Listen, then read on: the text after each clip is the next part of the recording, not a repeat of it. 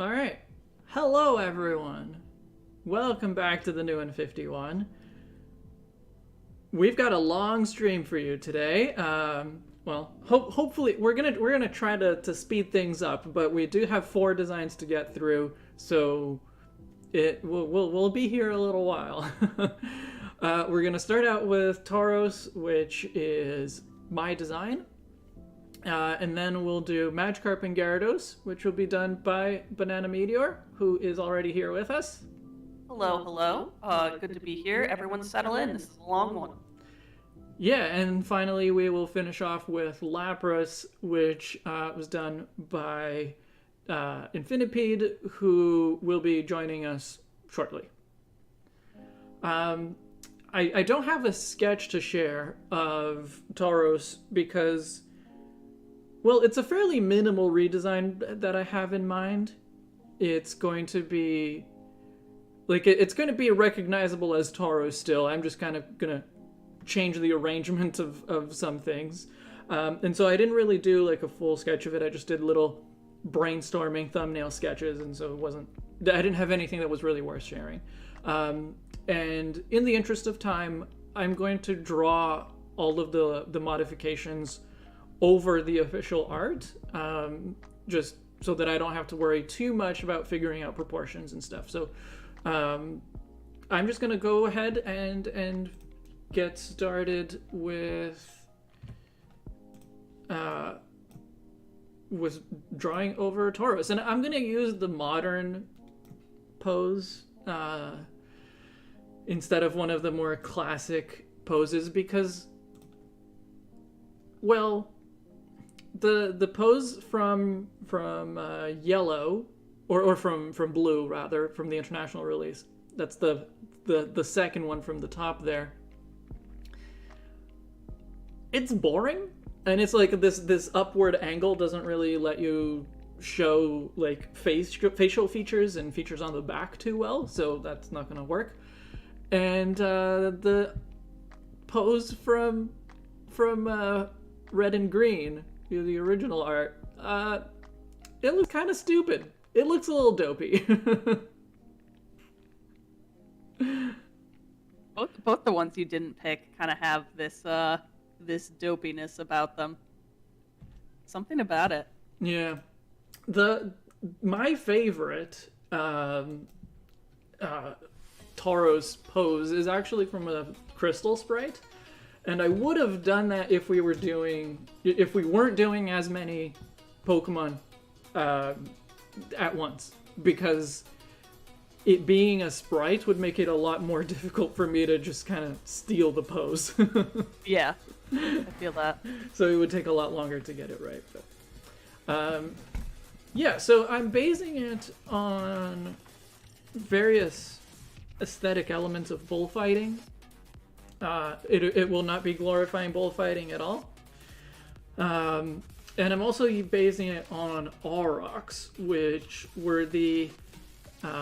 this is a recreation of what Aurochs might have looked like. This is the Indian Aurochs specifically, but basically they were the wild ancestors to domesticated cattle. So like the wolf to your dog, but for your for modern cattle. They don't look too different, except that they are really big. At least the Indian Aurochs has the bump on the back, which Tauros also kind of has. I'm just going to accentuate it a little more. And what I think was the more important is that they are dark fur, so I'm going to try that. And the horns have this kind of wide stance that curves forward. So rather than Tauros's, kind of short horns that just curve upward, it'll be horns that go out to the side and then curve forward.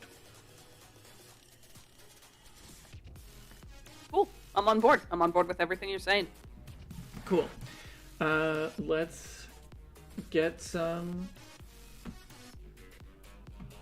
Oh, I do have Miltank there, just as a reference, because Tauros is sort of a counterpart to Miltank, I'm not going to use too much from Miltank. Maybe just the kind of hood design and just like really kind of subtle stuff to it. But anyway. Tauros always felt like it's one of those barely a Pokemon. That's fair, Charon. I think that's a good assessment. Yeah. I know that the designs of Pokemon that people really like to complain about are the ones that just like really just feel like animals. Like you see that a lot with like Toucanon, where people are like, "Is this really like a Pokemon, or did just someone just draw a toucan with angry eyes?" And I think Tauros really falls into that, where there's not much about it that makes it really like a special magical creature. Yeah. Oh, and the other thing that I'm gonna do is you can see I'm putting kind of a bigger plate on the forehead, because the Pokédex says multiple times that in Tauros herds, it's the one with the most scars on its horns is the one who is like the leader of the herd. And so I'm gonna have to find a way to get that angle right on the horns. So I figured like they're probably like headbutting things and headbutting each other a lot. So I'm giving it this big protective plate on the forehead. That's actually also one of the references to Miltank, because Miltank has that little triangle kind of thing on its forehead. And I'll probably put some scar-like designs on both the horns and on that plate.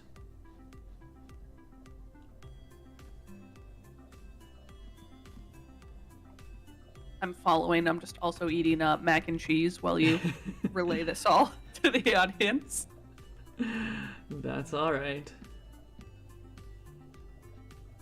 What is the Miltank connection? Good question. I always personally felt like these Pokemon were sort of meant to be counterparts, even though they're kind of not.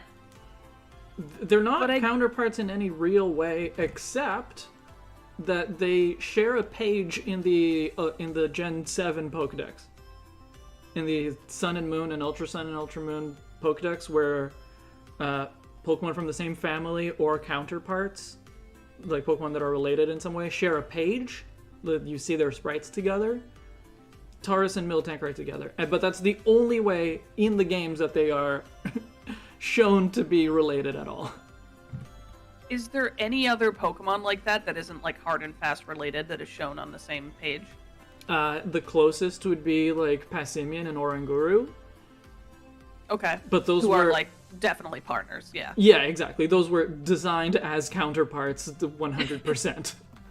Yeah. And like also of course there's the thing that like Tauros is 100% male, Miltank is 100% female. They're both bovines. Yeah. I don't know. I really always felt like they needed a pre-evolution that would evolve into either one based on gender, but never happened. So at this point, doesn't seem like it will. No, I mean you never know. Pokemon's weird. I never expected. You never know. I never expected my boy Stantler to get anything else. So that's fair. That's fair. Let's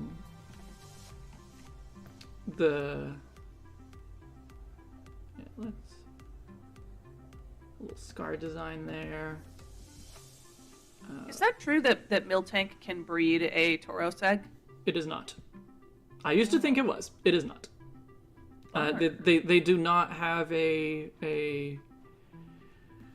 Nidoran kind of relationship. Nidoran has that, and Volbeat and Illumise have that, right?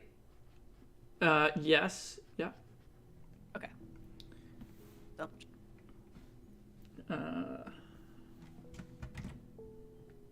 I know chat is talking about that right now, which fair talking point. Yeah.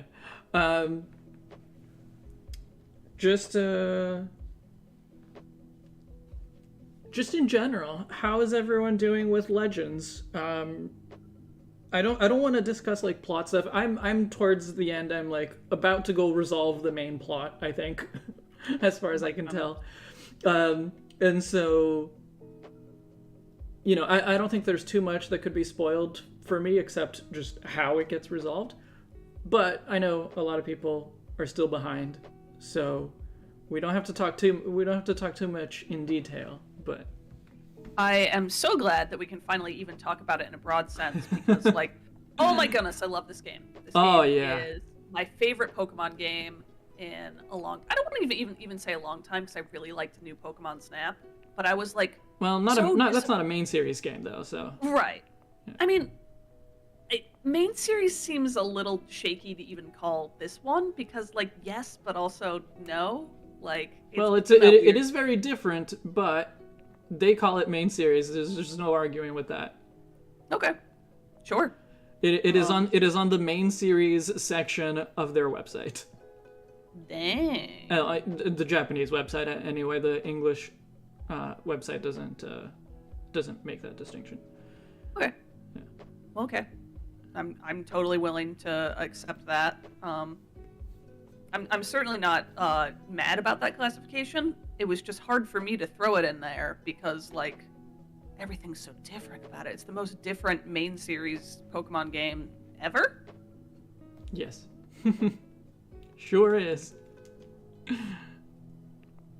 I haven't gotten to watch much of your playthrough yet, but thank goodness you finally got to see. Oh my god, I can't remember the name right now. It's the new Scyther one. You probably remember the name, and I don't have the name right now. Cleavor! Because, I don't know if you remember this, but when we redesigned Scyther on stream, Cleavor had already been spoiled. And I think 3 separate people came into chat and were like, are we incorporating Cleavor elements into this? And, like, Infinite and I had to be like, no, delete that comment! Don't let him see! Well, I didn't see, so there you go. So it's cool that we can talk about that one now. I was actually really surprised to see Scizor in the game still, after Cleavor was there. Mm-hmm. Because Scizor feels so modern compared to the aesthetic of Legends Arceus that I kind of just assumed that Cleavor would be present and Scizor wouldn't. But, Right. Is Scizor present outside of, like, distortions? And of course you can evolve your Scyther, but... Yeah, only distortions. Yeah. So, because I feel like the distortions are, like... Pokemon are being brought in from another dimension, right? Like, yeah. Fairly early on, I caught a Jotonian Sneasel in a distortion. Jotonian sounds like a slur. That's awful. I hadn't heard that one in the meat space yet. Ugh. So yeah, I'm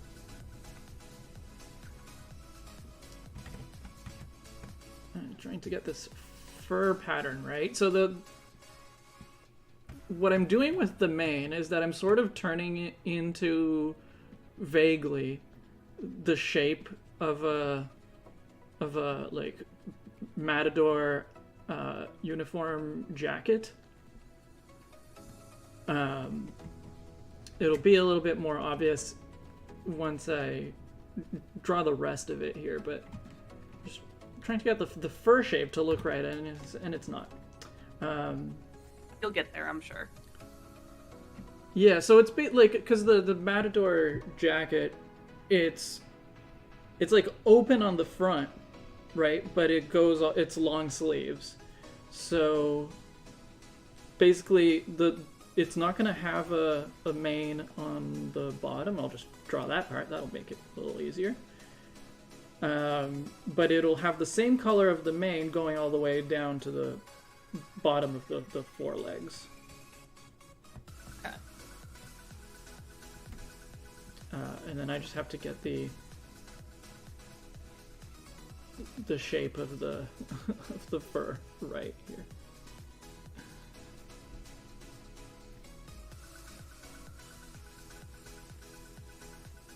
It's a shame that bullfighting sucks.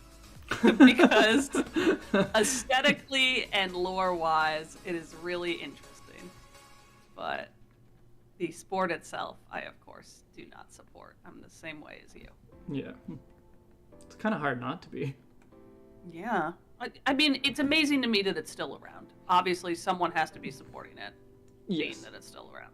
Yes. Well, it's a little bit more understandable when it's like part of your culture, like you grew up with that, and you don't want to let go of it, kind of deal. Yeah, it's just a really shitty part of culture. Yes. Agreed.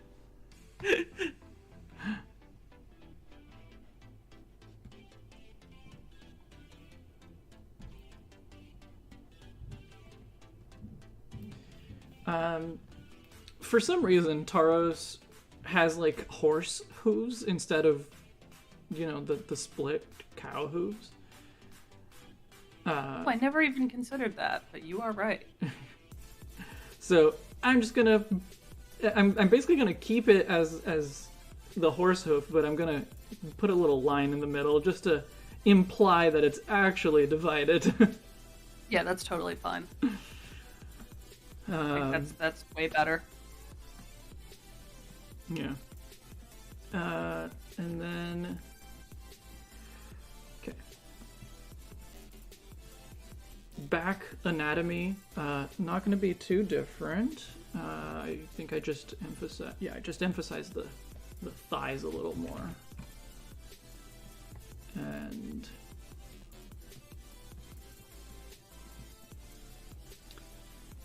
And again, because to kind of refer to Matador outfit, it has a different color for the last bit of the leg, the below the knee. Or, well, not below the knee, because in most quadrupeds, the knee is actually hiding in what we call the thigh.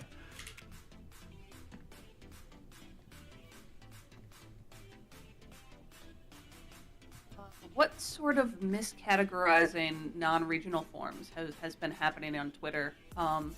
Did Jotoni and Sneasel really really rub you the wrong way? What's that? Just chat. Folks talking about the current state of forms and I guess Legends Arceus and going forward.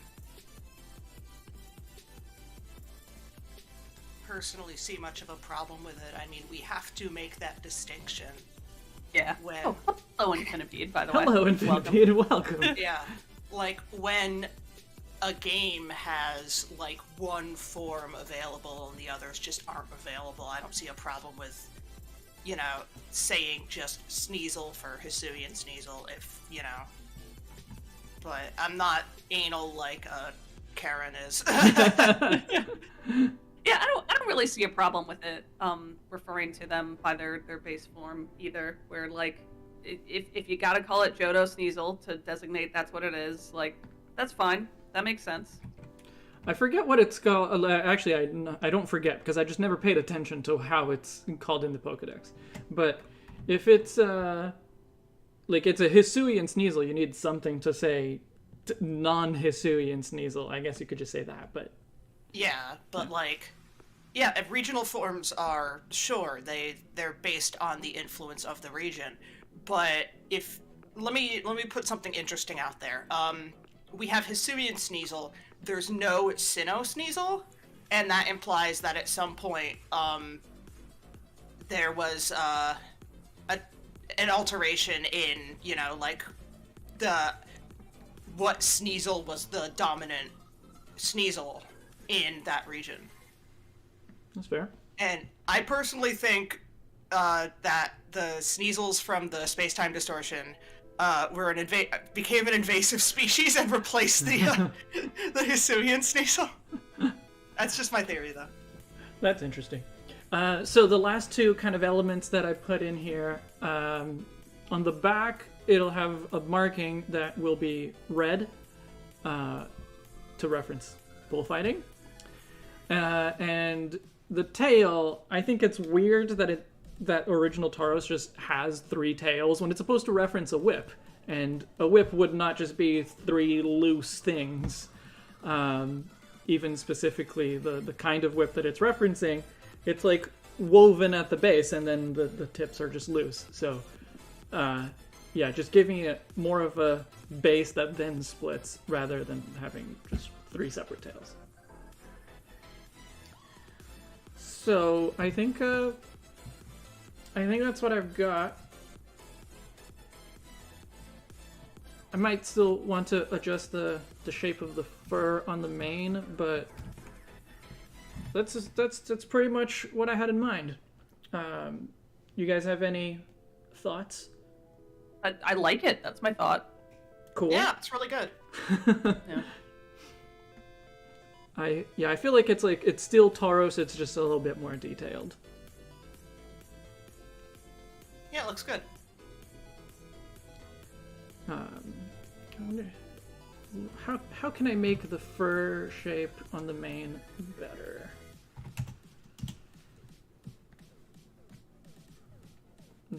It's just not working great for me.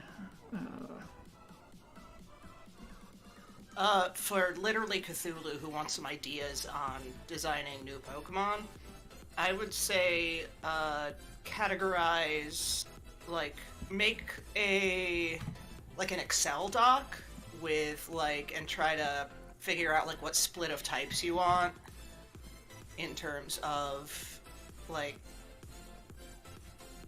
just your, Are you making a region? Or... It sounds like it. Yeah. If they said, they're making their own Fakemon region. Okay. Yeah. Yeah, I recommend, like, setting up an Excel doc and creating, like, you know, the split of types you want.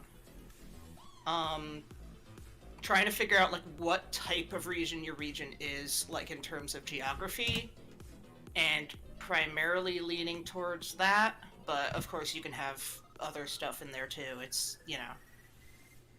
Like, it would be no fun to have, like, a region that was entirely, like, all ice types, because, oh, it's snowy.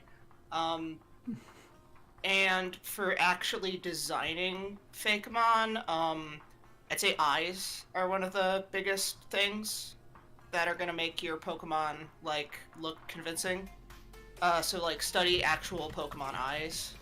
Yeah. It's okay to go out there every once in a while. Like, people still like my stuff, and, you know, I still get a lot of, like, oh, that's too complicated. But, like, a lot of people still like it, so... So what Karen's really mad about in chat seems to be more semantics than anything, which I guess is, I get where you're coming from, but it certainly doesn't bother me when people call, like, regular Executor, Kanto, Executor. Like, I know what they mean. Yeah, exactly. That's why I said Karen's anal about things. Just because this is the type of argument we all usually get in chat. Yeah, wait, so Charon, are you suggesting, just because I haven't been keeping up that well, are you suggesting that calling it regular is correct or wrong? They're saying that regular is correct, and if you are denoting the first iteration of the form in the series by the region that it's from, that doesn't make sense considering that it's like that in other regions. I think standard's probably better than regular. Yeah, it's all just like what vibes with you, I guess. Yeah. Yeah, like we don't like for real animals. We don't call them like regular this. Yeah. Right? Like they all have a name. It may not be based on the region, but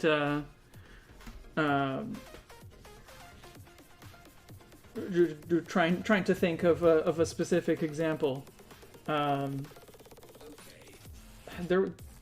was the what was it called? There was a lion that existed in Europe, and we call it something with a B. I feel like Anyway. Well, the context often requires it, though, Charon. That's the problem. Yeah. Yeah. When you're talking about games where, like, the only way to get the standard, regular, whatever form is to get it from another game, then, like... No, not everyone's going to know it's regular Sneasel unless specified to be Hisuian. If I am playing Legends Arceus and I say I caught a Sneasel, what do you guys think I'm talking about? Hisui Sneasel, yeah. Yeah. And I've been it does sound funny, like that, which is why Libris and I memed on it a little when we said Joe Tony and Sneasel. And yeah, it sounds very silly. But... I think I have with, like, my husband, too, when we've been playing. But, like, no, when I hear about Sneasel in Hisui, it's Hisui Sneasel, and of course the people of Hisui are also just going to call that Sneasel, because, like, to them, that's just what it is. Yeah.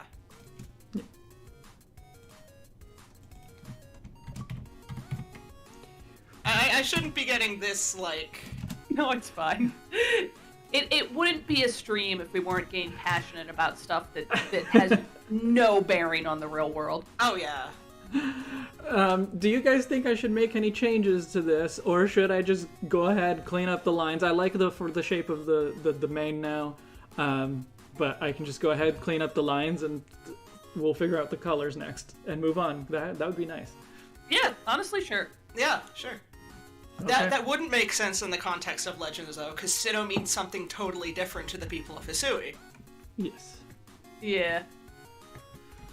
They think that it's a man.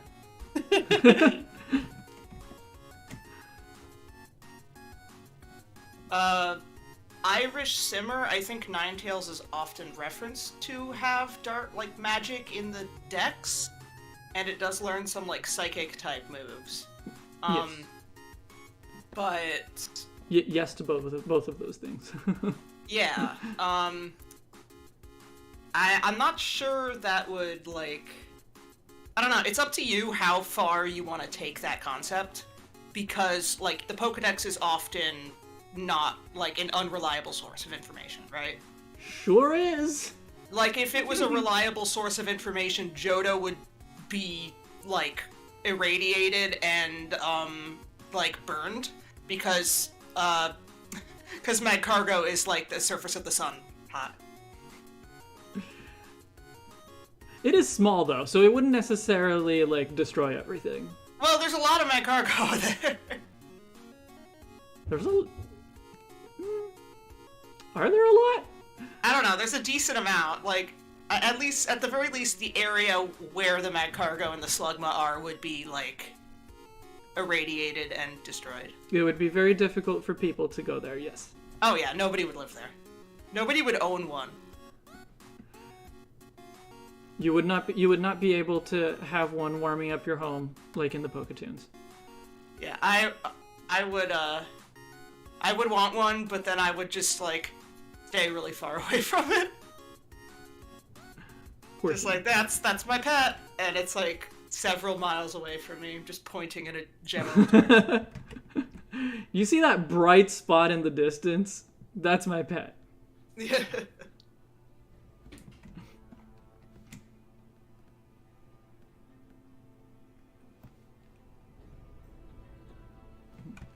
Castform says, I just hate the use of Ian. I'm gonna tell my friend Ian. That... My girlfriend convinced me to, when I get my legal name changed, to make that my middle name. Because I already like it, but if you combine, like, my first name with Ian and my last name, it makes the name of a Magic the Gathering card. Oh. I'll tell you guys later. It's really funny, though. And I collect that card. Sure.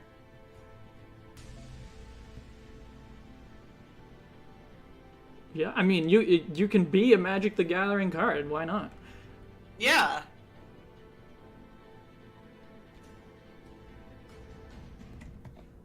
Yes, I also really like the concept of the space-time distortions in Legends.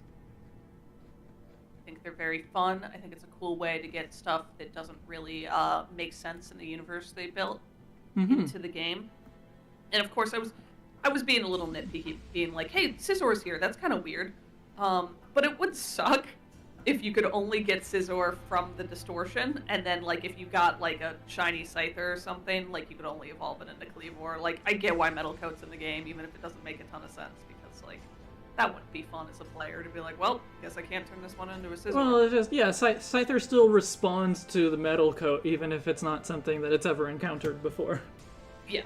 And it's not, like, too far off, considering people are regularly, like, using iron to make Pokeballs. Yeah, that's true. Yeah, I've just been shiny hunting Murkrow, and it's not been going too well, so I haven't been running around the distortions much. Is the shiny rate in this game higher, or is it just because they're overworld shiny, so they're easier to spot? I'm sorry, you cut out for a second. What's your question? Oh, is the shiny rate in this game higher, or is it just because they are overworld shiny, so they're easier to spot? So Because I feel really, like it's been a lot of shinies. it's really boosted in outbreaks. It's like 1 in 150 in outbreaks. It's insane. Okay, in the I overworld- have never found a shiny in an outbreak. Okay. I have Without- 6 shinies, or well, I have found 6 shinies, not counting the Ponyta. One of them ran away from me, but still. Oh no! What'd you lose out on? Oh, a Bidoof. Oh, Who- I wouldn't trade it for that. Who cares? I lost out on a Wurmple, which, whatever, the shinies for Beautifly and Dustox suck, so. But I was still upset because I wasn't even hunting it. It was just there, and I threw a ball at it, and it was like, nope.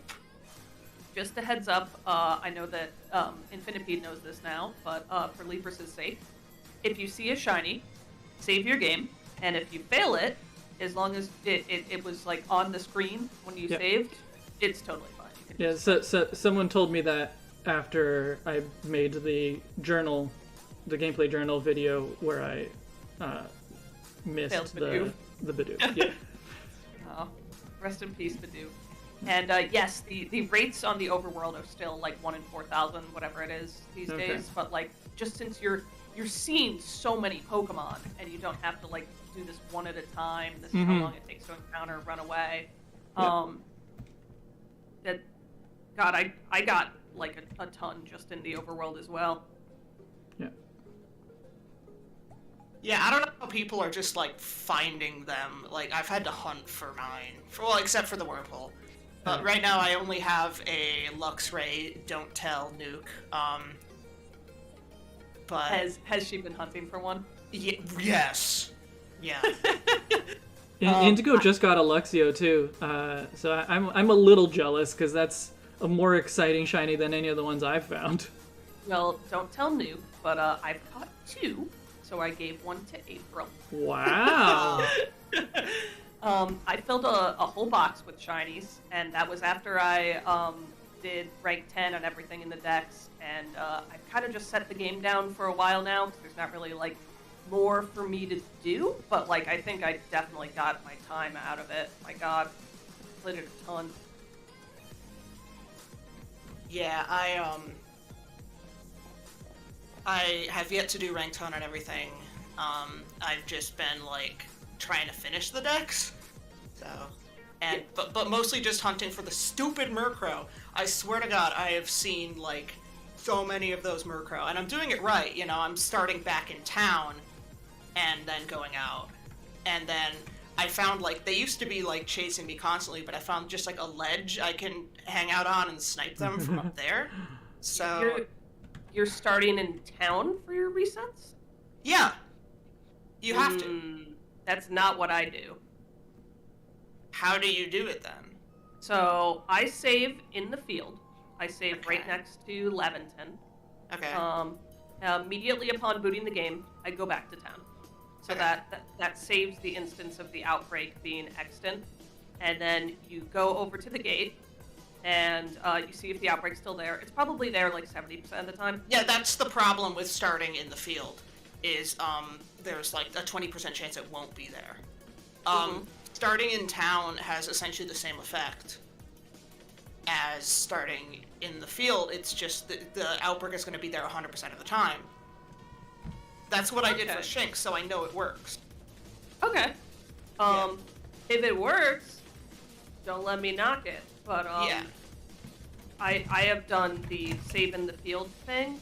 Yeah. And every time I go into the field again, I do save just because there's something weird about the game. Like, I've heard that it already has determined shininess of stuff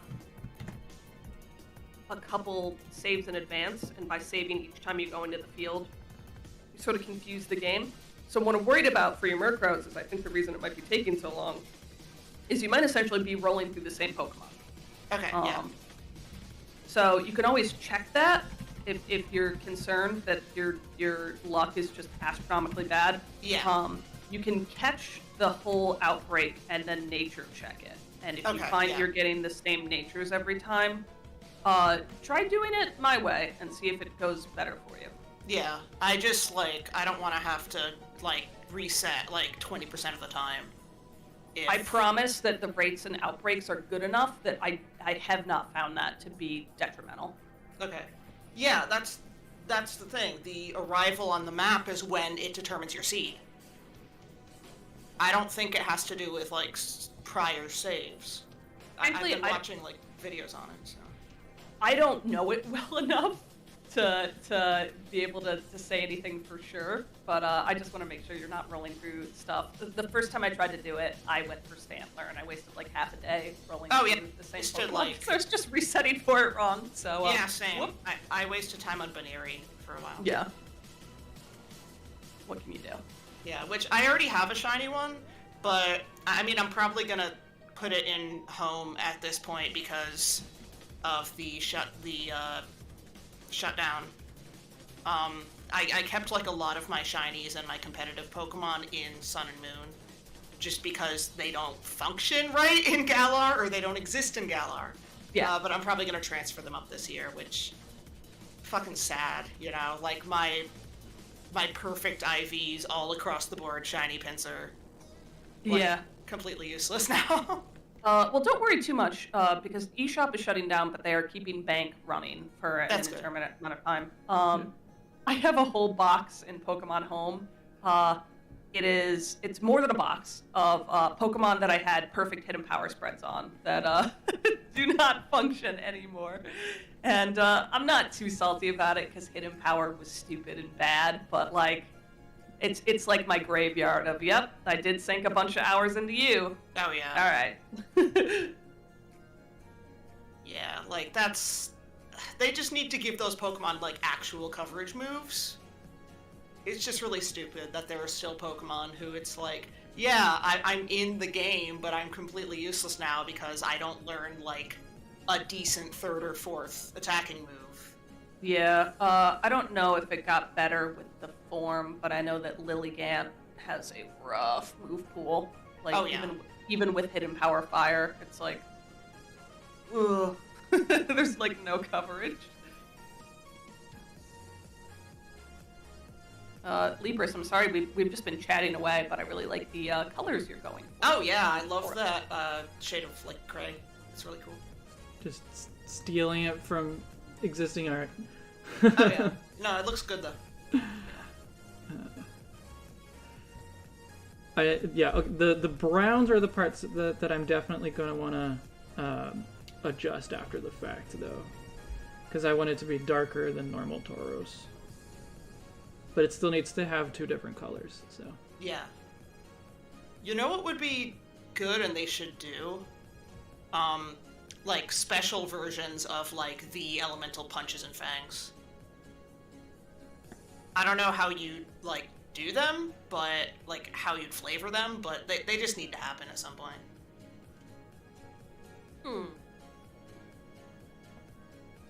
Thinking about it, too. To me, Flamethrower, Ice Beam, Thunderbolt has always been just, a good catch-all, but I know... Yeah, but, so many Pokemon, learn the punches and fangs when they're, even completely opposite of their traditional, element. But a lot of Pokemon, Manectric doesn't learn Ice Beam, for example. They could do, they could go with like what the fangs are and just do like 65 power, like I don't know, pulses or something. Yeah, I Like get water you. pulse. For coverage reasons, at least. Yeah. It doesn't bother me that Manectric doesn't get Ice Beam, because it does get, like, Overheat, which makes it, like, have an interesting niche over Jolteon. Oh yeah, no, like I'll give it that, but it also has like, you know, like it's got move pool problems. Yeah. Jolteon certainly would need it more than others, because Yeah. I think Jolteon gets, like, Thunderbolt and Shadow Ball and question mark. Like, Oh, yeah. Signal Beam, maybe? Electric Yeah. get that sometimes? Yeah, Not like that Bug- that's okay. Yeah, not that the Bug has particularly good coverage.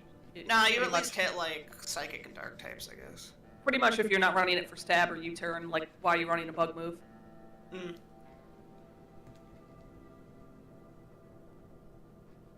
I did used to run what's like Infestation on Magcargo back in XY, just for the purpose of trapping and killing what's that dumb bird that was OP? Talonflame? Talonflame, yeah, Talonflame. On my Trick Room team, I would just have the Magcargo, and I would just use Infestation and just then a rock move, and they would die. Frankie's seeding in chat right now. He loves that dumb bird.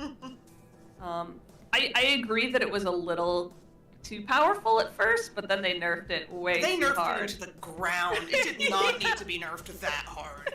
That poor bird. It could have just been like when you're above a certain amount of health, you know?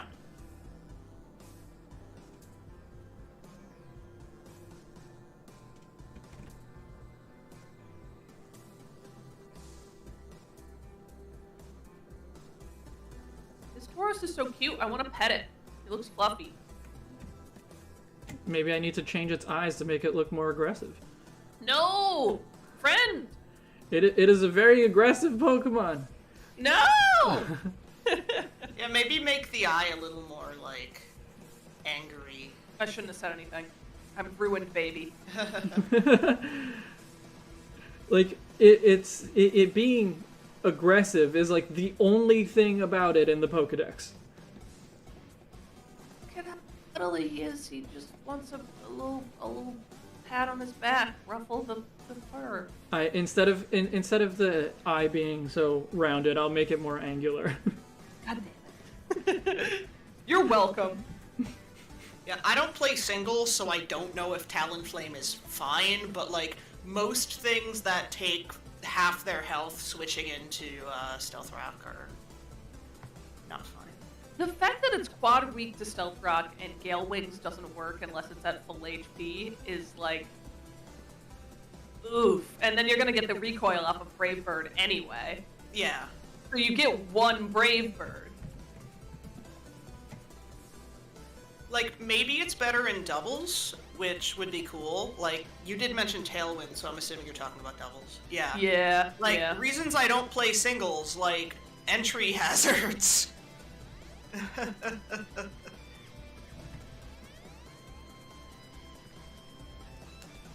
I know doubles seems to be the way to play competitive, but I always played singles, so, whoops.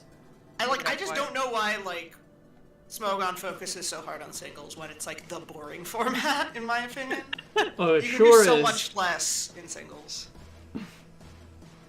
I just don't want to run Protect on everything. You don't, You don't have have to. to. Like, You there's say stuff- that, but... You really don't have to. There are Pokemon who need Protect, and there are Pokemon who don't. Like, I run Protect on, like, maybe two members of my team. Like, you can also do shit like, Ally Switch. You can use, like, Focus Bands. Especially because they're not broken by entry hazards being everywhere. Like, there's a lot of things you can do. Alright, so it needs to be darker for sure, but other than that, you like the colors? It's cute. It is cute. That is not a bloody back, although that's very much why it has red on its back. too powerful. He has bested his attackers. Yes. I don't know how you guys say singles is more fun when there's like, you actually use most Pokemon in doubles. I kind of used most Pokemon in singles when I played. Yeah, true. Because singles is way more beneficial to like baton pass and stuff. So. Yeah, but I don't know. I mean, to each their own. Yeah. I'm glad the game has both, and I'm glad that people can pick what they want to do. It's nice that we have like multiple battle formats. I agree. Like, there are Pokemon that like don't work well in doubles and they work well in singles, but there's Pokemon who work like a lot better in doubles than singles. Like, I can run Shedinja in doubles and it's actually pretty good. Like, especially against, like, back in, I forget if it was XY or Sun and Moon. It was really fun to run Shedinja against rain teams, because at a certain point, once you've gotten down to a couple of their Pokemon, most of their Pokemon would have no super effective moves against Shedinja. And they just couldn't kill it, and they would just forfeit. I miss Permaweather, but also Permaweather was a nightmare. Oh yeah, Permaweather was dumb. Oh, it was Like, OP, but it was for Politoed, so. Yeah, I mean, you can still do Politoed. Politoed's still fun. Like, the weather abilities are still pretty functional, and Politoed's like got enough bulk. So. Yeah. I'm not actually salty about it, but like it was funny to see Politoed as like God tier for a while. Yeah. Is that too dark? Where do you like it? I like that. I might make the red pop a little more, but that's just me. I kind of like how it's muted. Yeah, I definitely want it to be muted, but I might Okay. make it I might adjust it a little bit as well. I definitely wouldn't go darker on the dark brown, because I think you're edging towards a Pokemon that looks normal dark, but I think Yeah. having the light brown is pushing it towards normal right now. Yeah, the brown as you have it looks fine to me.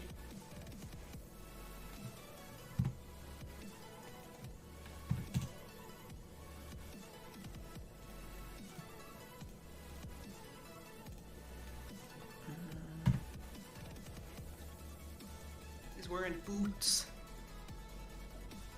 Boots with the fur. Yeah. I like that red. I like that red too, yeah. That's like a little nicer. Mm-hmm. Okay, well, there you go. Cool, did it, done. Done. 1 down, 3 to go. Yeah. That's the advantage of a minor redesign and stealing the pose from official art. Now you gotta deal with mine. Ha I did make him a little bit angrier, but if you still think that it looks like a baby, then go for it. The hooves are the like bluish, gray, blackish, to be more like Miltank.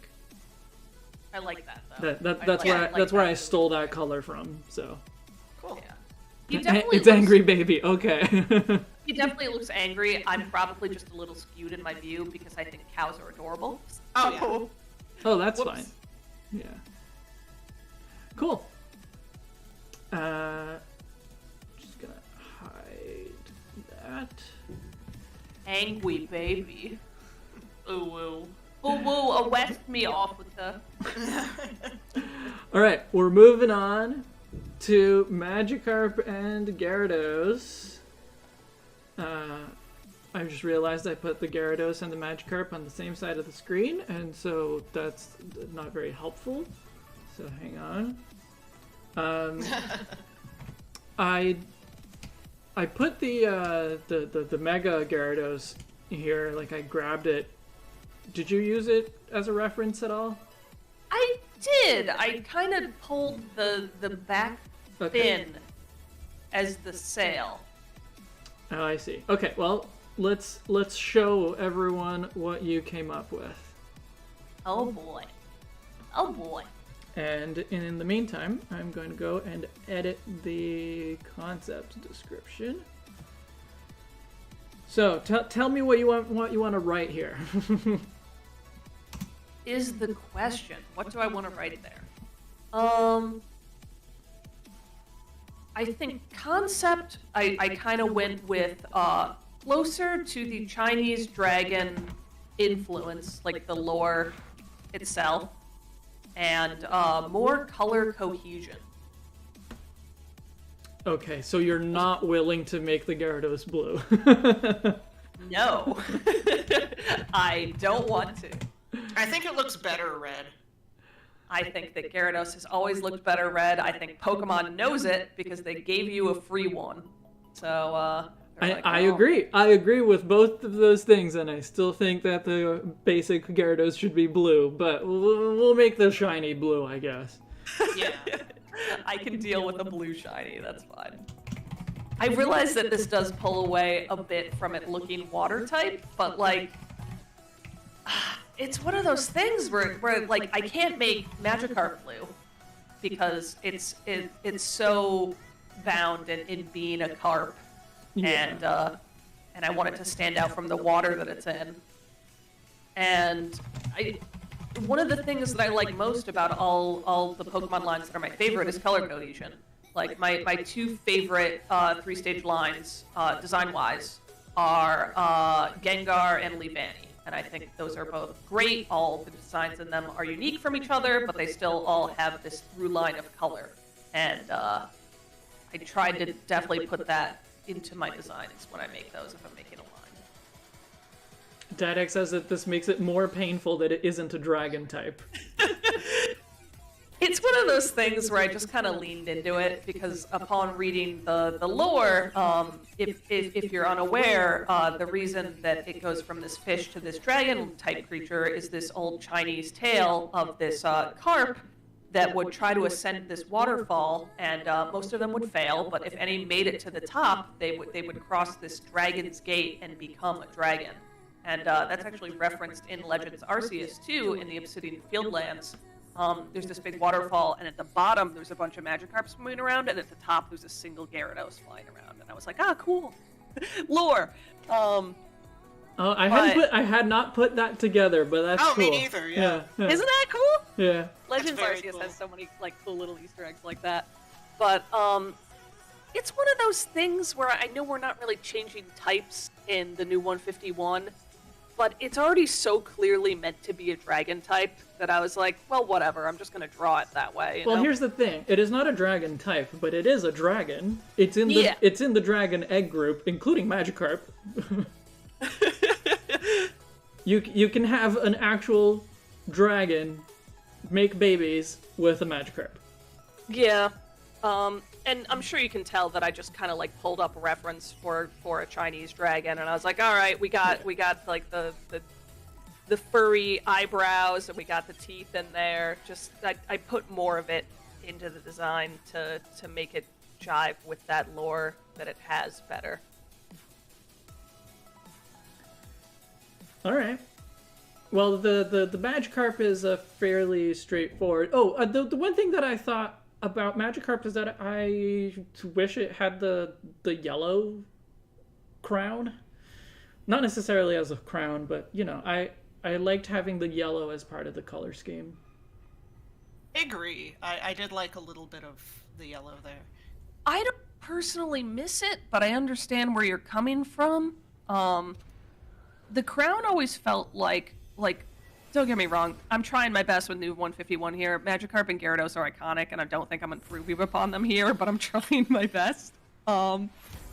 The crown is like this thing where it's like we have so many Pokemon in Gen 1 that are already like Sea King or Nidoking, and that it just felt weird to tack on this like kingly element to me, to this Pokemon that's supposed to be very weak and helpless.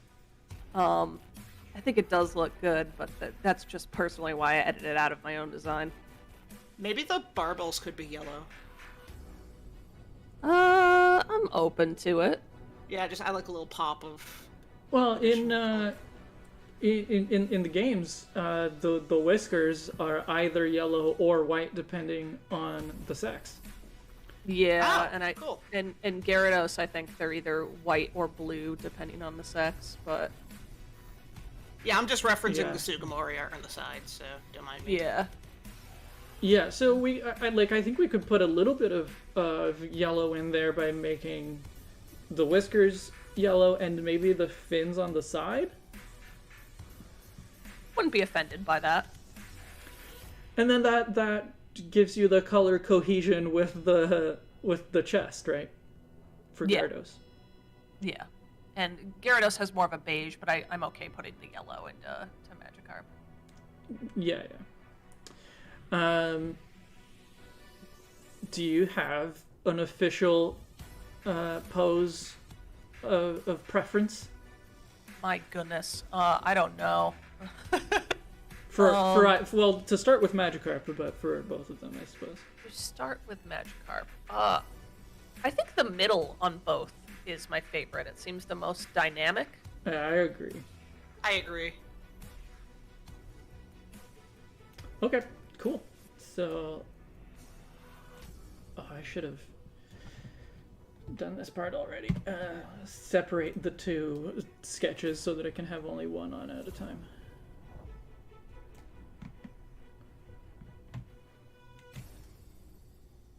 I like that you wrote that Magikarp is big eyes, head empty.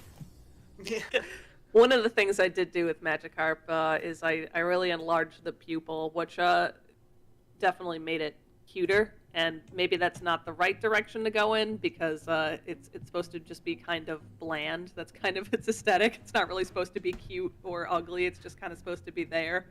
But I liked making the pupil big. It looks like baby, so that works. Yes.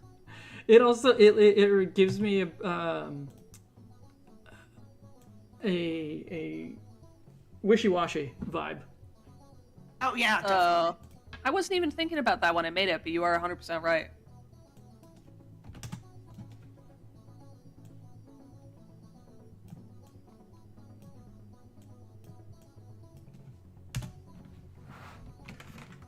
You wanted the body to be longer, but looking at this art specifically, I don't think it needs to be longer than this. I don't think so either. That art Yeah, is that's- very long. Yeah. Pretty long Magikarp. Yeah.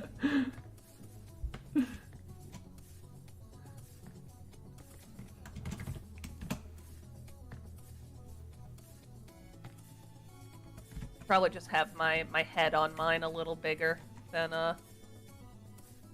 this guy's, but Yeah, well, I would say similar. the head is like rounder, or Yeah. or like it bulges out farther.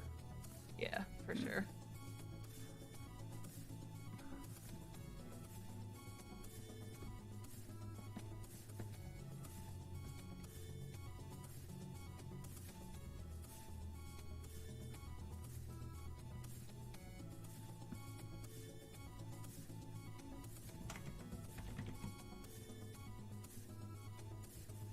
I originally gave it the big black line around its eye to sort of give it cohesiveness with Gyarados, who's got like the black wispy eyebrows. But then I realized it worked kind of good for Magikarp too because it sort of gave him this look of having a black eye, which would make sense for the weakest Pokemon ever to have.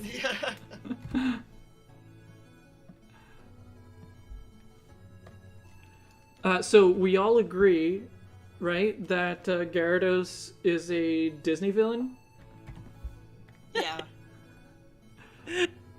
specifically the child of Scar, Jafar, and Mushu.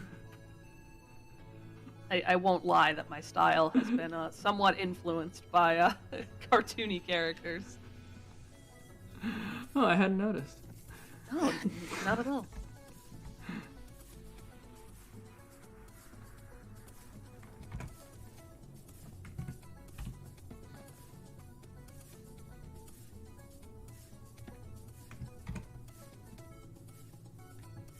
My Pokemon doesn't look like it could be in a 3D platformer. Why even try?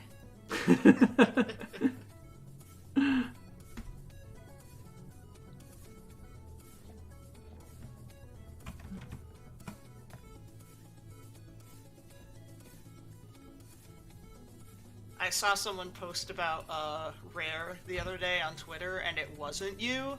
I was like, what the fuck? Like, what's going on with my timeline? Yeah. Yeah, I'm so sorry to anyone who follows me on Twitter, because if you want to see 5 Banjo-Kazooie posts a day, I got you. Don't worry. I will find them.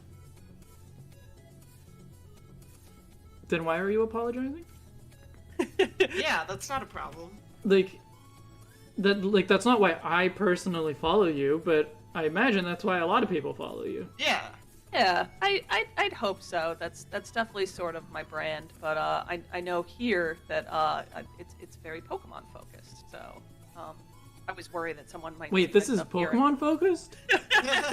So I've heard. I always worry that someone might see my stuff here and be like, "Oh, I'll throw Banana Meteor a follow," and then be like, "Why is this all about the N64?" Look, I post like mostly just like shit posts and Danganronpa and like Digimon, so like I barely post any Pokemon stuff. At least on my personal, but Super Royal says, "What do you guys think of the more unnoticed Pokemon that got more attention in Legends?" Amazing. I love when underloved Pokemon get something to make them relevant again. I've been a big fan of Stantler forever, so seeing it get an evolution was great. And even better is they kept the horrific shiny color scheme that transferred over into Wordeer, which just cherry on top of the cake for me. I needed that, and it's probably my favorite shiny now. I haven't seen what a shiny Wordeer looks like, so. The thing is, I'm not personally super fond of any of the Pokemon that got like new stuff. I do like that they gave Basculin some new shit. Like, that's a definitely underappreciated Pokemon, and I kind of love Basculegion. Yep. Yes. But yes. I will say I'm a little salty that Scyther gets 2 evolutions and Pinsir has a Mega you can't use, and nothing else. Yeah, it's a shame they kind of retconned out Megas. I mean, at least they're in Go, but like. Yeah, but like. Yeah, I'm sure they'll be back in some way in some other game eventually. Or we get like a Pinsir evolution or something. I don't know. I just want like Pinsir to be able to do something. Yeah, I mean, Pokemon does tend to balance stuff out like that, where like Ninetales got the Alolan form and Growlithe didn't get anything, and those are partner Pokemon. Yeah. And they were like, whoops, and now a few years later, Growlithe does get its form. And, yeah, it's just like Scyther's like, it's like, geez, Scyther, why do you get 2 evolutions? It does suck too to see the Space World demo Pokemon and see that like, hey, Pinsir did have a planned evolution and they just canned that. So. And I still want Baby Tangela. Yeah, I'm sure someday it'll loop back around. Yeah. All in all, I'm glad that we didn't get the Farfetch'd Evo back then because I love Sirfetch'd and I like that. Oh yeah, no, Sirfetch'd is great. Yeah, as much as I like the idea from the Duckling to the Swan, like Sirfetch'd I think builds more upon what makes Farfetch'd special, and like I love that. So Definitely. Hold out one day for the glorious Pinsir evolution that will happen. Oh, I'm hoping, yeah. Someday, I mean, like, and I'm still thinking that, you know, like, maybe there'll be something that I'm not expecting that I'll just like Basculegion, or, like, I didn't take a second look at Tangela until Tangrowth came out, so...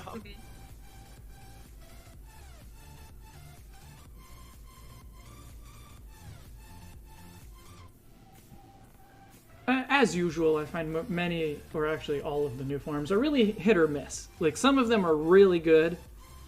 Some of them I don't like at all. Like Overquill. Funny. I'm disappointed because I liked Quillfish and I was like, oh, it evolves? Damn. All right, that's exciting. And then it actually evolved, and I'm like, this is just still Quillfish, but with bigger spikes. It definitely could have been better, but it's funny. It doesn't bother me, but I'm pretty neutral on it. I don't have any strong feelings. I really like new Sligoo and Goodra. But, yes, I love snail shell Gudra so much. Yeah, I already was in love with it, and then I saw its idle animation where it just like scoots into the shell and sits there, and I was like, So oh, cute. I would die for you. I used once I got a alpha Sligoo, I used it for the rest of the game. Yeah. I named it Bernadetta. Great name, purple and shy. Yes.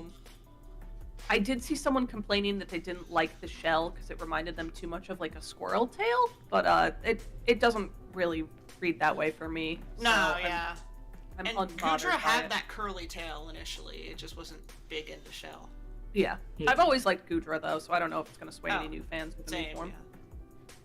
I like the idea of it, but I really like the way the shell or the tail like blends into the shell.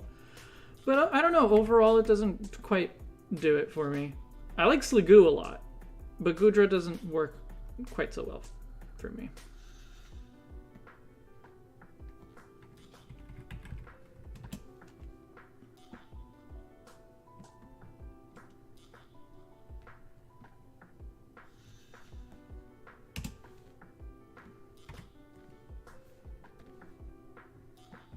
How's that looking? I think you are doing it justice.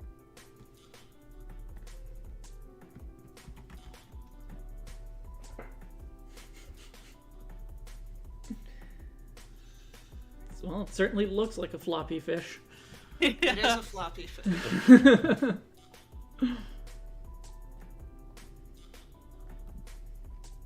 Oh, I just have nothing to add. I'm not gonna sway Libras's opinion on Goodra, so there's no need to fight about it.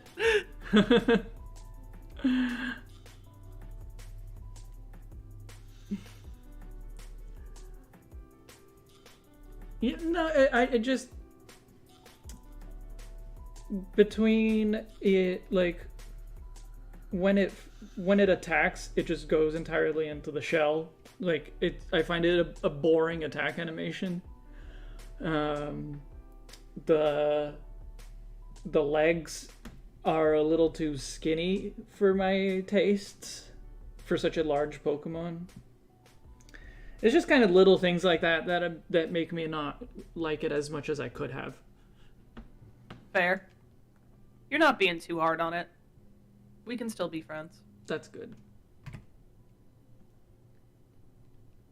If you would unfriend me over me not quite liking Kutra, maybe it wasn't a good friendship to start with. It's okay. We're still friends even though you hate Meganium, so I don't know what can break it at this point. Yeah, we hate a lot of like each other's favorites. So. It's just kind of how Pokemon works, though. And Yeah. that's the beauty of it, that there's a design for everyone. Yeah. Yeah. Anything that you need me to do differently here before I clean it up? I think so. I think that you really you definitely got what I wanted to say out of the design. All right. Cool. I will clean it up and we will put the colors on it. How is Gastrodon racist? Oh, this. It's because the two Gastrodon forms like really don't like each other, and they're always constantly fighting. Oh, that's kind of funny actually. Yeah. The two Gastrodon forms are constantly fighting? According to one of the dex entries, I think. Oh. Yo, George. That just sounds like a stupid explanation for why they don't mix. Yeah, right. George, I like Crabominable.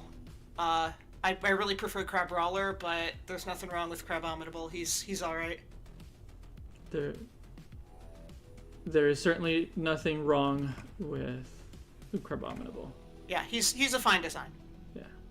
this squad, the three of us, would probably have very weird Pokemon that we'd all dunk on. Like, I know people are trying to be like, oh, Crabominable, not great, but we'd probably be like, yeah, Vaporeon kind of sucks. It I sure won't- does. Vaporeon's alright. It's all right just by itself. It is Yeah. less all right in the context of being an Eevee evolution, and in I the context don't- of the other Eevee evolutions. I don't think it's that bad. I don't think it's as bad as you do. I think it's like, it's okay. Yeah, I pretty much share Infinipede's sentiment, but we like a lot of weird Pokemon here. Yeah. Yeah. Like, no, Quillfish is fine. Quillfish is fine. And I know you're, yeah. The Pokemon I hate most, and we've talked about this, is Lantern, but, yeah. Oh yeah. I know some people like Wait, Lantern. have we talked about this? Why do you hate Lantern? It takes a really cool animal and basically just does nothing with it, and it's just like, it's a cute fish with a light on its head and it's electric type because it has a light on its head. Like, Sounds Chinchou good to is me. more interesting than Lantern. I do like Lantern, but I totally understand where you're coming from. Like, if you like the aesthetic of a real life anglerfish, Lantern ain't it. Yeah, like, No, it it doesn't certainly need isn't. to be, like, gross. It just, like, maybe it should actually have, like, some things that make it look like an anglerfish other than the little Angle? light. Yeah, other than the angle. I'm pretty sure angle is not the right word there, to be clear. Yeah, I was trying to think of what the actual word Lure. is. The little Lure, fish- that's the word. Yes, you're correct. Yeah, but it's like, it's literally like has nothing to do with an actual anglerfish other than the lure and the fact that it is a fish and the general Yes. body shape. Yes. I for the record, I don't think Lantern is amazing or anything, but I do like it. There are parts of it that I think look pretty cool. It's just kind of boring these days. Oh, George, Vaporeon being one of the most successful Gen 1 designs. Oh, I Uh-oh. don't agree. Someone is gonna be upset with my redesign of Vaporeon.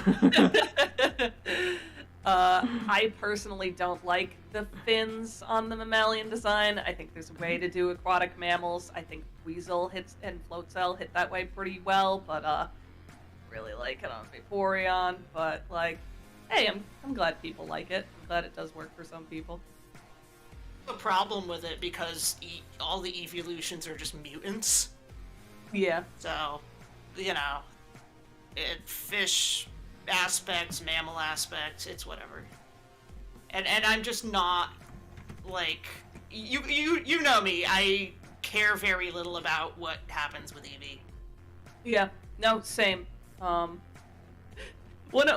thing that makes me irrationally mad is just playing the new Pokemon game and like running into that stupid mossy rock and being like, here it is, it's in every Pokemon game, it has to be here because we refuse to just streamline EV evolutions and make them all evolve with a stone. No, they Here's did, the though. zone. Yeah, the Moss Rock and the evolve Ice with Rock are stones. don't, but you can still evolve them with stones.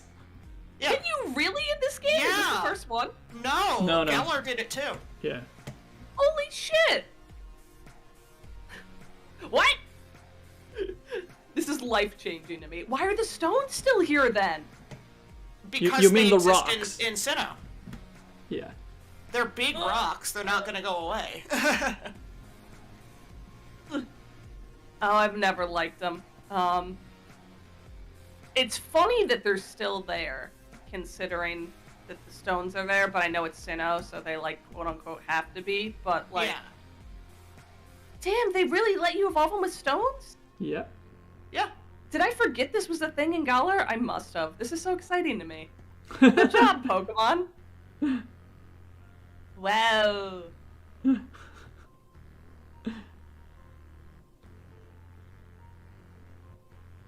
Well, I'm not as salty anymore. My salt has been curbed. Carry on.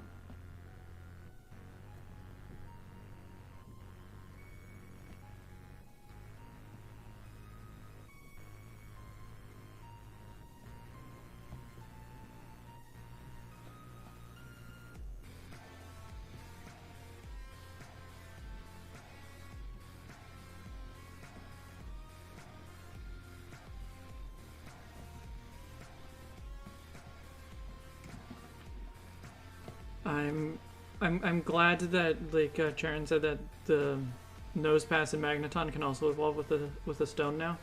Yeah, that's and nice too. That's handy. Yeah, I'm glad that they made those more accessible. I don't like it when Pokemon have an obscure, difficult evolution method. Yeah, I was gonna ask you guys, like, let's think up, like, the newest, like, next-gen stupid evolution method. I mean, Runerigus drove me insane. There was No, I way. mean, let's think up a new Yeah, one. that's like, that one's impossible. Like, Yeah. I had to look up Wordier when I was playing through, this I didn't game. have to look that one up because a few different people spoiled it for me. Oh no! I wasn't one of them. Haha! No, you were not. I didn't spoil anything.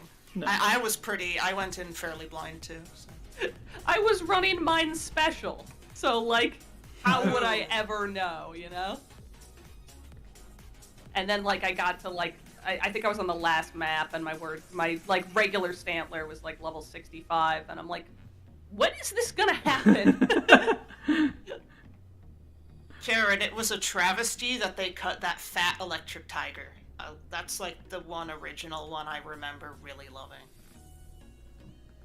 Beta Pokemon would I bring into Pokemon? Gosh, I'm sure there's one that I love that I'm just not thinking of right now. And just because they got cut for a reason, like, yes, they got cut for a reason, we as fans do not have to agree that it was a good reason. Yeah. But yeah, it doesn't mean it's a good reason, necessarily.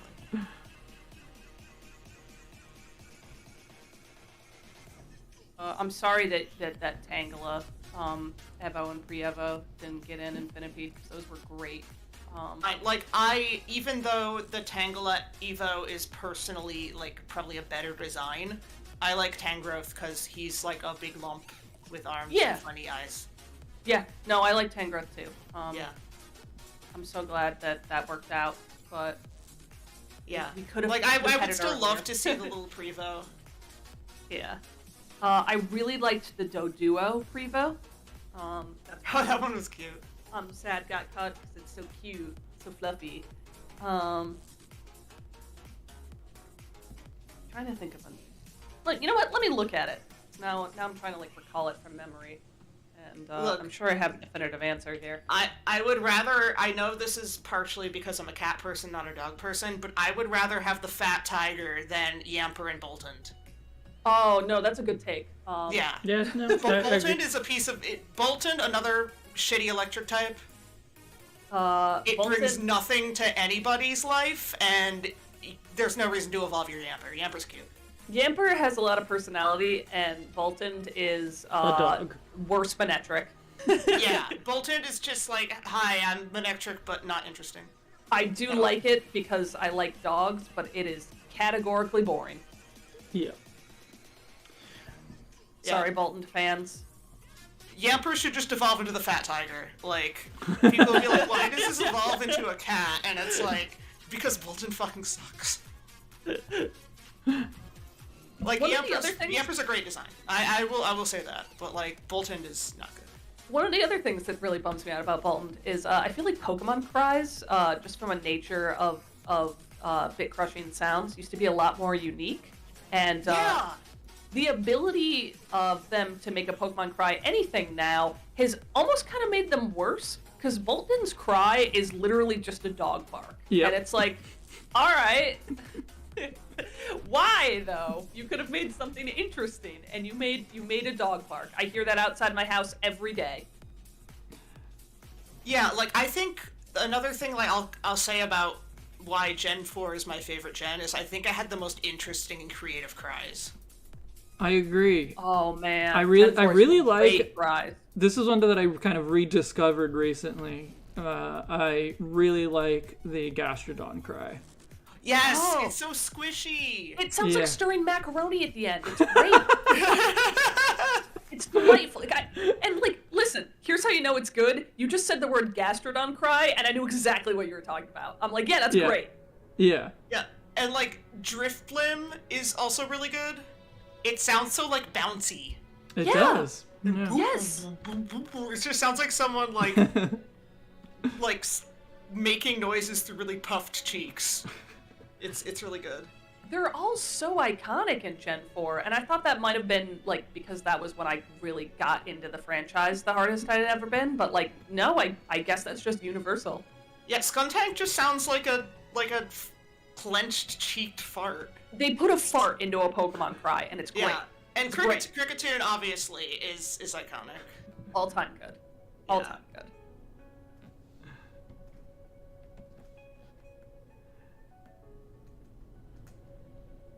Yeah, I don't like Kricketune as much as other people seem to, but it is very good for the kind of Pokemon that it is. It's just like a screaming cricket. It's good. After looking through some cut Pokemon and refreshing my memory, I'm gonna say the one that I mourn the loss of the most is Raichu's evolution that was cut from the game for being too strong, and instead of balancing it, they're just like, never mind. Yeah, that was, well, we don't actually know what it looked like. We only know its back sprite, so that one's hard to say. But I think the one that I liked the most is actually the Meowth pre-evolution. It's so fucking cute. Exactly. Oh. It is really cute. That's the one with the floating coins in the air over it, right? Yeah. Yeah. It's So, just, it's what- just a sleeping cat, but with a coin floating over it. Yeah. It's just precious. Yes. Why do we have the back sprites for the cut Pokemon, but not the front sprites? What is the story behind that? That was all that was leaked. Ah. Presumably, the someone- entire thing was like the entire ROM or whatever is what someone has, but the only part that got leaked were individual assets, like not the entire thing. So, like, I think there were maps and like tiles and character sprites and Pokemon, but the Pokemon only the back sprites. So they've gotta like hit the internet someday. Somebody has them. If we have like rips of the back sprites, just we don't. Yes, We don't know whoever what they has the ROM or whatever of that early what's the word, like a alpha version or whatever. Whoever saved that or stole it from the Nintendo servers illegally, because I think that's actually what it was, hasn't shared it. So Bummer. it's possible that it'll happen one day. Yeah. Hopefully, yeah. I don't know about hopefully. I would like to see them. I would like to see them, and I would like to respect the creative process and the intellectual property of the creators. I mean, the back sprites already got leaked, and like, I don't know. This is stuff that's like not being used anyway. Like, I think it's a little rough when devs get harassed for stuff they did cut, but I love. yeah, to I don't see- think people should harass them. I love to see the process. I don't think Yeah, anything same. is really lost by just being like, oh, here's where Well, what like. was Okay, in here's the motion. thing. I would love it, and I would love to see it if they decided to share it. So you don't like the lack of consent. No. That's fair. Yeah, that's That's fair. fair. It's not an opinion I personally share, but like, that's fair. Oh, so just talking about Baby Meowth reminded me of this image I saw on Twitter a while ago, so I just put it in text for voice.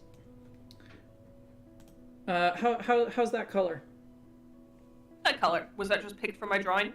The red was. It might be a little bit too dark. I might want to make it a little bit lighter, but the yellow was from the official, modern official art. Yeah, I'm cool with that. I just think the red is maybe a little too intense. I think that is okay. Yeah. Okay that it is intense, or okay for it to be less intense? It's okay that it's different. I made that very ambiguous. You can mess around with it a little. Yeah.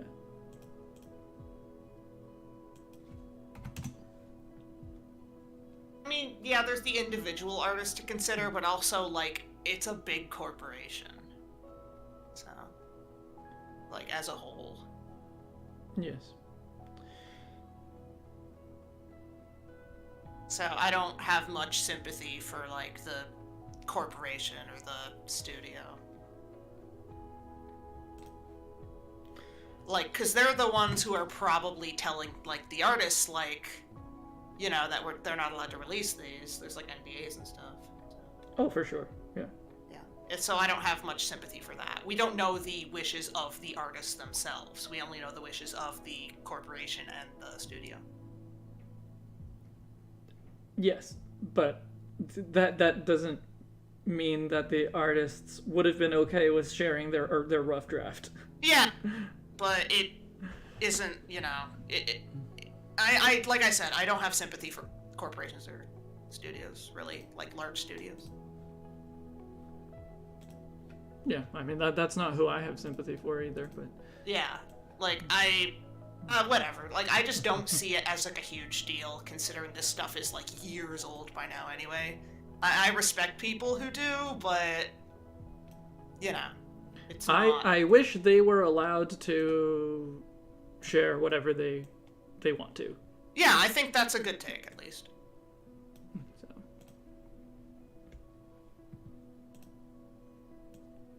Like, considering how old that shit is and how much of it's probably never going to get used for anything, you know? Yeah. Like, hell, like, like, a lot of, like, like, a lot of animators who work for even, like, larger anime studios will be able to share, like, you know, fan art that they've drawn to celebrate, like, an episode coming out or whatever, so, I don't know.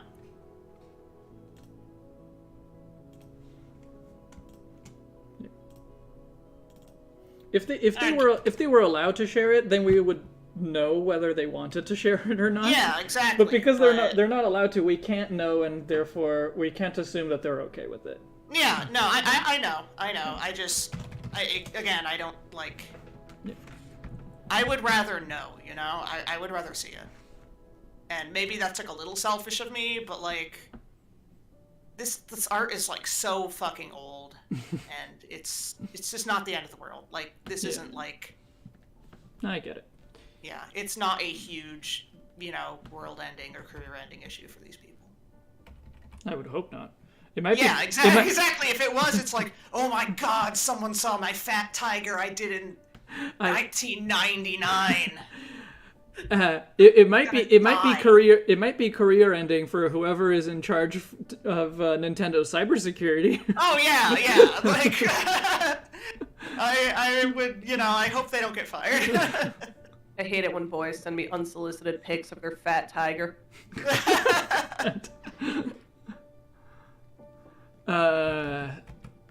This mouth is going to be a little bit weird to figure out from the side. Other than that, it should be straightforward, I think, but...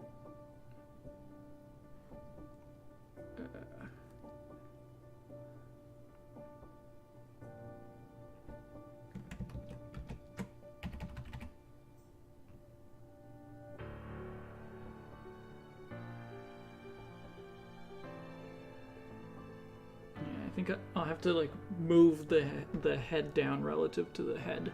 Or move the mouth down relative to the head.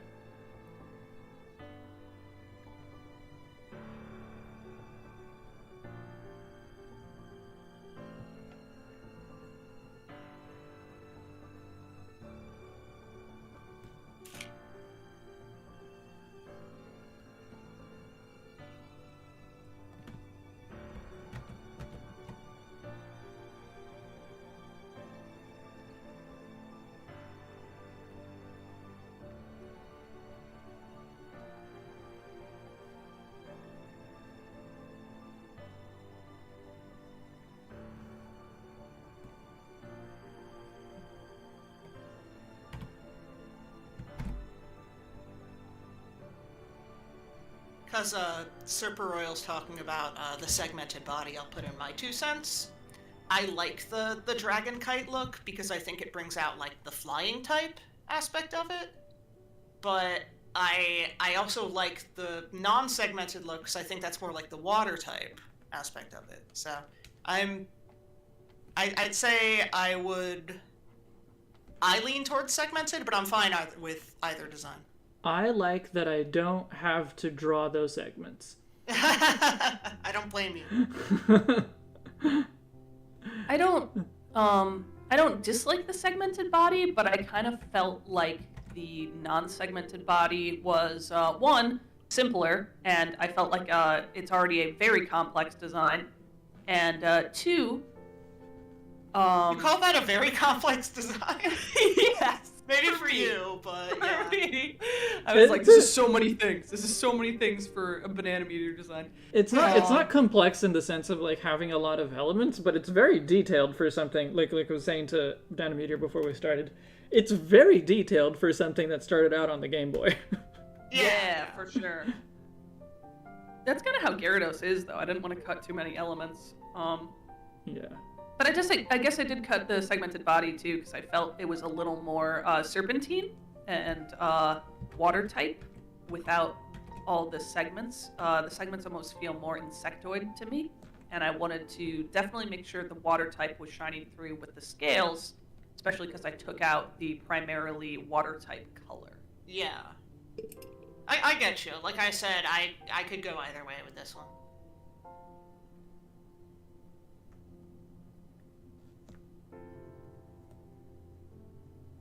I feel bad being after you because my designs look so sloppy. And you always go like 100% in with like the full-on colored pencils. It's just because I love drawing these things and I get way too into it, so don't feel bad.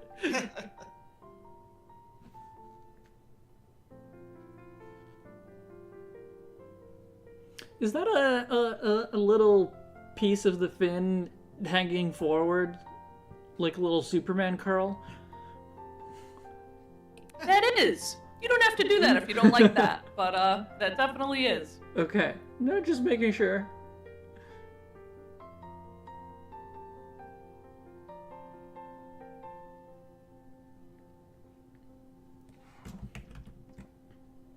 At the moment, I have nothing against it. It just makes me think of the later Phoenix Wright games. I've only played one Phoenix Wright game, so you're gonna have to be more detailed than that.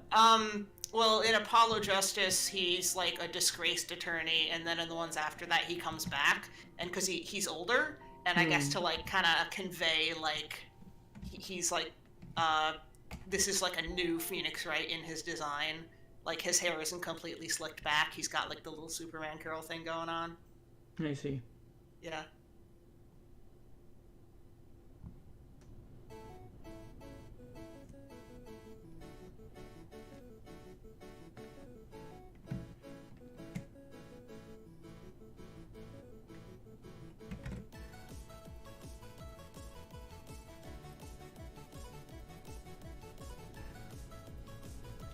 Oh yeah, the tail on Gyarados. You made it a double fin tail on Magikarp. But then it's a feathery looking tail on Gyarados? I did do that probably to bring in the dragon, the Chinese dragon aesthetic more, and kind of make the eyebrows not the only really furry thing. But if you don't like it, I am open to switching back to the fins, as long as we keep them like sharp, like the rest of the fins on the body, because I wanted Gyarados to feel more aggressive in that way.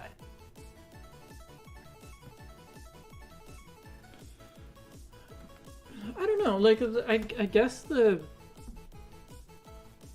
fluffiness does kind of call back to the flying type. Yeah, and it's the kind of thing that I feel would look really good in motion, but obviously it's a static image, so... Right. Yeah, no, it's just,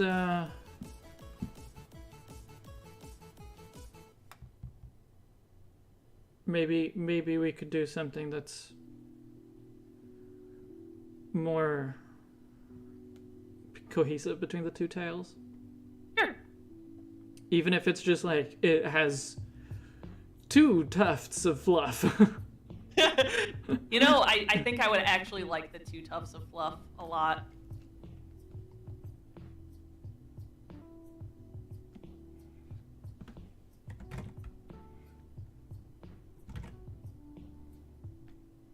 And if we were allowed to change types, like, this would absolutely be a dragon type, but it already kind of is. Like, Yeah. the whole lore is dragon, and then Lance uses it at the end of the game. So, like, I don't know. They knew. They just didn't want to make it dragon type. No, yeah. I mean, there's a lot of Pokemon who it's like, well, if they had a 3rd type, they would also be this type. So. Yeah. This one more feels like they only wanted 1 dragon type, though. So, Definitely, like... yeah. It's like, oh, Dratini and Dragonite and whatever need to be special. Yeah. Kind of thing. They're too precious with their dragon type. They've gotten better about it. Now we have beautiful Yeah, derpy yeah. dragon types like Yeah. on Appleton, but like for a while they were like dragons can only be really powerful and they're really bad and Rare. scary. Yeah. Yeah, and then like Dredagon's like, hey guys, Yeah. I'm just a gargoyle. They realized after a while it wasn't fun if they only put 1 dragon type a game and it was hard to find. Like, Yeah. why even have it as the type then, you know?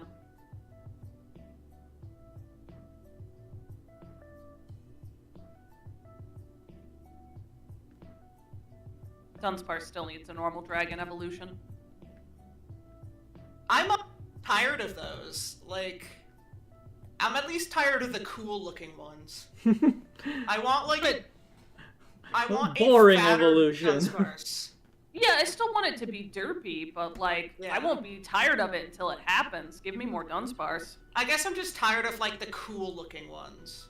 Yeah, that's fair.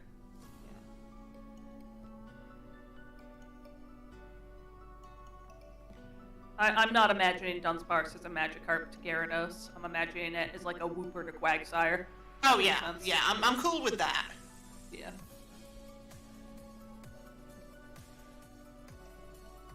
Yeah, I am still waiting for like a bug dragon. I mean, aside from me making my Fakemon regions like pseudo-legendary one, but Yeah. I mean, it's Flygon, but like, we Yeah. have a proper one. yeah, I'd like a proper one.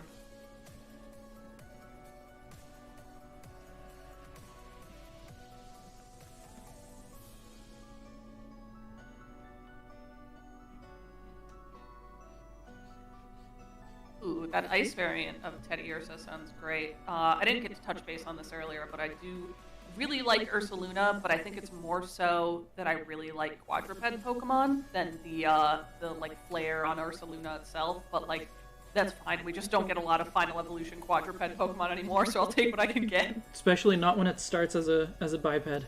Yeah. It's Yeah. kind of cool that it's just like, I'm so big, I'm a quadruped. Yeah. I'm very endeared to bears, so it's a cuddly friend. Ursaluna is, in my opinion, one of the better new ones. Fine, like, it's a good design, I just don't personally care for it.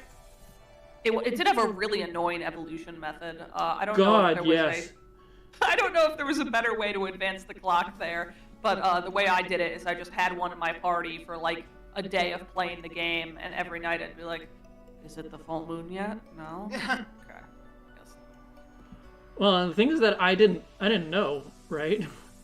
I had to I like had to try look it to up, figure it yeah. out. Well, I didn't look it up. I had my wife coaching me.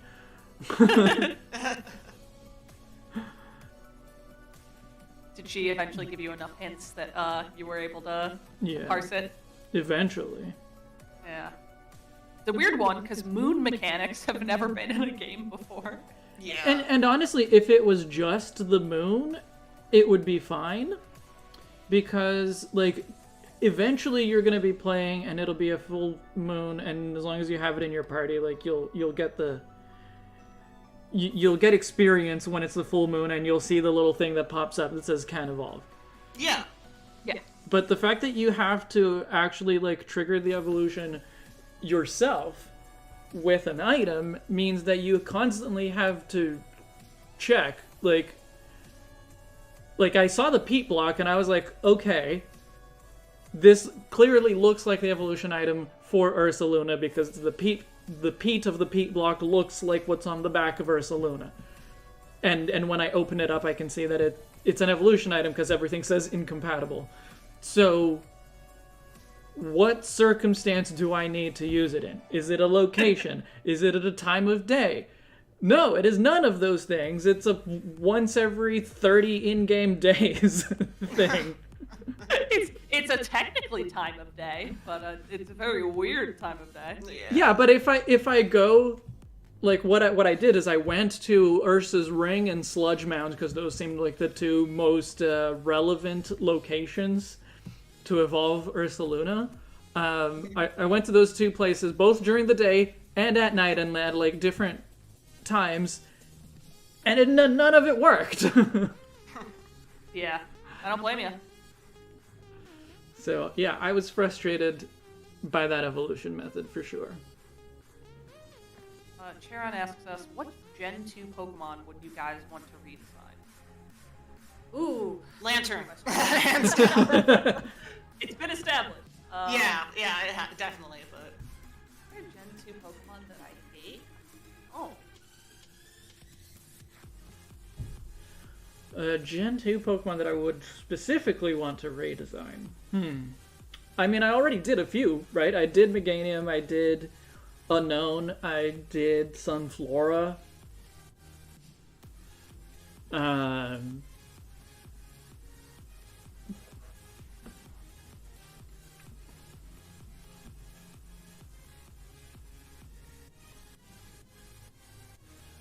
I don't think it's 1/8 per night because it certainly took me more than 8 sleeps to get to the full moon.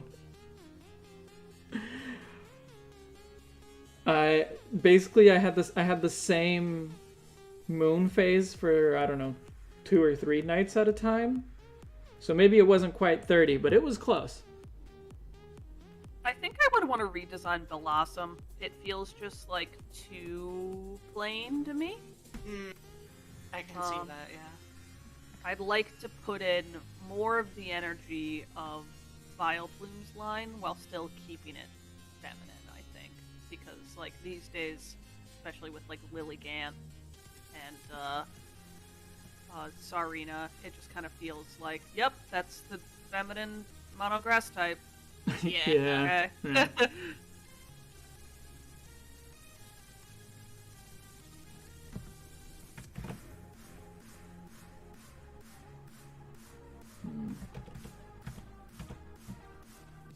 Trying to think of how to do that tail rather than just one big fluff thing, which it can be, but Yeah, I can't exactly draw it on your screen for you, but you can imagining describe very it for similar. me.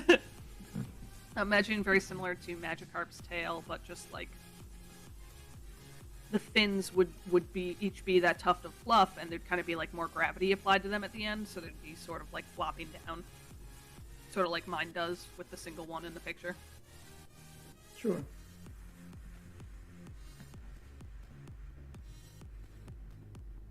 I'd probably want to flip the tail the other way to do that. Yes, that's fine. Have we thought of doing Gen 2 after 151? Yes, because someone asks every stream. Yeah.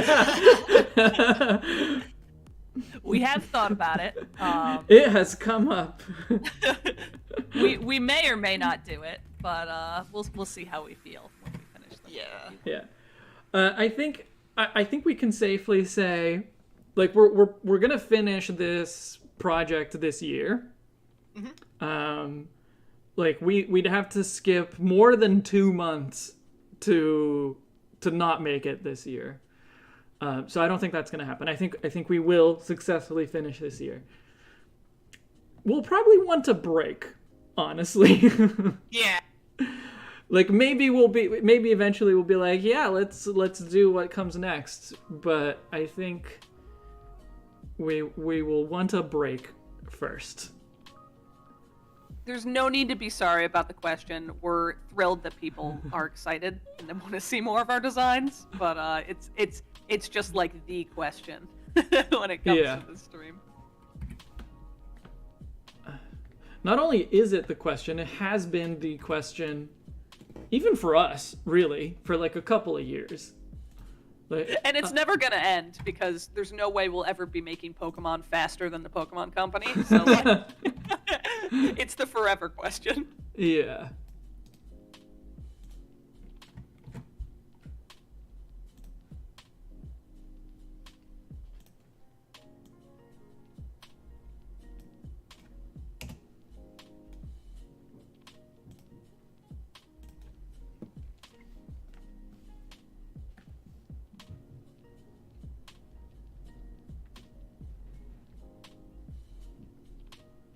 So it takes 16 nights in Legends if you're starting at the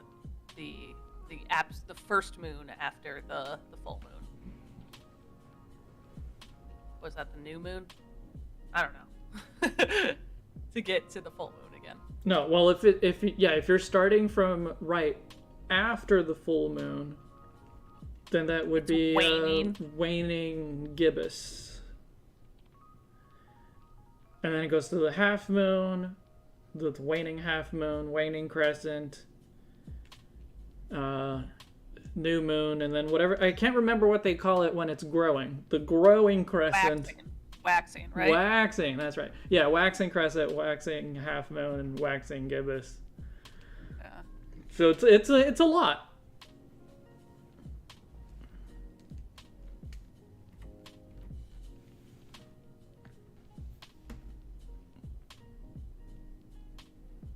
And like maybe it was in there and I just missed it, but I don't think there was anyone in the game telling me to specifically pay attention to the full moon with regards to Ursaluna. Because that's the thing, like, I don't mind if it's a complicated evolution method if there's an indication in the game that that's what I should be trying. Like the use agile style Psy Shield Bash, 20 times. 20 times is a lot, but the Pokedex does tell you to use agile style Psy Shield Bash. Like, both of those are research things for you to do. Yeah. So you have some indication that you should focus on that. It was rough for me because I hit rank 10 in other ways and it was on my team, so like I wasn't catching it anymore. Yeah. And I was running it special. I'm not saying it's as hard as certain other evolution methods, but like I wasn't gonna figure it out, so looking it up was fine. So how does this look? Good. I don't know if the fins as the bulbous things are working for me quite yet, but that's probably just because I would have drawn them differently. The fins as the bulbous things. Sorry, the tail fin as the bulbous hair. Oh, I see. That's not working for you? Here, let me open it. Let me screenshot you, and I'll throw in an MS Paint. Sure. I'll just do like a really rough. Yeah, if you just show me what you have in mind, that'll help for sure.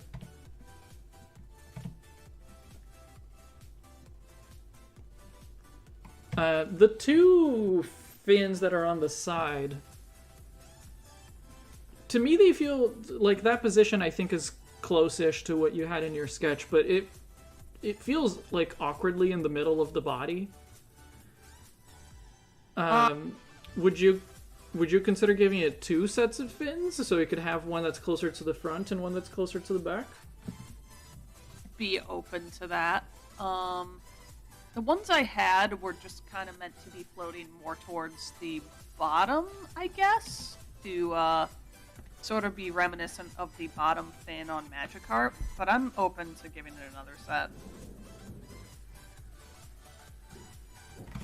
That's not the layer I wanted to move.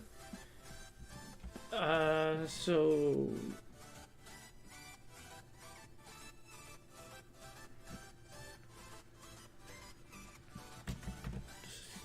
stop clicking other layers, me.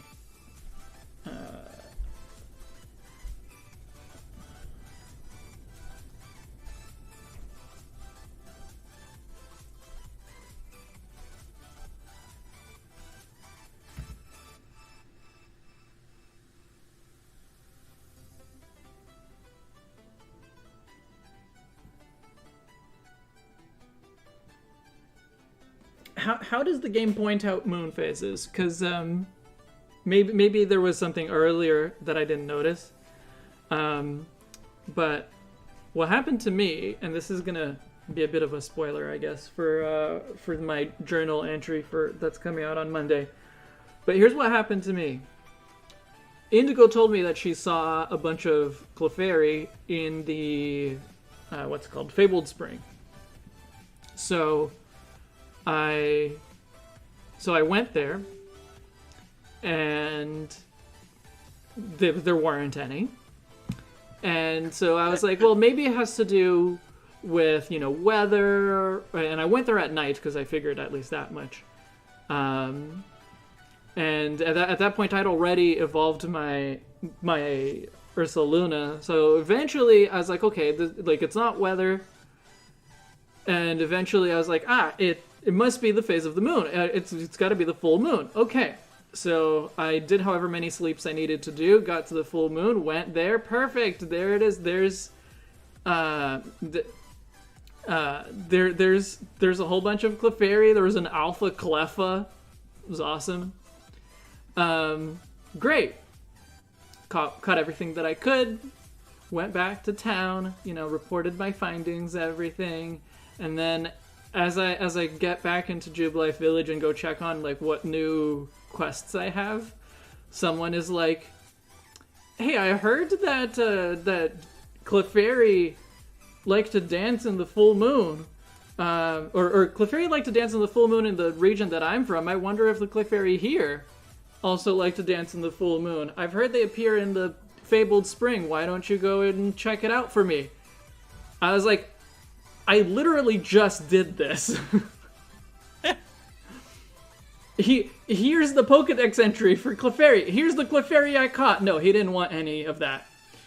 What he wanted was for me to physically go to the Fabled Spring and click investigate to trigger a little cutscene, and that would do it.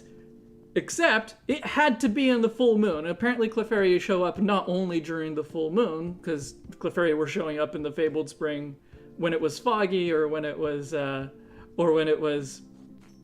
earlier, the moon was not quite full yet. But when I went there, it had just been the full moon. So I had to do those 16 sleeps or whatever. That's really funny. Just to accomplish the thing that I had literally just accomplished. I didn't know it had to be the full moon for that quest, because I just showed up at night and I was like, cool, it worked. But I guess I was just there on the right moon phase to make that work. Yeah, no, because I even tried it. I basically tried it almost every night, because it takes a while for the moon to show up and for me to know for sure what the phase is. So I was just like, go to sleep, go to the Fabled Spring, and by the time I get there, the moon is out. And so I was basically checking every day whether I could do it or not. And even when it was almost full, no, come back when the moon is full, or when the full moon is out.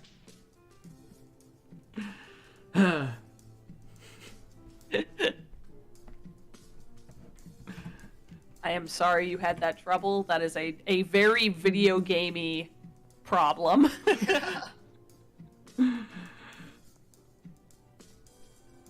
I don't mind that it has to be during the full moon, but I literally was already here during the full moon.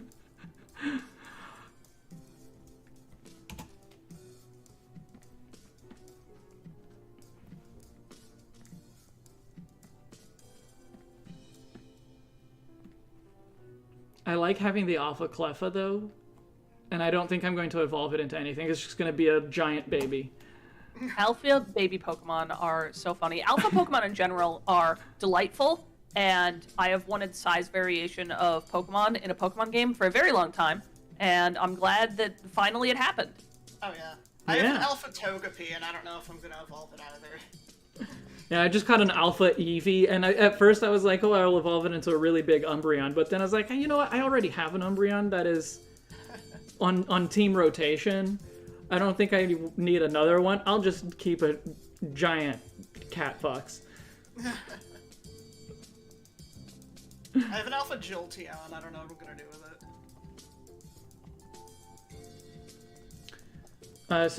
it. Banana Meteor, did you send me that? I did. I put it in a Facebook chat. On Facebook. Okay. I'm sorry if that was not ideal. No, I like what you did with it's the fine. I just don't fins. have it open. The fins are good. The fins are they look great. With that placement. With 2 sets? Yeah. Yeah. Okay. That looks better, I think.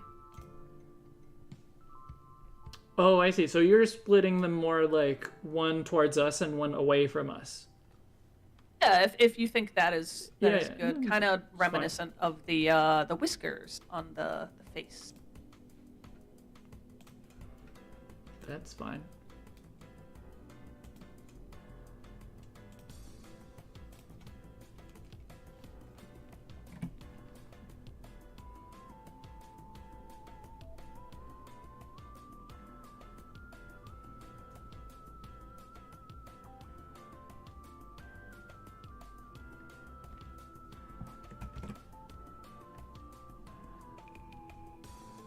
No, that doesn't look good.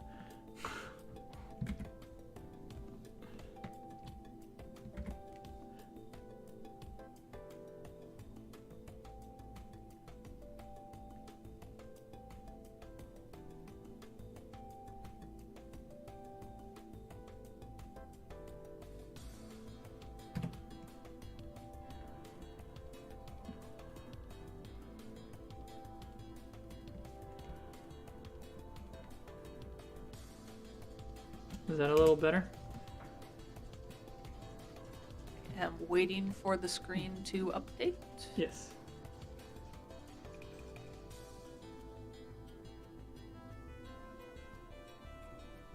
Yes. All right. Is the size of the head okay? I Or- think mine was a little bigger, but I'm not upset about it. I think it looks fine. Well, I mean, no. I'm asking because I want to know if I'm capturing what you did well enough, not because I think that what I did is better. I would personally size it up a tad. Okay. Make sure I'm getting all of the parts of the head. It's a big head. It's a complex head. And I'm not actually Going on with it. It didn't feel like I could really cut anything out too and make it not Gyarados.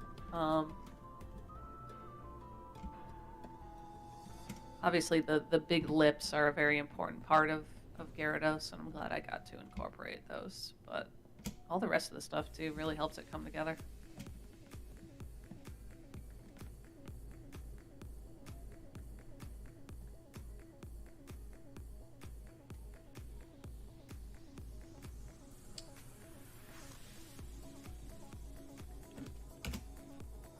Yeah, I think I want to adjust the placement of this really big fin, the sail. Okay.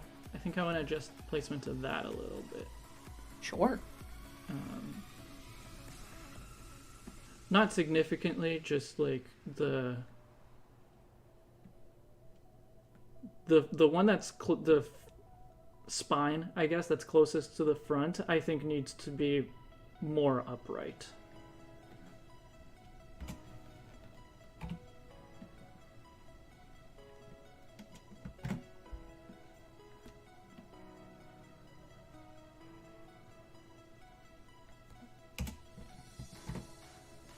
I I'm not sure about the curly fin though.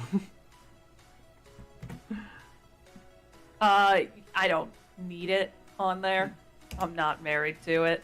I think it gave it some flavor, but it kind of felt like something more specific to like one Pokemon than the whole species. So like, don't Yeah, exactly. don't feel a need to put it on there. Yeah, it does seem like a more like individual flair. Yeah.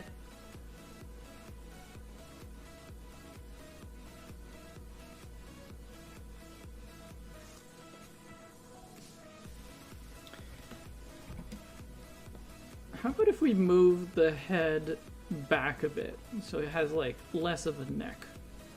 Okay. I mean, the whole thing is neck, but I think I see what you mean. Yes, the whole thing is neck. Nothing but neck. That's what they say, right?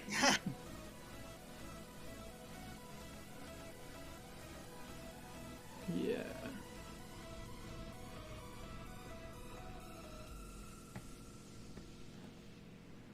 So that there's less negative space between the head and the first set of fins.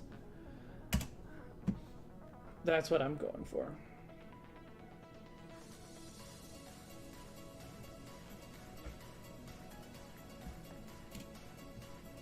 You might have to turn the head a little forward if you do that, just so the whiskers aren't interrupting the silhouette too much. But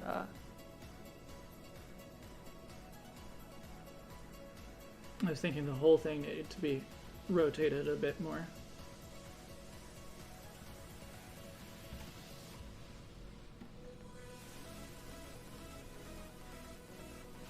So you want the whiskers more like straight down, I guess?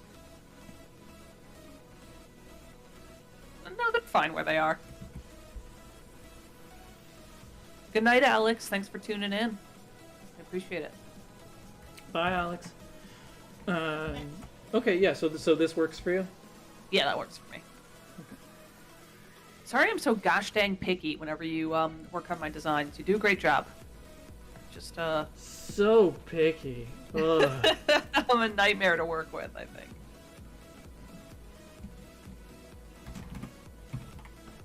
Let's put it like this. I said before we started that I would be aiming for an hour and a half per design at most. It's 2:00. We're 2 hours in, and we're like halfway, roughly, into the third one. I think we're doing okay. Yeah. Well, that's good. I always feel bad though, because Infinipede is like so compliant when you're like, "Can I do this?" and they're like, "Yes." And on mine, you're like, "Can I do this?" and I'm like, Well, I'm not even asking. I'm not even asking, can I do this? I'm asking, like, does this look right to you? "Yeah." Did I do this in a way that makes sense, that works with what you were envisioning? Right. The thing is, your designs are also, like, much more complete than mine, I think. That's true, yeah. Yeah, like, you actually go in and, like, do, like, a fully finished drawing, and I'm just like, yeah, this has, like, a couple, like, anywhere between 3 and 5 claws, and, the color is just because I happen to have only a certain amount of markers, and these markings can go anywhere within this general area. Like, I'm not, like, going into this to, like, fully design, like, a completed, like, thing. It's just a general idea. I think that's a great mindset to go into it with, though, because like yours are so much open. They're more open to critique from Libris and I because of that. Whereas like I show up with like this fully fleshed out design, and I'm like, change nothing. Well, I like polished your method too. Like, I feel like I'm doing it wrong in some ways. No, you're doing great. We just both have different ways of approaching it. Yeah. Most of the time, I don't even show you guys a sketch of what I have. Half the time, my sketch is just like, I drew some things on a piece of paper to organize my thoughts, and that's it. Like, I don't actually have... like Tauros. I didn't actually have a sketch of Tauros. I just did some brainstorming on paper to figure out my direction, and that was it. It came out great, and here I am Yeah. showing up with stuff like, spent half a day coloring this. Please tell me it's good.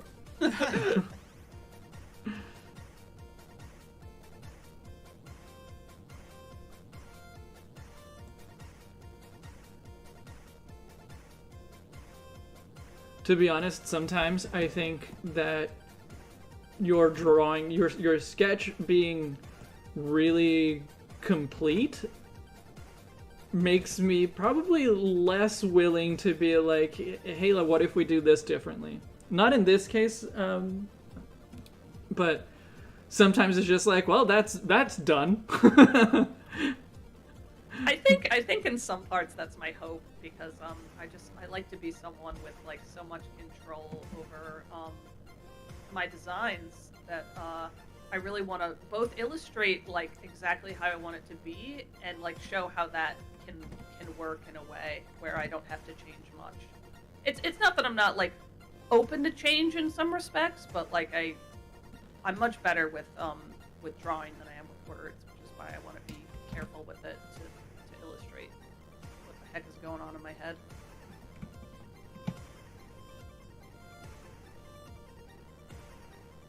Irish Simmer, I actually do have a skeleton Pokemon. It's a ghost ice type, and it's like a bunch of bones connected together by like a blue mist. Kind of like a Haunter and Ghastly. There's probably a lot of ways to do like skeletons, though, for Pokemon.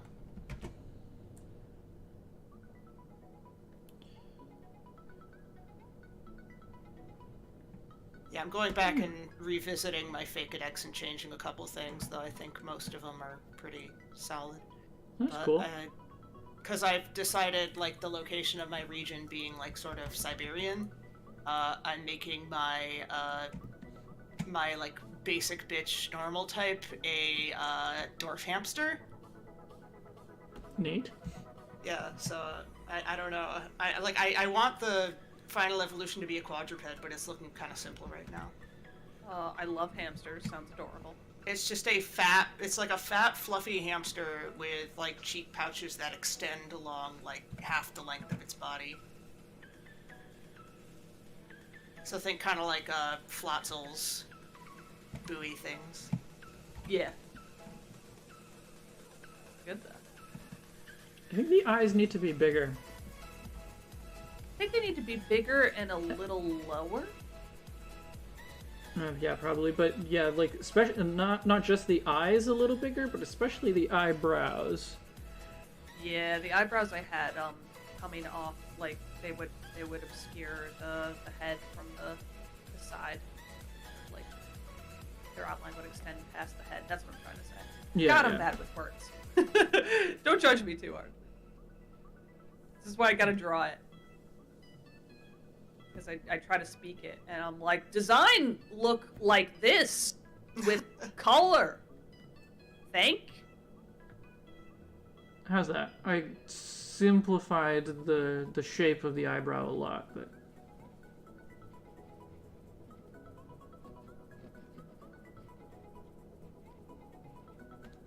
Can I just say the mouth Fine. looks fucking awesome?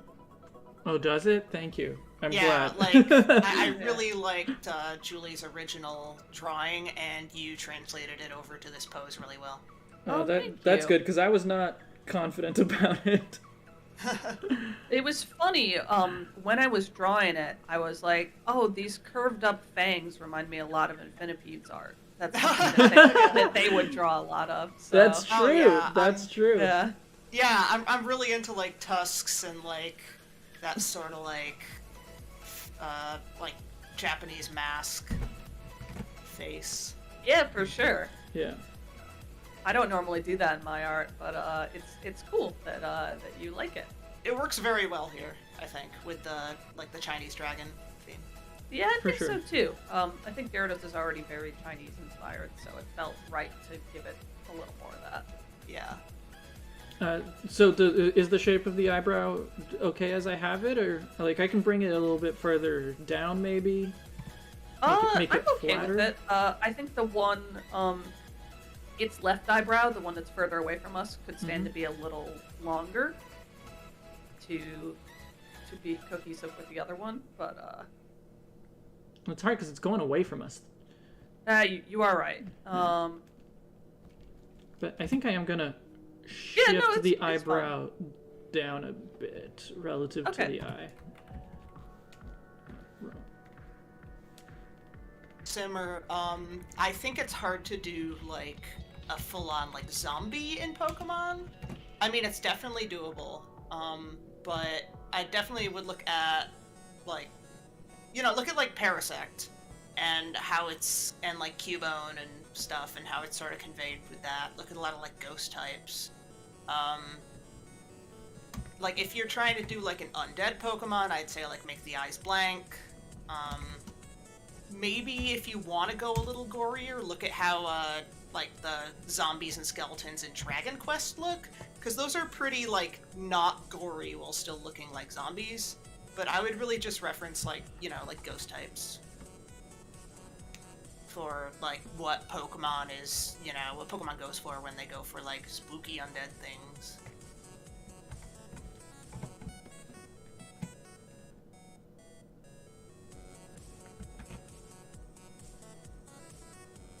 And remember, ghost-type Pokemon are not dead.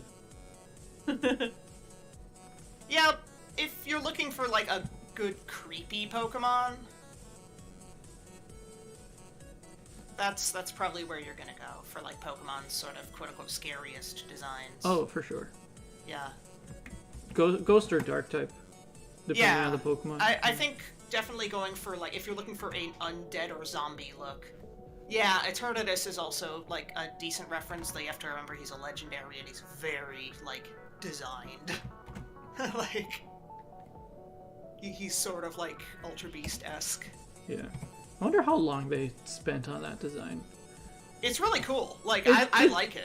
I don't particularly like it, but because I think it does what it's meant to do well. Yeah. I just don't like it. Yeah, no, I wouldn't say he's among my favorite legendaries, but it's a cool design. I just think it's like a little bit between like a Pokemon and a Digimon. For sure. It definitely looks more like an Ultra Beast to me. Yeah.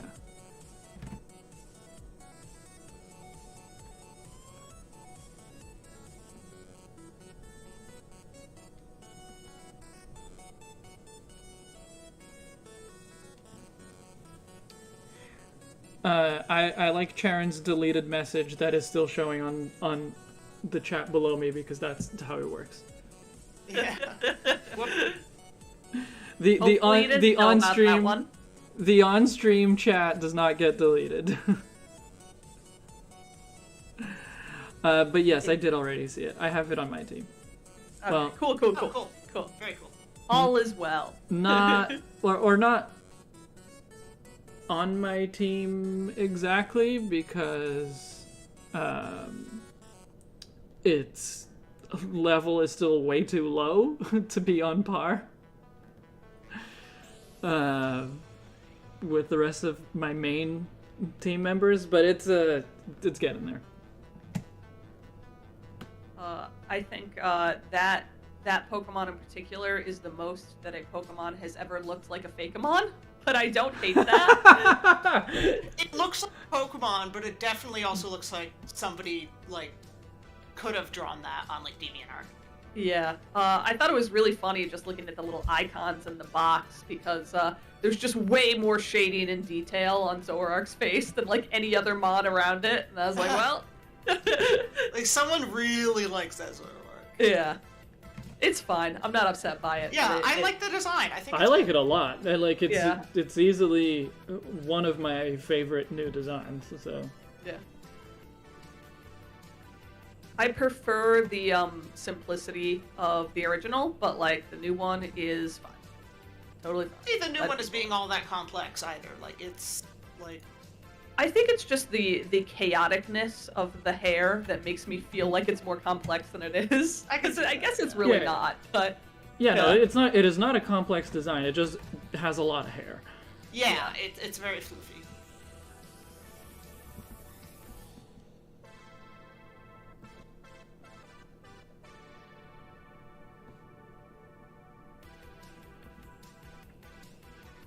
They've come up with some cool new signature moves and stuff. Oh yeah, I can't believe Earthquake's not in the game. That was so funny to me when I was like, why are all my ground types learning high horsepower? And I was like, oh, they cut Earthquake. Okay. Well, yeah, there's no spread moves, right? So Well, there are spread moves. They just don't hit as spread moves. well, that's what I mean. They're not spread moves. Yeah. But it's Earthquake feels like if you like name a ground type Pokemon move. Oh, it's Earthquake. Like it's the it's iconic. like, no, high For sure. horsepower. For sure. Yeah. And like they took Power Whip out of the game, which I guess is understandable. It's only learned by a couple like Pokemon that are in the game. But now like you can't make a physical Tangrowth Yeah. because it gets like no stab physical moves. So it's like you gotta go special, and it's like that's really disappointing because like it gets poison jab and stuff. So. I do want to say that learning moves and the move tutor in this game are the best it's ever been. Oh my goodness. Oh, It's yes. so, Love it. Put it's that so in the main nice. game. Yes. I want that forever. It's great. It's really nice that we can all say good things about this game because the last time we were on stream, we were like, yeah, BDSP kind of sucks though, right? And this one. That's because Like, it did, okay? Look, as a Sinnoh fan, I ain't even mad that BDSP sucked because this exists. Yeah, for sure. And it's basically just like ye old Sinnoh the game. So They can give me bad remakes if they're gonna give me these too. It's Yeah. always forgiven. They can make a bad remix if they're gonna make this. I'm not gonna buy them anymore. yeah. Yeah. Like I might still buy them, but like depends on the region. That's fair. Yeah.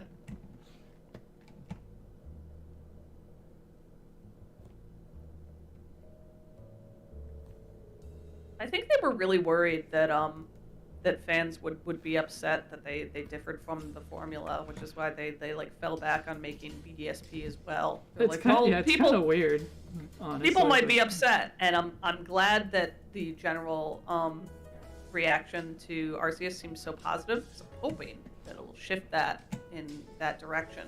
It'll continue to evolve. Yeah. We can do more different things? Wait, we don't have to make the exact same game? They'll still buy different game? Huh? Write that down.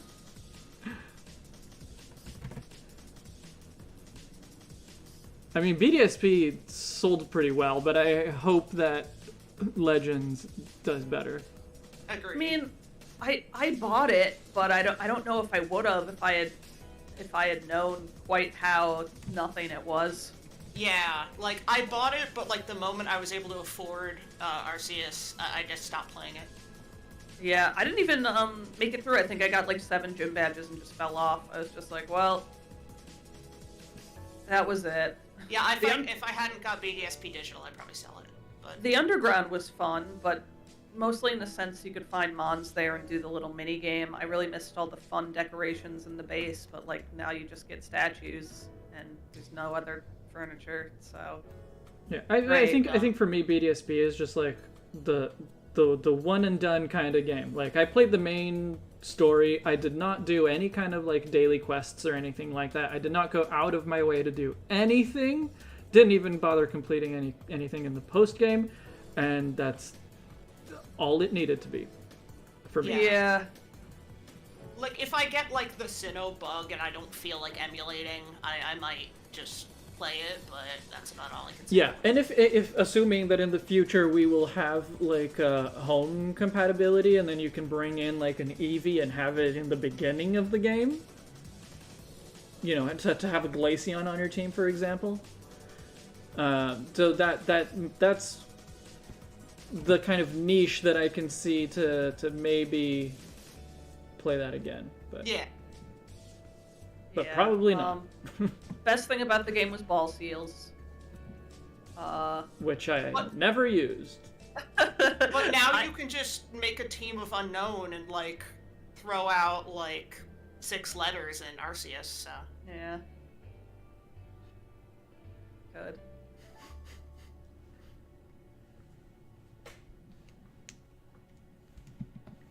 I mean, unfortunately, D's nuts is 8 letters, but... And has Improv. repeated letters, which, well, actually, I don't know. Can you get more than one of the unknown? Yeah, they start Yeah. they start spawning in a zone after you collect all of them. Oh, okay. Which so you can means- get, like, alpha and shiny unknowns. Yeah. But I that's gotta cool. collect all the unknowns because I really want an alpha D unknown and just name it Big D.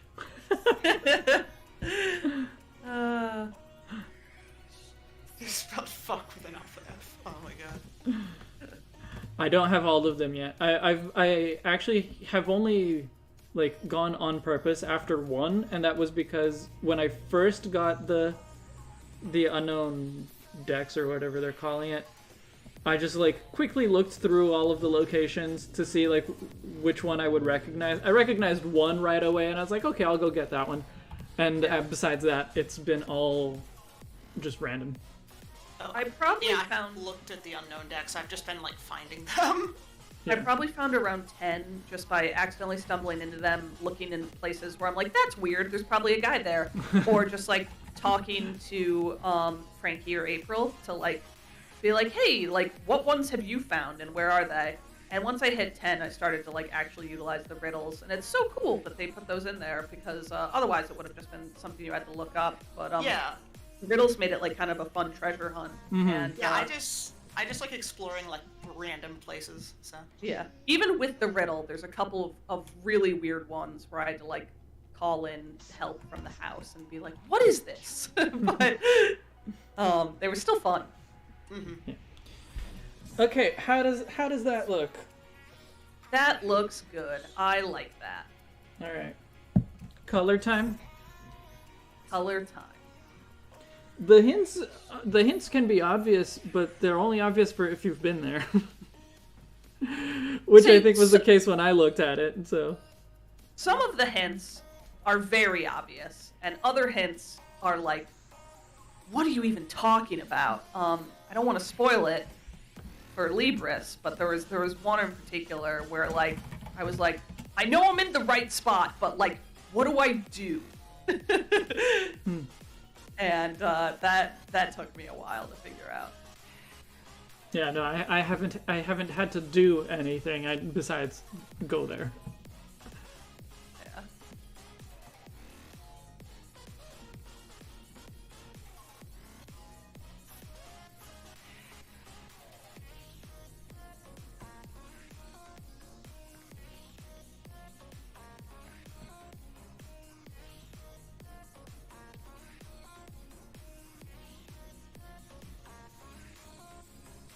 While you're coloring this, I'm gonna go make myself another sandwich quick, so I'm not hungry in the middle of my design.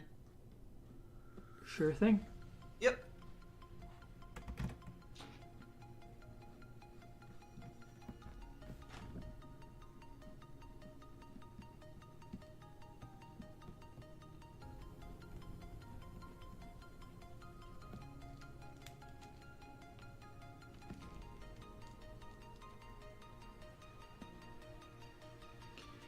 You know how we're redesigning the birds, and each of us is gonna do one later Thinking on. of that. I think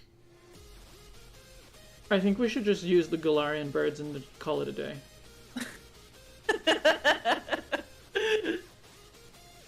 Okay, so I will print out a picture of Galarian Moltres, and I'm gonna run it through the wash. And I'm gonna take a picture of that from very far away with my camera, and add a couple filters to that, and we'll slap it up there, and we'll hope that no one notices. Okay. Sounds great. Good. Yeah.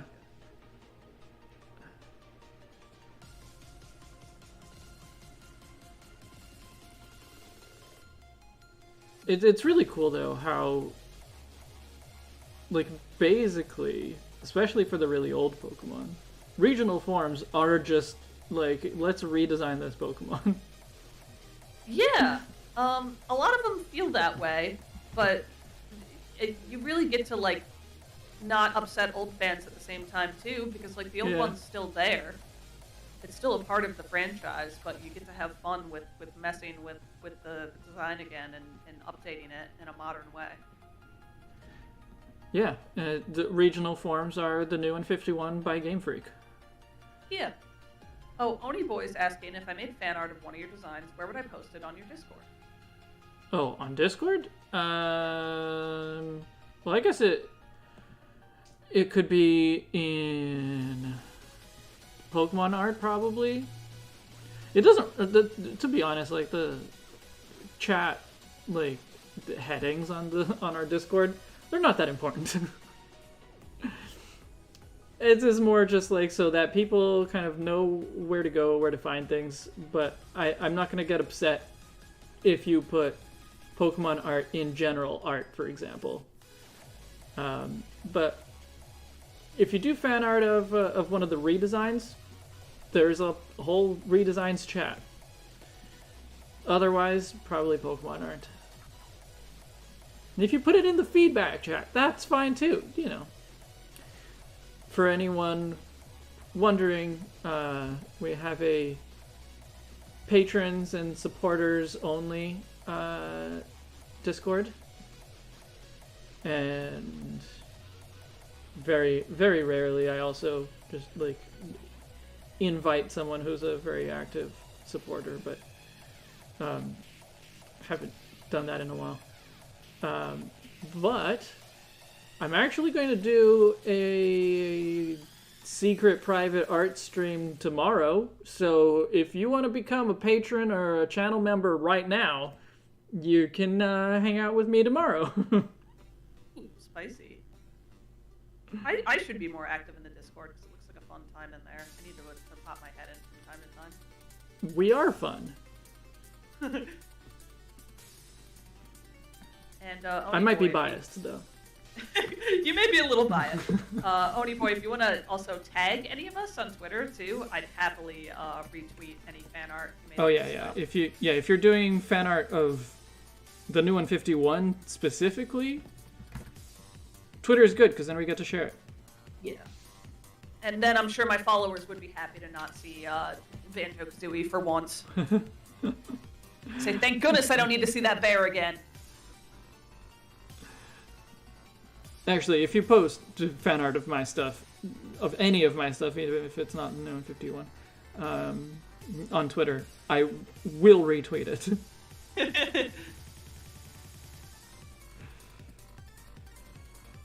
It doesn't happen often enough for me to be picky. Yeah, I'm always so flattered when people make fan art of her designs. I'm like, look! Yeah. Wow! Wait, you guys actually liked it? You guys show up here because you like what we do? What the heck?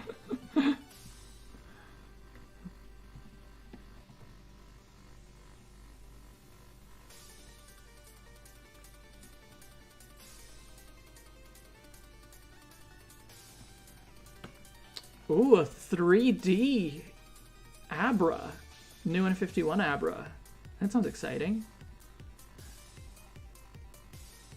Awesome.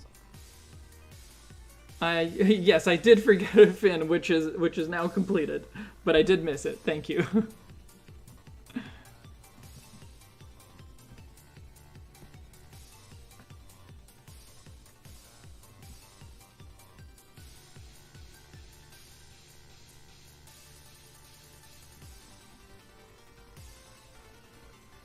You never thought to follow me on Twitter? My Twitter handle is in the beginning of all of my videos.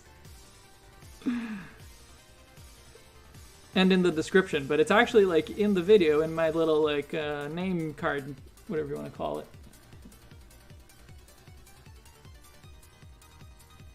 Who knows? Maybe they meant me. I'm much more elusive. That's possible. That's possible. But never thought to follow you on Twitter sounds more like it would be for me. But you're right. It could be about you. I've actually been thinking about updating my graphics to be Legend style, because right now they're all Sword and Shield style still. But the location identifiers, which is what I was using as the basis for the name cards, they're just like little thingy in the corner. They're not as big as they were in Sword and Shield, so I might have to do something that's more inspired by like your Pokemon HP bar in battle, or status bar, I suppose.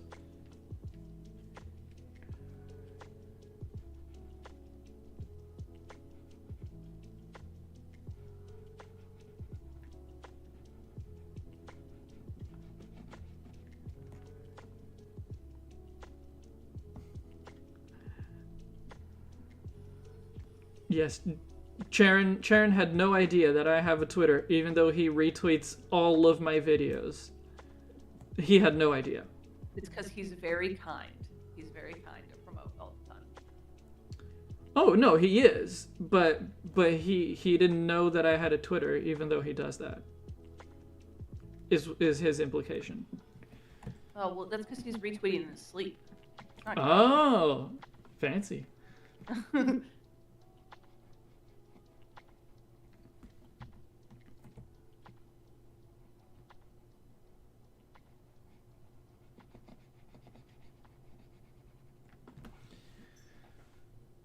So, how's that? I like it. Let me put Magikarp on screen as well, so we can see them together.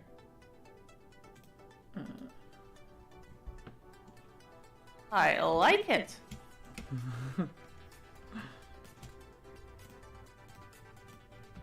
Look at them.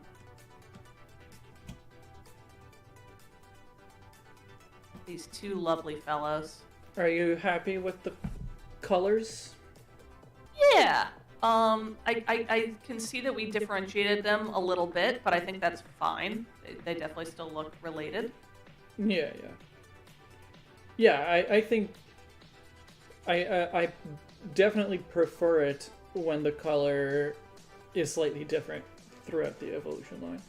I am totally fine with that as long as there is a through line for color. As long as it's not like, I don't know, just picking a random example. Red to blue? Works for me. Do you want the red on Gyarados to be redder? Because it is more on like the pink side, so. I like the pink, weirdly. Okay. I think that's more in line with how the shiny looks, so I think I'm kind of endeared to that. But if you wanted to change it, No, I'm open to it. no. I think just in your sketch it was more. Yeah, I think I put a little more like highlights on there, so it was a little pinker. Yeah. It wasn't entirely intentional, but like, hey, if it worked out, it worked out.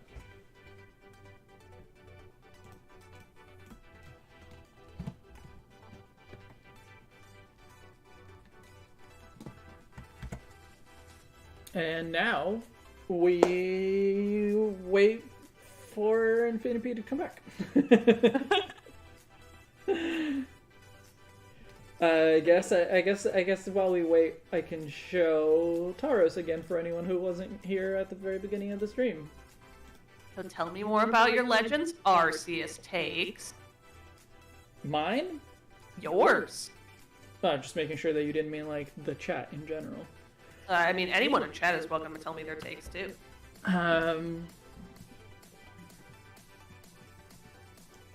My complaints about them, and I will make a review eventually, like once I actually finish the game, so probably in a couple of weeks is when the review would be out. But my biggest complaints, or I don't have big complaints really. It's just like my complaints are fairly minor.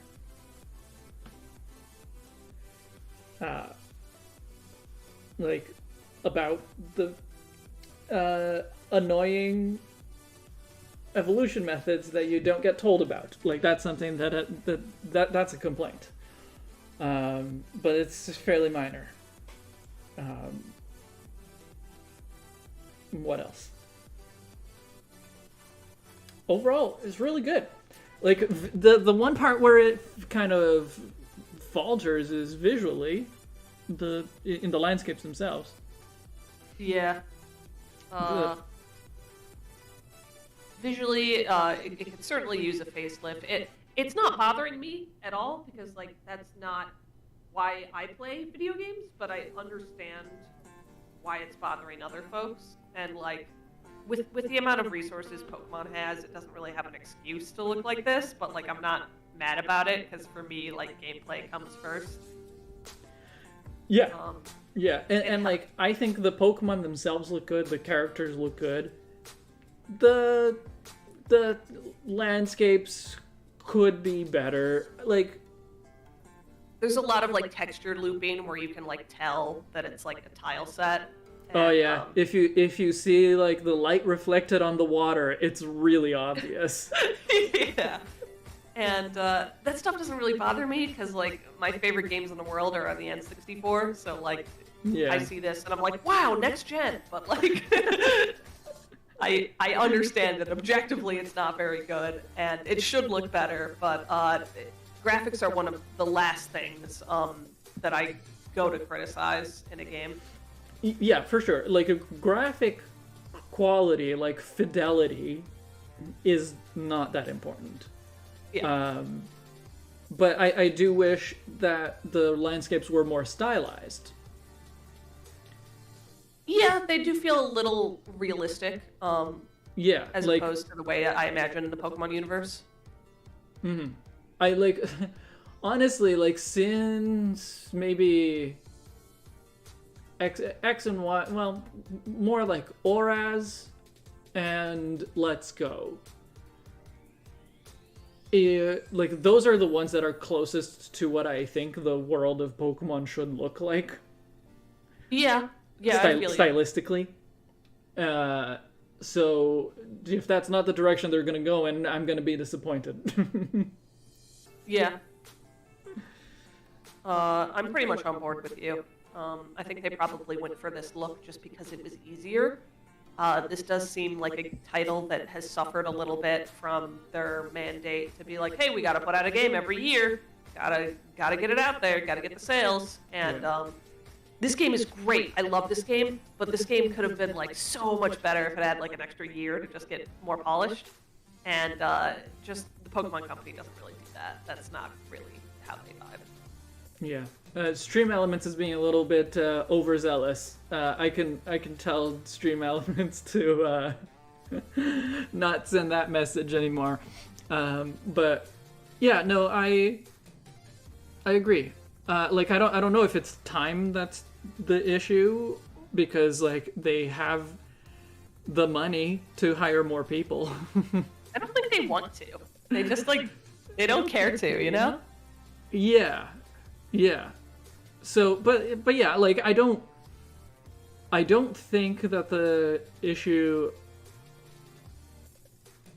I don't think just having more time or even having more people was the problem before. Sharon, you keep saying that Legends is a secondary project. Where are you getting this? You've been saying that for weeks, if not months. Where are you getting this? This is a main series game. And it's developed by Game Freak. What makes you think it's a secondary project? Yeah, BDSP was the secondary project, right? Because that wasn't. Well, I mean, it wasn't done by Game Freak, so. Yeah. Yeah, but like I guess they could be working on Gen 9, but they have new staff. Like this game is very different from what they're doing before. It makes sense that they would need different people working on it. The important thing is they deviated. They did something different. And at least in terms of the gameplay and the direction of the game, it works really well.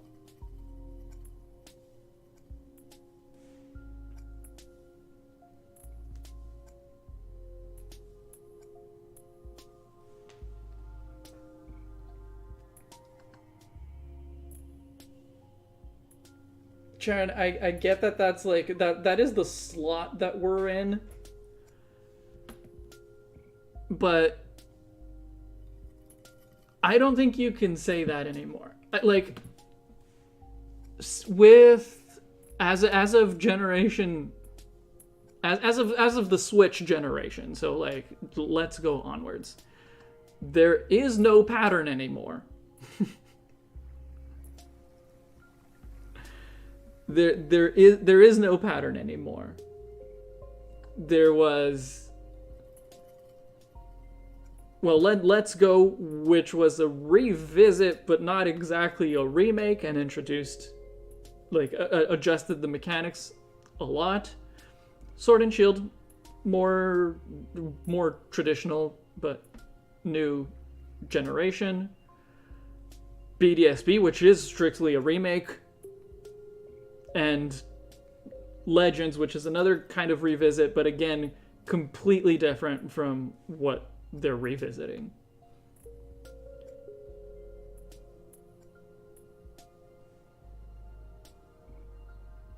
You think that just looking at the staff credits, you can tell for sure whether they're paying, whether it's a secondary or primary project? I'm not even weighing in on this because I just have no idea. I'm just like, I'm absorbing this. Yeah. Yes, I would also suspect we have way more info on what is upcoming as of the 27th. I fully expect there to be some kind of announcement.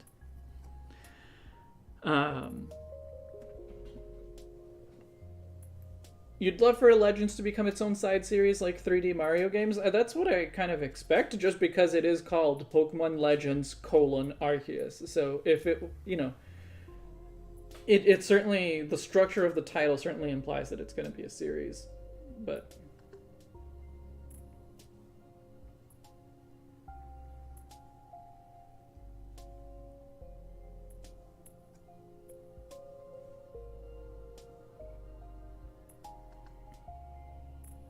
Yeah, no, I got it. I got it too, Kun. Where's Infinipede? We gotta move on. I don't know. Adrian Infinipede.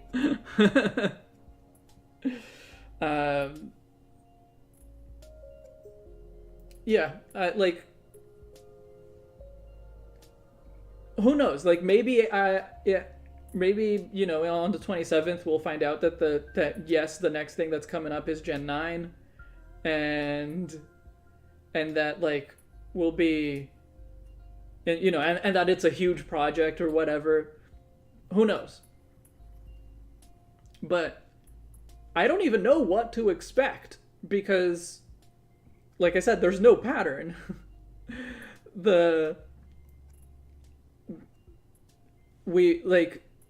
We just got 2 new games in the span of 2 months. What we got before was DLC, which was the first time. So like everything is new.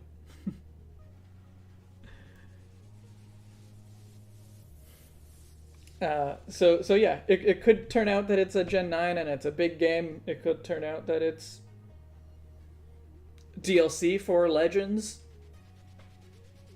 I'd like to see DLC for Legends.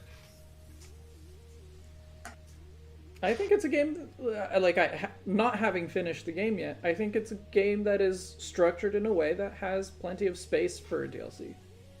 Okay. Yeah. I'm back. All right. Hello. Yeah, I don't have a toaster anymore, so I have to pan fry bread. So that's what I'm gonna do. Yeah. We use a toaster oven. Oh, okay. Yeah, a mouse got into my toaster, and I'd throw it out.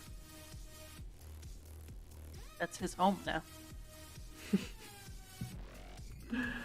Okay, let's put Lapras up. So, well, I guess I might as well just go ahead and show your sketch, and you can tell me what you want me to put in the description. and explain to the viewers what they're seeing. Okay, yeah, sure. Let me just pull up the Facebook chat because I don't entirely remember how I described it. So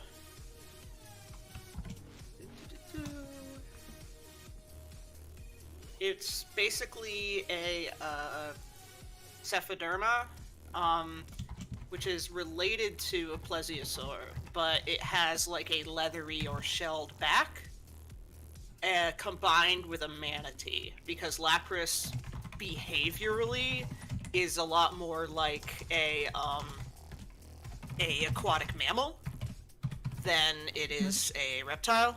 That's fair. Yeah, and and for, like for it does, anyone, for anyone wondering, here's what the Cephiderma looks like. It's kind of like a turtle, but with two shells. Yeah, In the way that it it's got either two shells or like a connected shell. It depends on like what paleo artist whose work you're looking at. But basically, yeah, it's a reptile that has like a hard shelled or leathery back. It's aquatic. Again, related to plesiosaur. So, and I also wanted to make the ice type a lot more visible on Lapras, so I gave it like frost ridges on the head and the shell to replace the spikes, and I gave it like a pattern that's supposed to be kind of reminiscent of like how frost forms on plants and windshields and stuff with the stars. Okay. And the you can see kind of, yeah, it's got the ice ridges on the shell, like how you're supposed to ride on it. It's got that segmented double shell like the Cephiderma does, and you're kind of supposed to like hop on the back and hold on to the ridges. The back of the shell's supposed to be a little bit like a saddle-y shaped. Yeah, I was thinking we could try to make that like obvious that it's like seat shaped. Yeah, of course. Yeah. And the main thing that I suggested when I first saw this was just that we could maybe make the frosty spikes on the shell more individual, more like something that you could like grab onto. Yeah, maybe like maybe they could be ridges up towards the front, but then kind of become individual towards the back. Yeah, could be. Yeah. If that makes sense. Yeah. Also, that like dark bluey green is supposed to be more of a dark blue. My markers definitely looked like they were supposed to come out blue, but they didn't. Yeah. What's the idea with the fins? I wanted to go for more of a like, you know, like a kind of mix between aquatic reptile and aquatic mammal fins, where it looks like with a lot of aquatic mammals their flippers used to be like hands, but with like the Cephiderma and stuff, you can sometimes see like little claw shaped things in the paleo art. But I also wanted Lapras to look still like friendly, so I didn't want to give it like full on claws. So it's got claws, but they're more like little nubbins, almost like rhinos and stuff. Right. And yeah, I think that's a good like middle ground, like stubby finger claws. It seems like a good middle ground between at least what I see in this Cephiderma paleo art and an actual manatee. Yeah, that's what I'm going for. I'm going for like a combination of the two. Yeah.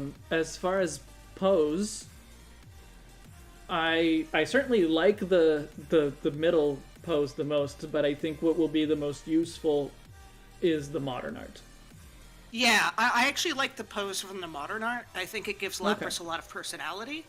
Like, the middle pose is probably the most dynamic, but it doesn't read as very Lapras-like to me, because Lapras is like a very gentle Pokemon. That's fair. And it's, like, in the bottom pose, it's kind of like, it's looking at you like, hey, hop on. Let's take a ride. Yeah. Yeah, and if we can see the shell, then we can really like make sure that the shell reads as there's the part you can sit on and the part that you hold on to. Yeah, exactly. Yeah.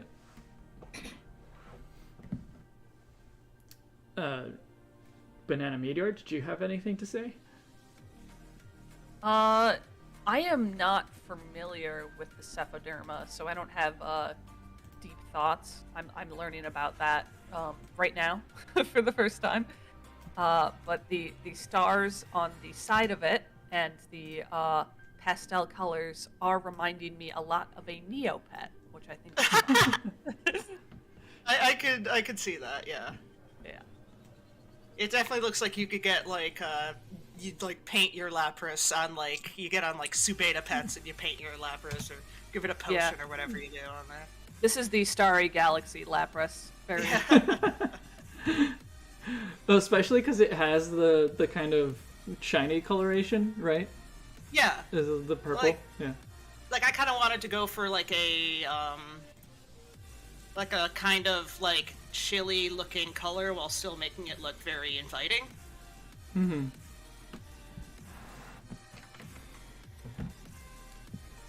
I also wanted to make sure I wasn't getting too close to Banana Meteor's dugong design. Like, Aurora Borealis would have been a very cool direction to go in, but given, like, the sort of stripe music-y motif on the Gigantamax Lapras, but I was like, well, that would be kind of encroaching on that, Right. that design. I wouldn't have been upset, but I'm sorry that I had already used that in the new one. No, your dugong's really good. Like, I think the frosty, like the frosty star pattern works pretty well here too. Yeah. Yeah. So I think the only thing that we're gonna have to do is that the Lapras, relative to the anatomy of the original Lapras, is that it needs to have a longer body, Sure. right? Yeah. I wanted it to look kind of like, you know, kind of chubby because it's an ice type. It's probably hanging out in like colder waters. Oh, for sure. But if it's gonna have a shell that has like two parts, and you know, it's gonna be longer. Yeah, it's got to be a little longer. But other than that, yeah. So I'll just start drawing over this Lapras, and you can go ahead and just yell if I do something wrong. Yeah, sure. Like literally yell, okay? Hey!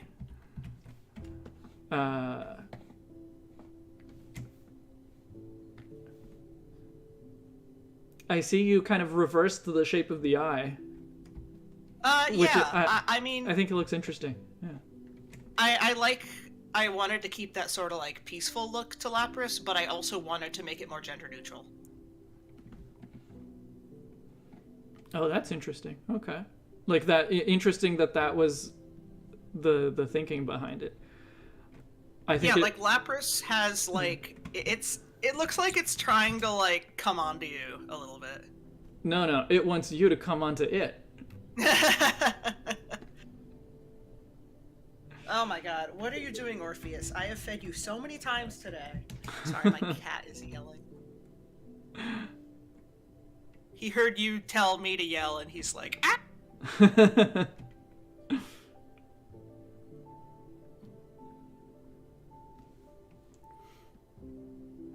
No, I like it. I like that it seems like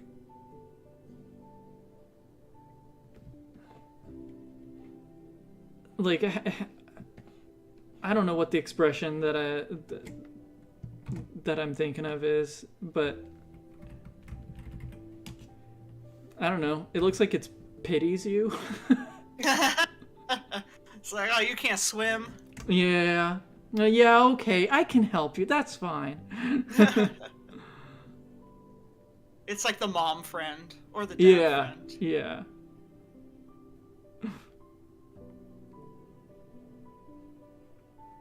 No horn, right?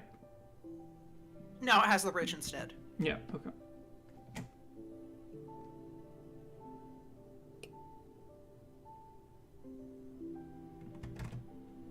I felt like a Manatee was also a good basis for Lapras, because reading the Pokedex entries, it talks about how it used to be endangered and now it's kind of coming back. So.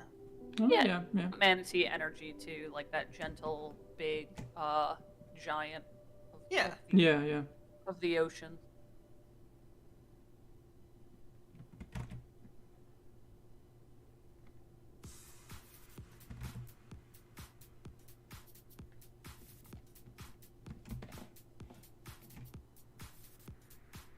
Okay, yeah, I gotta feed the cat before this game finishes. I'll be right back.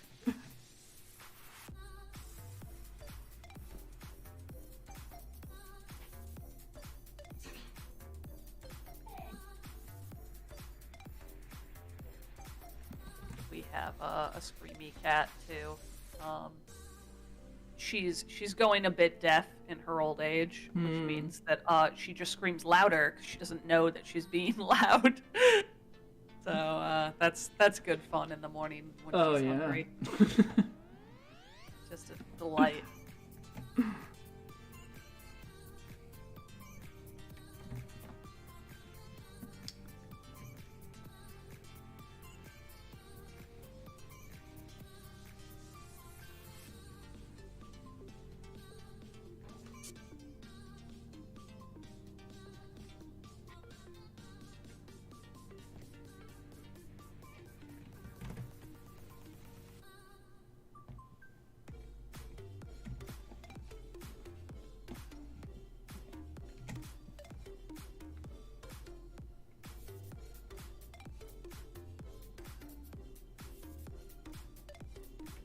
I'm back. Welcome back. Just as I was drawing the head there, I was thinking maybe the neck should be a little bit shorter. What do you think? Yeah, sure. Yeah. I'm thinking, though, for making the body longer, I don't know how natural that would look. That's fair. Maybe I'll I just... save that for after I've elongated the body. Yeah, my compromise was kind of just making the neck chubbier than it is at But least keeping in it the same more modern art. length, roughly. Yeah. Yeah.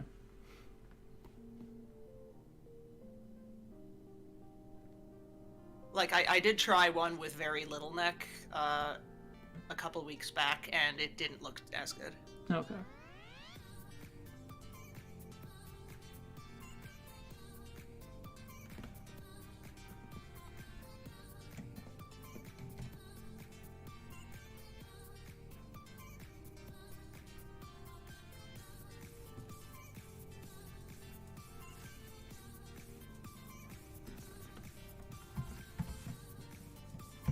Oh yeah, like a manatee fluke for the tail. Right. Mm-hmm.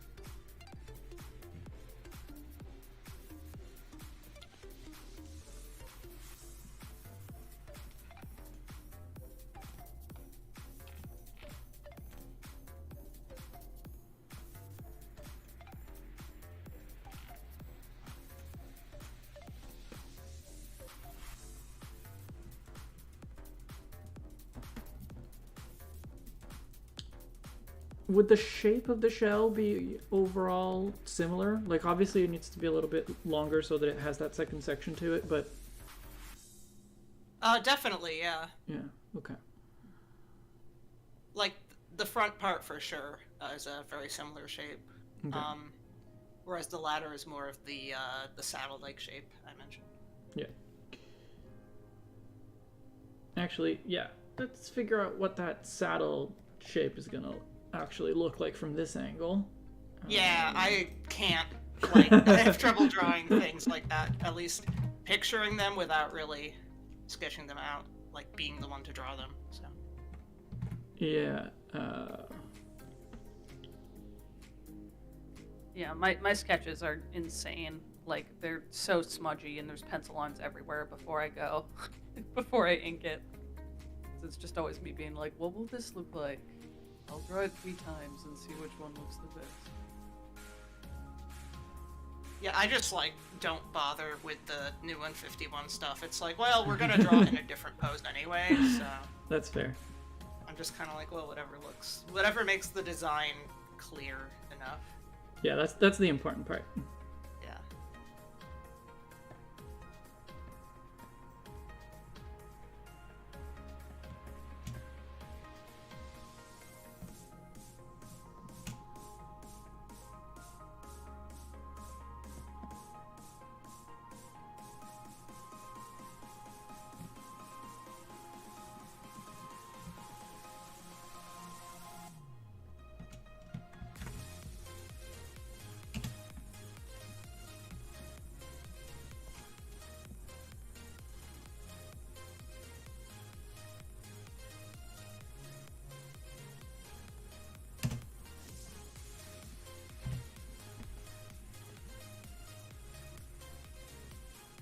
Yeah, that looks better. That looks like a close shape. Yeah, that's an approximation, yeah. Okay, yeah.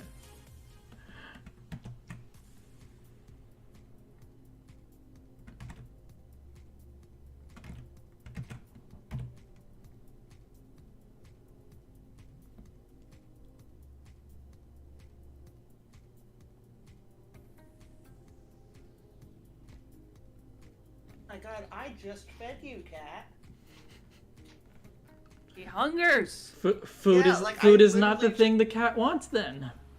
He desires more sustenance. I don't know what he wants, because, like, maybe he wants me to clean his box? I don't know. That could Water? be it. That could be Does it. he need water? He's got a water fountain, and I checked it this morning, and it's flowing just fine. Like, sometimes he'll bug me if the fountain runs really low on water, and so that was one of the first things I checked this morning, after I fed him. But it's not that. Thanks for hanging out, Sir Broil.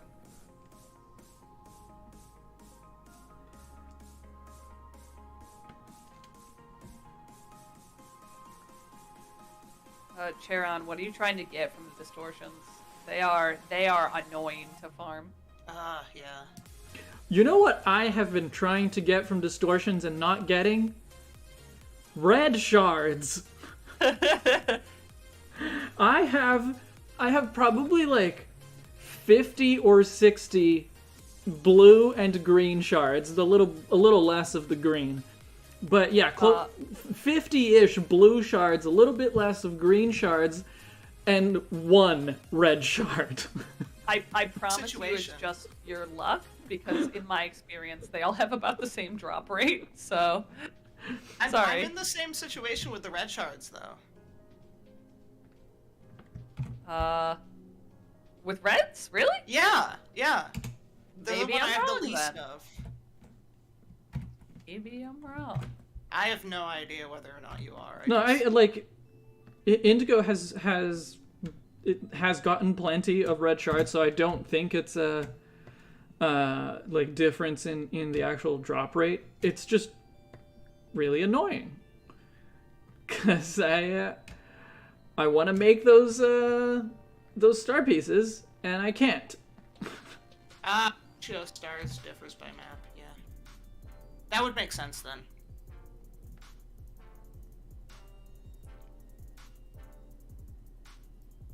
Because I've done my distortions everywhere. I don't go looking for them, so I don't just like wait around for something to show up. It's just like, oh, I'm here and it showed up. I'm gonna go check it out. But I've been hanging out in like the same couple maps, so it would make sense. Yeah.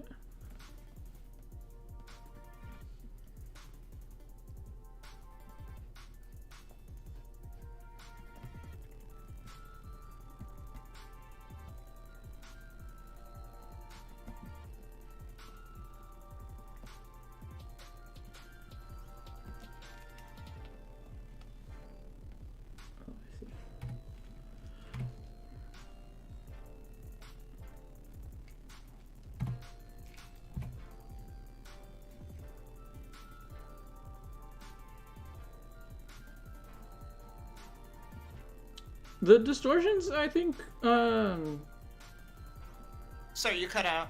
No, I think the distortions, because Irish Simmer was asking, is it hard to get them? Because they always get it. I don't think it's hard to get them, but it is a little bit luck based. Yeah, it's luck and time. Yeah. Like, I had one day where I probably got like 3 or 4 in the span of an hour or so. But I've also had days where I go 2-3 hours of gameplay without anything showing up. So.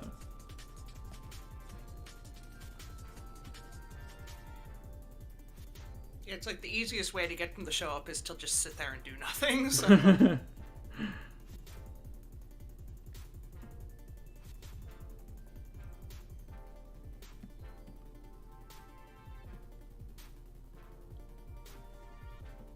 Okay, I think that's a good sitting shape. Yeah, good. We gotta put some holding spikes here. Mm-hmm. Some steering spikes, if you will.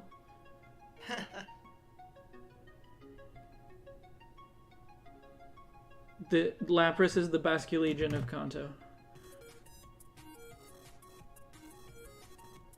You can just ride around on the icy friend. Yeah.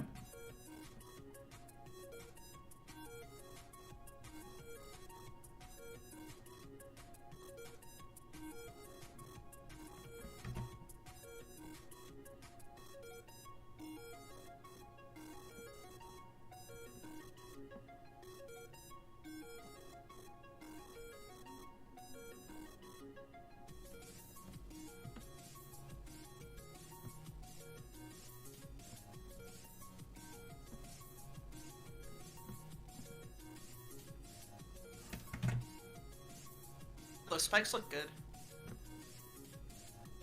Cool.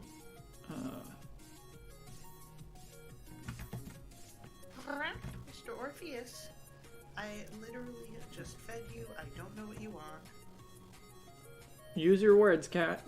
Yeah. Tell me, or at least like go walk over to where the problem is.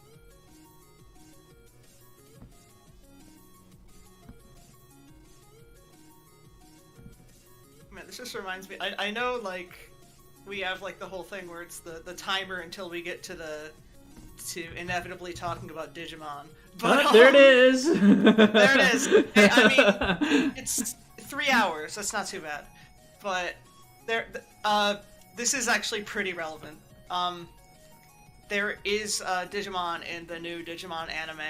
It's like a gliding Digimon, and at one point, like, the main character has to get somewhere, and the Digimon, his Digimon digivolves into, like, the gliding Digimon, and fucking handles pop out of its back. It's great. So that's just what this makes me think of. I was actually a little bit disappointed in the ride Pokemon in Legends that, like, you have a saddle. I was kind of hoping to just ride them. One of my favorite things in Breath of the Wild was riding a deer. Oh, yeah! The disappointing thing being that you couldn't register a deer at the stable, so you couldn't keep it. It's so disappointing. Yeah. But yeah, like, I love to just, like, grab onto a wild animal and ride it. I would have loved that in Pokemon too. It was a bit of a weird disconnect that you couldn't, like, mount up on your party either, because, like, Yeah. I had regular word deer in my party, but, like, that yeah. wasn't the Oh, word same. deer that I was riding. So, I could Yeah, it's throw like- him out for, like, to hit a tree for, like, apricorns, and, like, mount up on my other word deer Yeah. right away. And it's like, who's this guy? Like, I know who he is, but, like, it's weird. Yeah, like, why can't I ride, like, a Luxray, or, like, I don't Yeah. know. Oh yeah, an Alpha Luxray is plenty big enough for riding. Yeah, why can't I, like... I'm thinking, like, why can't I climb, like, why can't I climb cliffs on, like, a Tangrowth? Yeah, it would have been nice to be able to ride your own Pokemon. Yeah, like, I get why not, but it would have been cool. Yeah, that's what I was hoping for, but I think the way that they did it is overall pretty good. Yeah.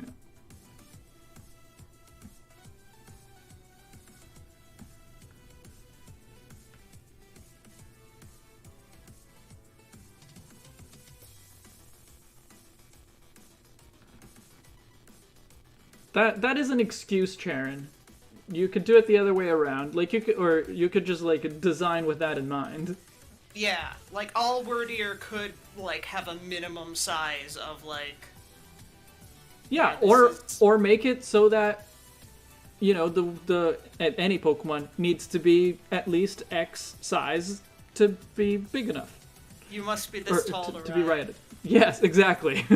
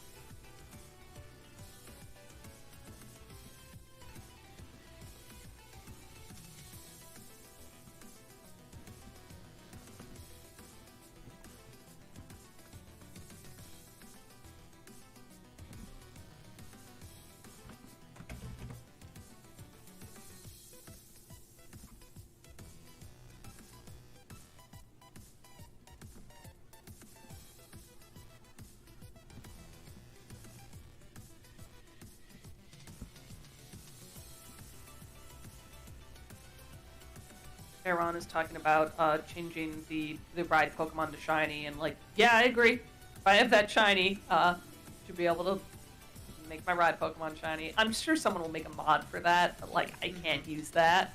Mm-hmm. Yeah.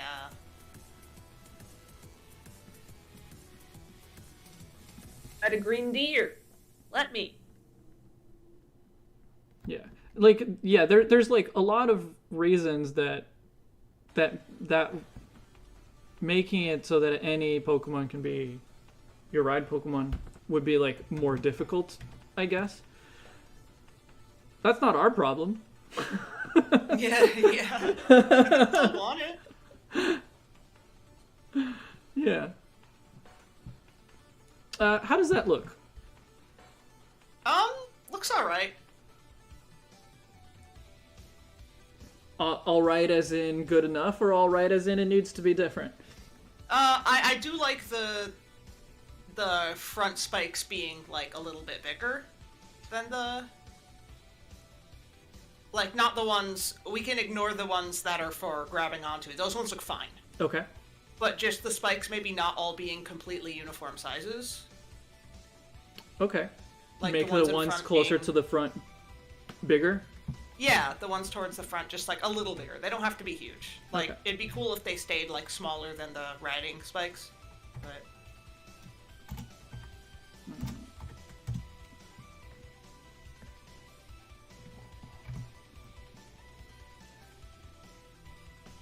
because like on regular Lapras, you can see some of the spikes up towards the front and top of the shell are a bit larger.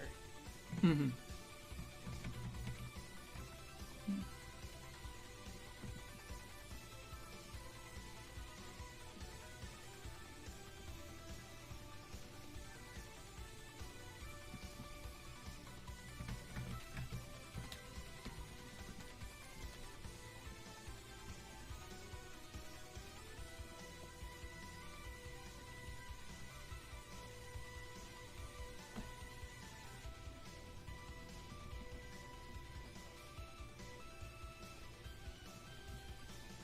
Yeah, like that. What you have on the bottom set of spikes right now is looking pretty good. Cool.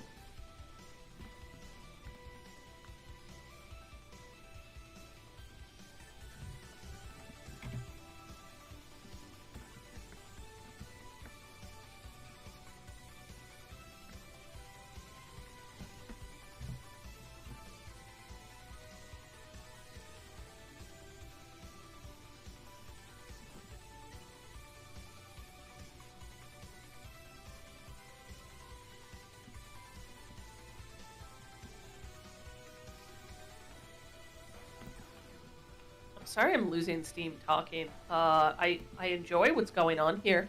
I really like the perspective you're doing on all the spikes coming off of Lapras. Looks really good.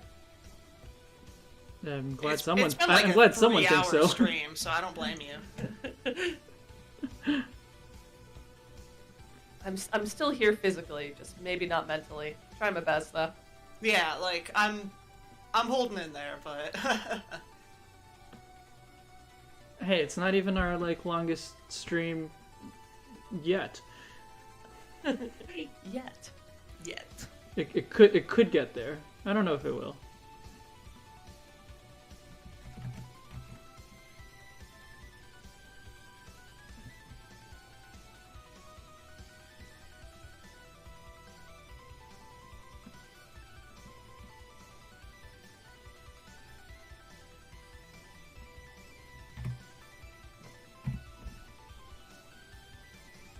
oh boy, what's your spicy take on Sneasler? Someone has a spicy take on Sneasler? Apparently. Do I have a spicy take on Sneasler? I like Sneasler. The think spiciest it's take I spicy. have on Sneasler is that I wish it was an ice type instead of a fighting type. I have heard that sentiment, and I think that's a fair criticism. Yeah. My spicy take on Sneasler is it's kind of hot. The internet seems to think so. Yeah. Sure. I think it's funny that's pretty polarizing because people either seem to love it or hate it. I'm in the love it zone. It's good. I'm in the love it zone for sure. It's a long boy. Yeah. Okay, I don't like it as a ride Pokemon. I think it looks weird. I don't like being in the basket. Okay, I loved it because it was stupid. Yeah. So I understand. Like I felt it's very like I was. It's very 3D platformery, you know? You're like, Yeah, here's my it's- guy, here's my backpack, jumping all around. It's very silly. Yeah, I it like was. If It was I by was- far the silliest ride Pokemon. It harkened me back to Alola, where Machamp would just like carry you. Carry you. Yes. Yeah. That was silly in a way that I liked. Like I saw it and I laughed out loud. Sneasler not so much. I like it could have just been the basket, but like without the cover and without the like creepy little lies inside. I love it. It could have just been it has a backpack. And you just get carried around in it. That would be fine. Like you how would does that look? rather it have like a like Banjo-Kazooie style backpack. That reference doesn't work on me. I'm sorry. I don't It would, know like, what a Banjo-Kazooie's school backpack bag is. backpack that like your character's head poked out the top of. Well, it Libras, would. if you don't know what Banjo-Kazooie's backpack looks like, you're clearly not looking at my Twitter post. Yeah, you're not. Well, I haven't been looking at my Twitter timeline in over 6 months. So Okay, fair. forgive me if I've forgotten what the backpack looks like. I've seen I'll it. just- I just don't. Yeah. I'll just have to start DMing you Banjo art. Inject it right in there. But just imagine like the Pokemon trainer with like their head and arms sticking out of like a regular ass school backpack that Sneasler is wearing. Okay. No. Okay, but which do you like less? Which do I like less? Yeah, what they have now or the Banjo-Kazooie style Sneasler. The I guess I would probably like a Banjo-Kazooie style Sneasler less. Okay. Boo. But like it could still be the basket and just like not have the cover on. Like that's the only thing that I want different. Yes, So let's see. Sneasler is. Oh, Sorry, go ahead. I was gonna say let's see, shorter neck or longer neck. I think just that size neck is fine, honestly. Oh, that's the wrong one. Oh, I can see them now. Shorter neck's fine, actually. Yeah.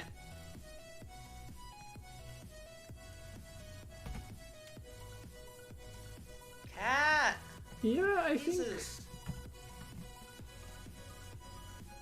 I agree with cast form though. Sneasler's name is like a little weird because it implies that like it's more Sneasel. It Like, is Sneaselier than Sneasel. Yeah, is it gonna like evolve into Sneaselest? I get that in the next game. Or like, is that gonna be like the next like time we have a Sneasel form? It's gonna evolve into Sneaselest. I do think that a lot of the names are a little stupid. Overquill, the name is stupid, but in a way that I like. Yeah. Yes, same. It is because it sure is Overquill. Yeah. And Basculegion is good considering the like lore of the Pokemon. I don't think I have actually the Pokedex entry for it yet. Maybe I do now, but I didn't the last time I looked for it. Basically, it just wraps itself in the souls of dead Basculin. Oh, So it's okay. it's like the Demon Legion, and it's like, you know, ghost type. So Interesting.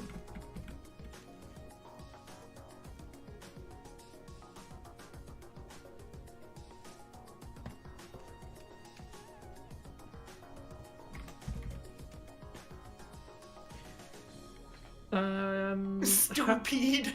It's a Pokemon. Like, wow, that's a terrible Pokemon, man. Stupid. I mean, it's a pretty good Pokemon name if your Pokemon has a urine motif. That's just the we get like a different Bidoof form and it's stupid. That's what it Yeah. evolves into.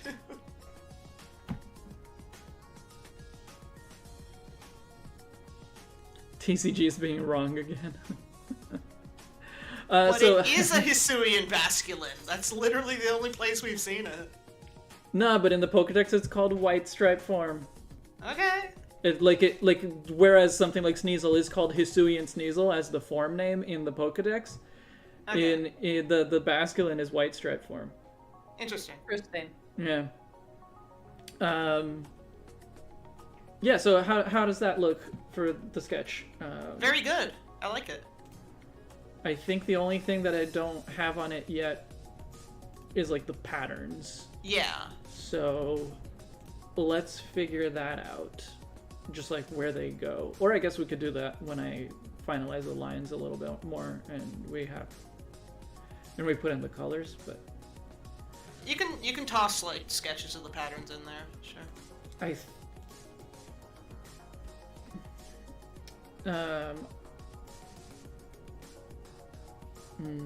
The tail might not be long enough for that like wavy pattern that you have. You can So, toss like, away have the a darker wavy pattern. I don't need it. I like it though. I would just, especially from the angle that we're in, because we don't have a lot of space for those stars, I would suggest maybe putting the wavy pattern between the fins. Oh, yeah, sure. And we could maybe move the stars up towards like the neck. Yeah. Sure. And we'll still do the sort of wavy pattern for the tail here. So like that'll be dark. The tail will be gray. The fins purple.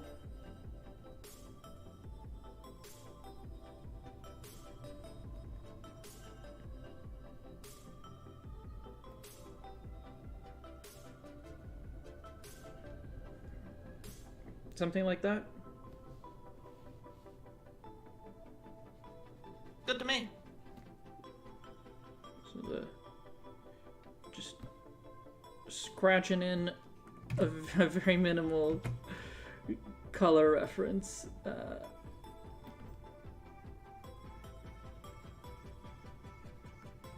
Something like that. Yes. Okay.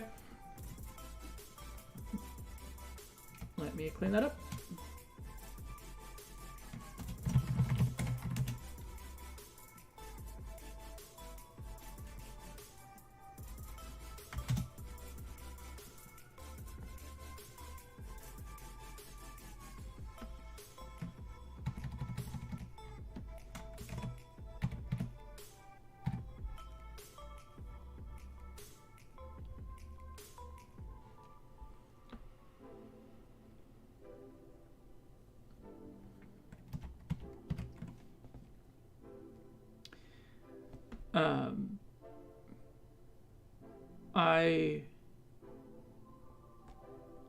My Basculin, like the one that I have on, or my now Basculegion, that I actually use like on my team, is the male, right? The one that matches the ride Pokemon. Yeah. So until Indigo got hers and she got a female one, I didn't know that the Basculegion looked different depending on the sex.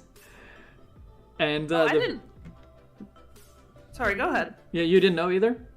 I didn't know either, and I didn't know it had like 2 different shiny colors because of that, which I should have known, of course, because that's like a thing to tip out on as well. But like, yeah, lots of that going on.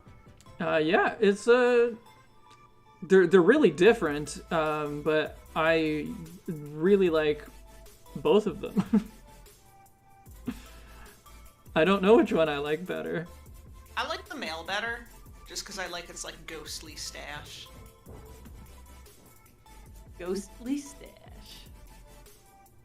Also, hello, Professor Bond. I'm doing good. We're just we're all a little tired. Yeah, my sleep schedule is whack, and I'm barely hanging in there, but I am hanging in there. So, one more mod to finish. Yeah, thank you for your sacrifice. Oh well, no worries. This is normal people hours. It shouldn't be a sacrifice. For me and my wild nightlife, I'm normally just asleep during the day. I'm so happy my meds like fix that for me. Because if not, I would not be able to work. Because they want me to work openings all the time, which is fine. Yeah. It's at least like there's more to do because now I'm working at like a different pet store, and it's like not super busy all the time back in the fish section.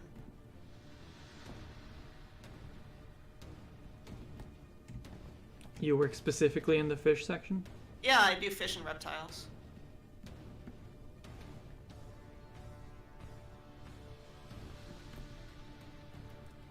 You have fire-bellied toads. No, we have an albino Pac-Man frog. Ooh, and baby. he's really cute. Yeah. Ooh. I'll see if I can get a picture of him, if I manage to finish all my opening stuff in time. Cause he likes to lay, like, he lays one of 2 places. He either lays under the substrate with, like, his eyes peeking out, or he lays in his water dish. He's really cute. What does he eat? Crickets, usually. Mealworms if we don't have crickets. Okay. You're just like, noted. I'm He's taking a note. good boy. I certainly don't need more pets right now, but I am very endeared to frogs. Everyone Oh, needs yeah. more pets. I have quite a few. Yeah. I don't know if I need more. Like Everyone I needs don't more need- pets. I mean, I want more pets, but that would involve fixing the leak in the 35-gallon aquarium I have right now. But oh my god, they've got some big glass catfish that someone surrendered to us, and I want them so bad. Oh, babies. That's like one of my... They also have loaches that are like the same breed as the ones I have, except they're like, one of them's twice as big. He's so big. I love him. For the record, even though I could use more pets, I only have 2 cats, but one of my cats doesn't like new pets. Doesn't like new company. So Yeah. I'm not gonna have new pets, at least not until I have fewer pets. Yeah, like, I love Orpheus, but he's a one-cat cat, so... Yeah. He doesn't get along with dogs either. He actually scared my roommate's dog the one time he brought her to stay. The dog was like freaking out and didn't want to go into any of the rooms Orpheus was in. He's a mean cat. Yeah. But he looks so cute right now. Rogue would definitely be happier if she was the only cat in the house. Ah. We tried to introduce them and, make it okay. It's still not okay. Yeah, that happened with my mom when she tried to adopt a second cat. There was just a lot of like her cat Sakon did not take it well. Like he was essentially, I think he just still hasn't gotten over the death of his brother. So, and he just wants to be the only cat and just monopolize my mom's attention. Yeah. So she tried adopting another cat to keep him company, but he just was not having any of it. And my mom was doing her best to take care of this other cat, but like she's now apparently blacklisted from adopting from that place because she apparently didn't do a good enough job, which I think is bullshit. I think it was Whiskers. Huh. Like, she was doing the best she could. Like, the cat had some, like, special needs already. She had, like, asthma, and, she eventually got, like, one of those hotspot things where my mom had put, like, a cone collar on the cat, and then the cat had, like, anxiety so bad that she hid somewhere, and my mom had to, like, get a neighbor to help her get her out, and the whole thing was just a mess, and I don't blame my mom for any of it. Like, she was introducing them, like, the way you should be introducing cats and everything. Yeah. Like, that cat was, like, in the bathroom with Sakon's scent, and Sakon had her scent for, like, a couple weeks, trying to get them introduced to each other, but Sakon is just not having it. Bummer. Sorry it didn't work out. It's a shame, yeah. But, well, I wish Sakon had been able to get another cat friend, because he constantly just wants to lay on my mom, like, and be around her. And she's like, I have to close the door at night, because otherwise he'll come in and just, like, scratch my eyelids and lay on top of me. The lay on top of me part doesn't sound too bad. The scratch your eyelids, that sounds pretty bad. Sakon's overweight. He's big, so, like... Okay. He wants to, like, lay on my mom's head. So, like, that's a problem. Sure. Like, it's like, I can't breathe, Sakon. That would be a problem for both of us. Yeah. And the bird. The bird wouldn't like it if Mom died, because Sakon lay on her head. Yes, the bird would get upset. The bird would be very upset, yeah. Yeah. And I would be upset. Oh, really? No, Victoria would really like to get another cat, a kitten specifically, because she's never had a kitten. Ah, okay. We got Saucepan when she was already 2-ish. So Victoria really wants more cats. and the thing is that neither of our cats particularly like to be held. Oh, yeah.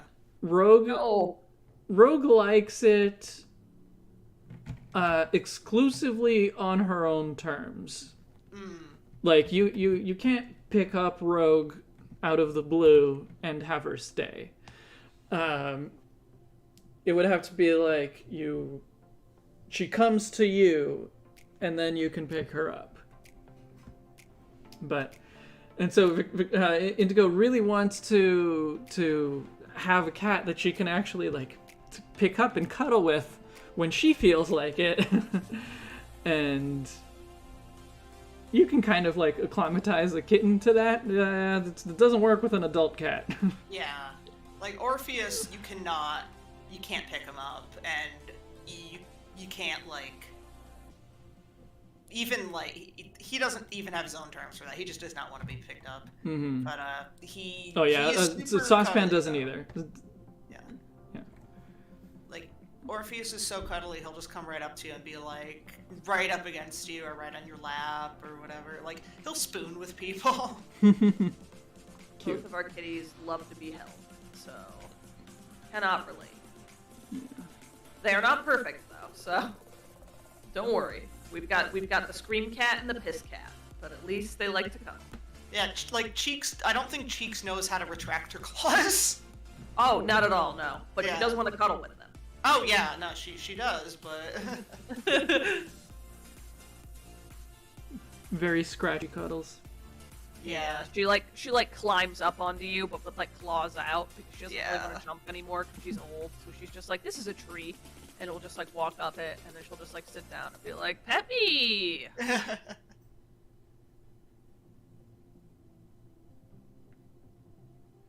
Yeah, Orpheus definitely knows how to retract his claws because when you're first waking up and he's hungry, he'll just like pap you with his paw with no claws, and then the claws start coming out. Yeah. It didn't work the first time. I guess I gotta try a little harder. Yeah, exactly.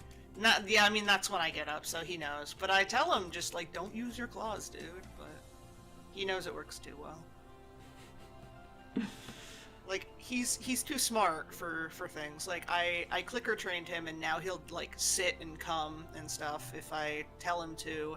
When I like have food, but if I don't have food and I'm trying to get him to like sit or stay or come, he does not listen because he knows I don't have food. Like the You're vet just was telling pretending. me- You're trying to trick me. Yeah, I was telling the vet like I can't not feed him when he's hungry because he's violent towards me. But the vet was like, well, you're clicker training him, right? Just use your clicker training. I'm like, but that requires me to feed him.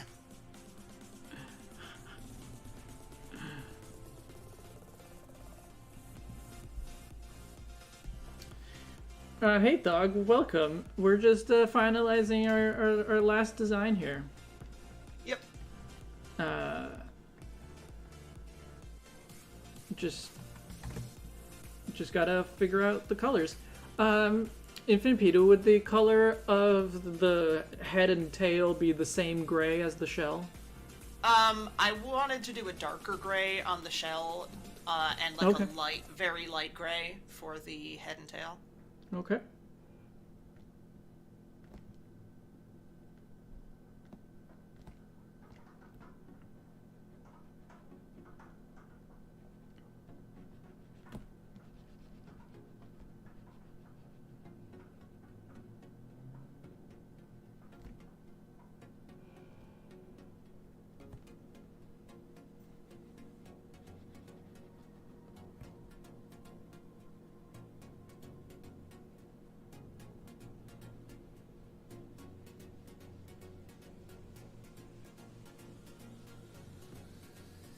Problem with asking what the most unloved Pokemon is like, it's probably one that we would all never think of.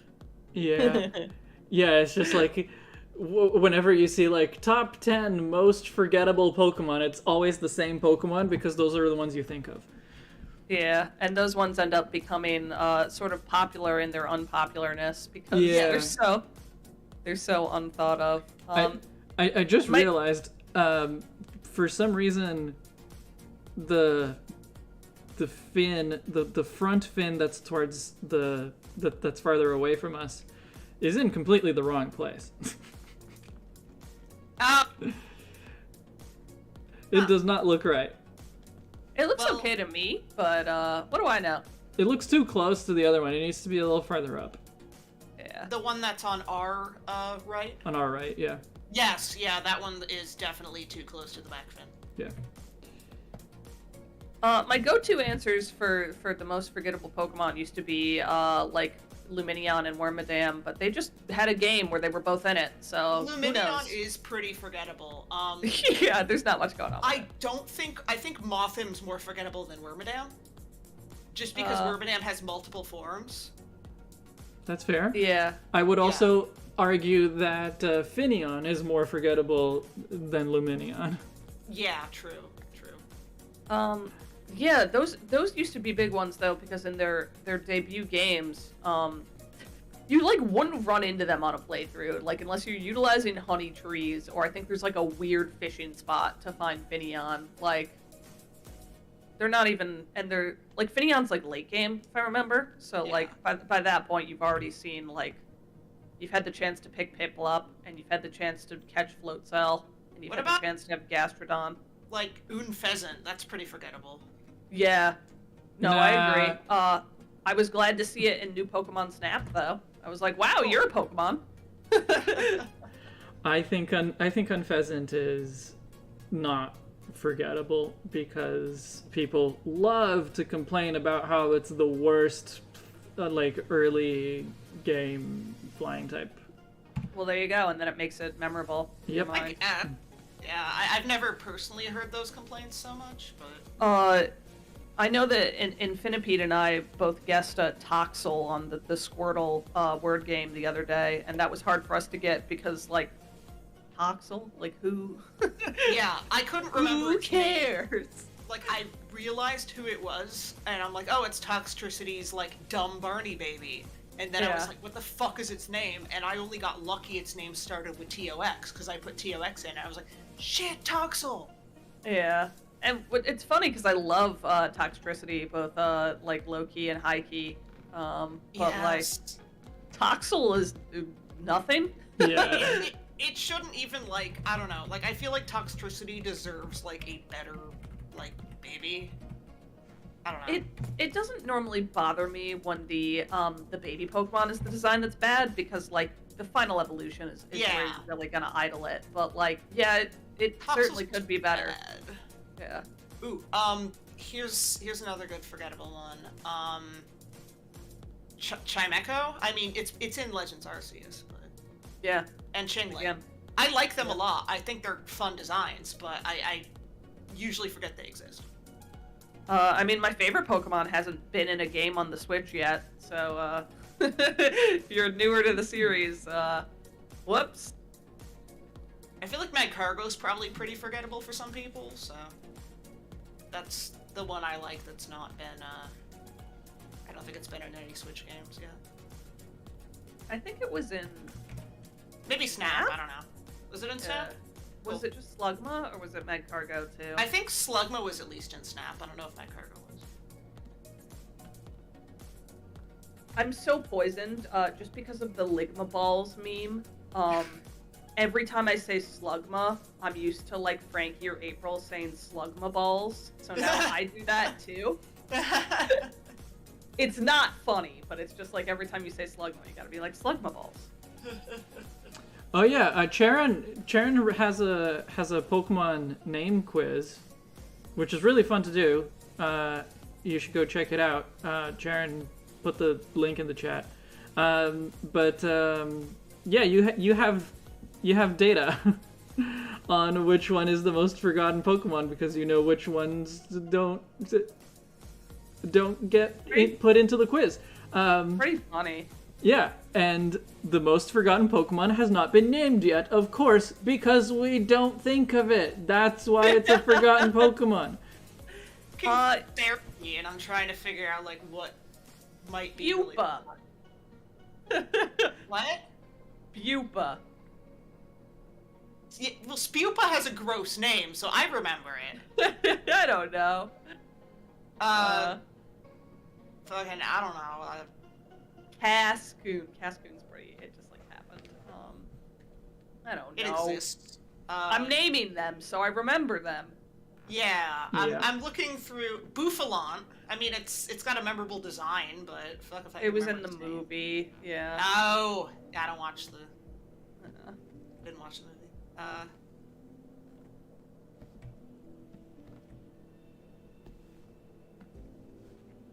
We're not gonna get it. There's too many Pokemon for us to Yeah, get it. that's like 700 something. Nihilego. No, I like Nihilego. I like it too. Is it forgettable? I don't know. I'm I just don't one think so. person. Heatmore. More. I only remember it because I still want to make a Heatmore and Durant W. The Heatmore named Arthur. Harbank. Yeah, but fairly forgettable. Turtonator?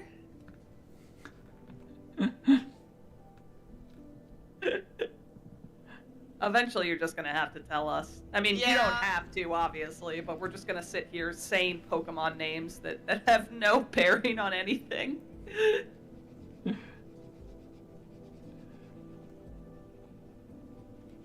Look, we're not gonna know. You're gonna have to tell us. I think, yeah, I tried to get Sharon to have the statistics posted somewhere. He didn't like the idea because it could skew results. Okay. I don't think he wants to tell us because then people are gonna guess it and it won't be the least remembered one anymore. So Yeah, exactly. He, That's he just Yeah. likes us guessing. He just likes us guessing. Oh, you know, that is a very forgettable Pokemon. I love Cola. It's very forgettable. I probably couldn't remember its name, but I had I had one named. I think I named it Sleepy Memes or something. Yeah, thank I you for had telling one, us. That answer makes total sense to me because just like competitively, not super interesting. Design-wise, like it's cute, but it's like not super interesting. Type-wise, it's not super interesting. I think So- it's just. I don't know. I like its design. I think it's cute. Here's the Like- thing. It's totally non-offensive. It blends into all the other Pokemon so well. I think there's a lot more. There's a lot more not memorable Pokemon than Kamala. But that's just me. I don't know. I think it's got a unique ability. It's got like a pretty solid physical moveset.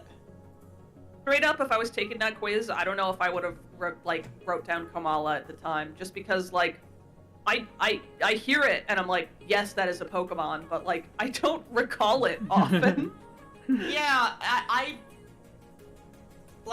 wouldn't say it's the most forgettable for me. I could see other people probably forgetting. It's up there for me. I believe that data. Thank you for telling us. Obviously, you didn't have to, but it would have driven me slightly insane not to know.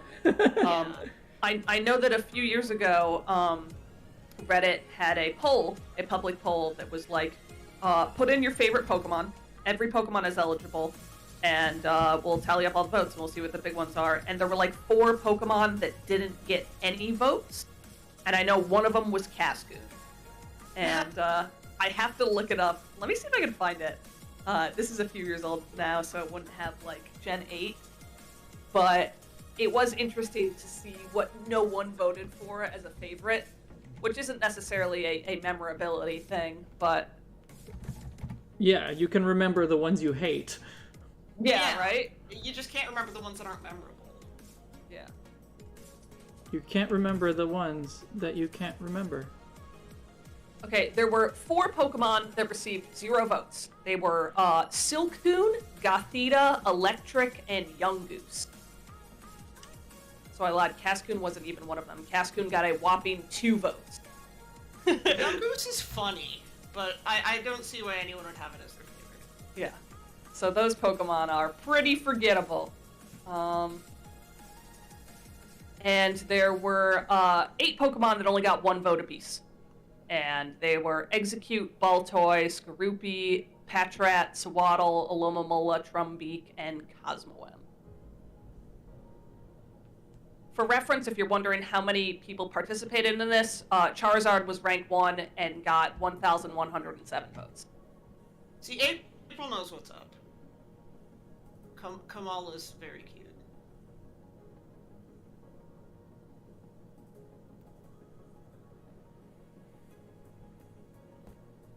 That looks really good, Libris.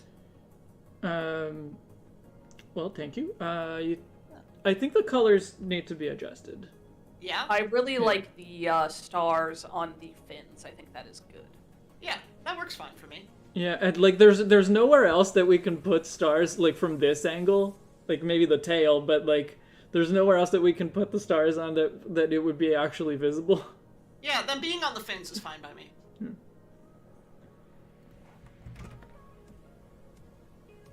Yeah, middle stages, if they're not, like, unique in some way, it's hard to remember them. Yeah, do if they're not like- great like Quilava or I don't Bayleaf. get the Quilava thing. It's like, it's just a smaller bipedal Typhlosion. Yes, the way Typhlosion should be. No! It's also longer, and it has 2 sets of flames. It has a flame mohawk. I just like Typhlosion so much better than Quilava. I do not get the... Like, I get Bayleaf. I don't get Quilava. Infinipede, you're gonna hate this. I also like Quilava more. That's fine. I don't know. For me, I think it's that I really like quadrupedal designs. Yeah, and, I know. That's probably the big thing.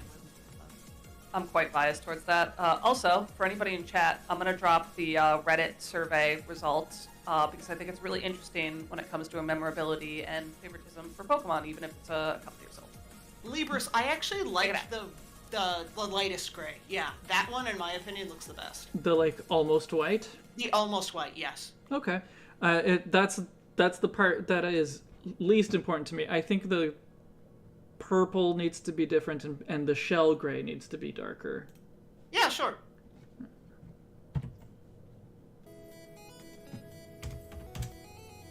Yeah, like, Typhlosion, I would be fine if he had, like, Quilava's flames. I just like his body shape a lot. If Typhlosion had the Mohawk fire and fire, like, around its, like, lower back, that would be pretty cool, actually. Yeah, I'm good with that. Honestly, though, my favorite in the entire line is gotta be the Hisuian Typhlosion, hands down. Yeah, Like I that- really love it. I've only seen Indigo's one. Like, I don't have one myself yet, so I don't know what it looks like super well. Yeah, But it's pretty cool. Oh, it's so fucking good. Like, the first time I saw that was just me, like, that one meme with the Toy Story, like, I don't want to play with you anymore, just me dropping regular Typhlosion. Yeah, I really like what they did with it. I like the sleepy energy. I like the eyeshadow. It's all good. I do wish that the under-evolved forms of each starter, at least the middle stage, kind of had like an in-between because it I feels agree, a little, it's a little weird. it's a little jarring for all of them cool. now. Yeah. But it's not a huge deal again because you're ending at the end. Yeah. Banana Meteor, did you say, like, for the Reddit poll, did you say it was Gothita or Gotharita that had no votes? Gothita had 0, Gotharita had 5. Yeah, because Gotharita is my favorite in that line. I think it's better than Gothitelle.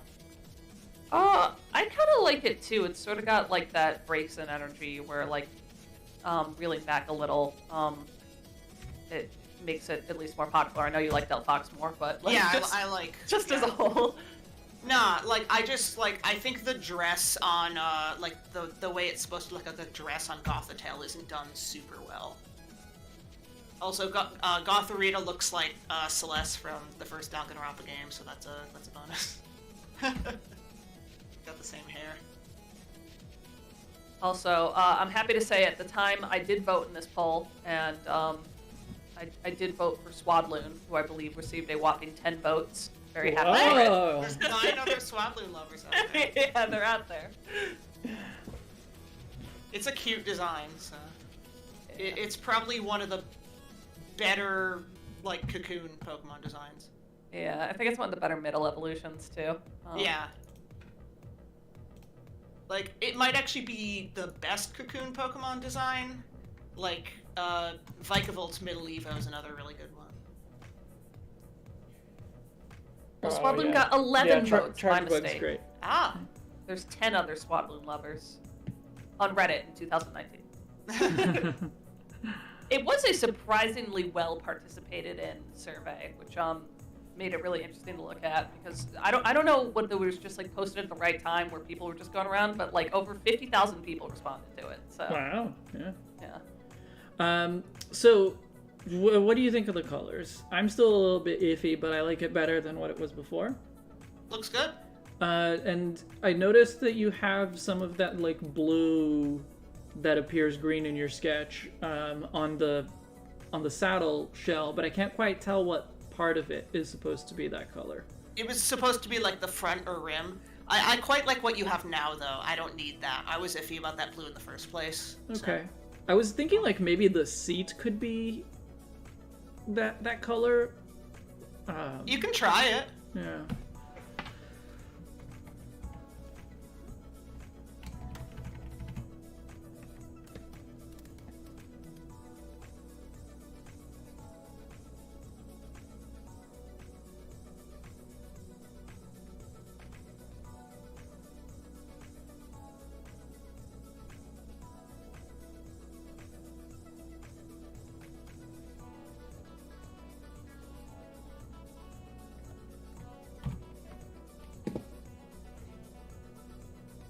Has a bit of a look of a plastic seat.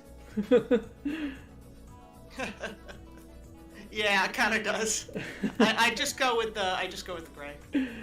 Okay. Yeah, it looks like it's like a rocking horse seat with the blue. Yeah. Silly. Hey, yeah, exactly. Okay. I think the part that I'm still iffy on is the particular gray of the shell, but like I don't want it to be so dark that it's like a dark gray. What in particular bothers you about it? I don't know. I think there's not enough contrast in the design as a whole in terms of the colors. Yeah. I don't know. Maybe the black or the like dark gray. Maybe that does work. Yeah, put it up a little bit more in terms of brightness. Because I like it, I just don't want it to be too black looking. Like, I definitely want it to read more as dark gray than... Yeah. Somewhere between those two. Yeah. What you had on screen a few seconds ago. Uh-oh. This is going to be hard to... I know. Was it lighter or darker than what I have now? It was a little darker. A little darker. A little darker. So more like this one. Okay. Look, give me a second for that to...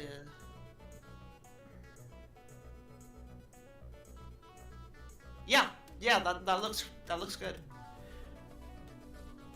The other thing, I just want to try it, not necessarily see it. Not necessarily, I think it'll be better, but I do want to see what it would look like with like regular Lapras blue instead of the purple. Okay. Because I do think the purple looks good, but it does give me the impression of a shiny, probably because that's Lapras's shiny color. Yeah. But still.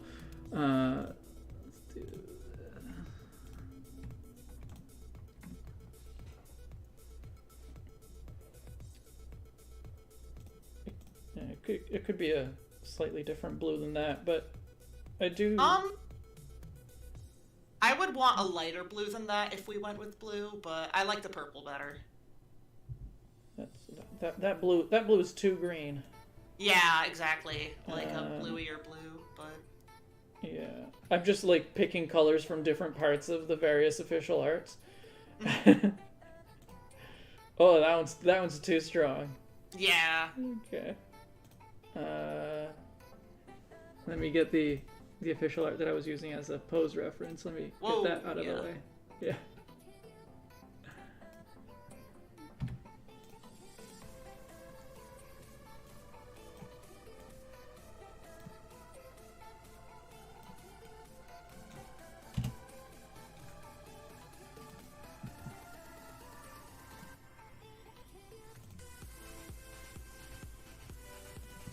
Yeah, all of these feel off. Yeah, like I think the purple works best with the white and the light blue. I do like this one that I took from the Gigantamax art. I think that one looks pretty good actually, but It's like a too green for me, but this one is too green? The one that's on screen right now? it might just be my monitor, but it does look kind I of see, green yeah. on my monitor. Let me switch monitors. It still looks it looks better on my other monitor, but I just really like the purple. Yeah. I think the purple, yeah, it gives me the impression of that it's a shiny, and it gives me less like water ice vibes than blue does.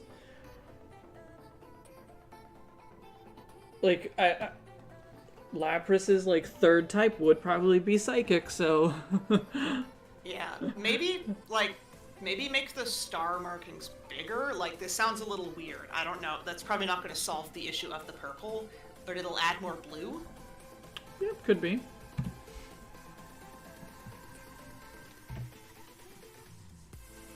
I personally like the blue, but what can you do? Well, what you can do is you can weigh in, and what Infinipede can do is just decide. Override whatever they want. That is fair. I like blue, but that's okay. Like, the thing is, I think I would be okay with blue if it was closer to the top, like, Sugimori art. Like, if it was more pastel. Oh, that's the one that I thought looked too green, but I can try something that's You more, might just that's need to closer that. adjust it and not just steal it from the Sugi art. Yeah. Like, as long as there's enough of a difference between the light blue of the ice and the blue of the body. Mm-hmm. And then maybe we could make the dark blue stripe purple. Oh, that could work, yeah. Yeah, because I want to keep, like, a little bit of purple in the design, because I think purple is, like, a good sort of secondary, tertiary color for ice types. Like a nice, cool, like, icy lavender type purple. Oh, I drew that. I drew that that last star on the wrong layer. That's okay. I do like the bigger stars. Just yeah, I think the bigger stars look good. Yeah, regardless of anything else. So let me grab this blue and make it just a little bit less green, because that was the problem I had. Yeah. There will need to be more contrast with the ice blue. Definitely. Like, we could lighten up the ice blue.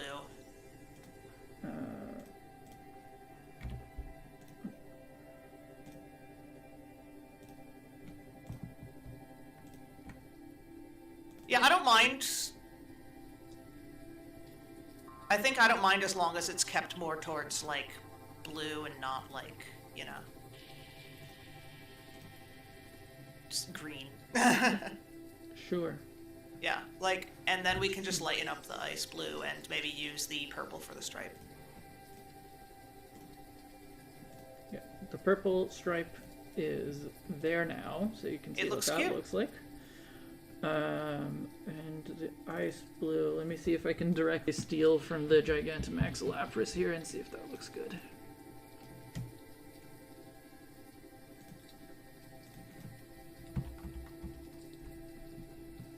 Oh, right. There's two different layers that use that color.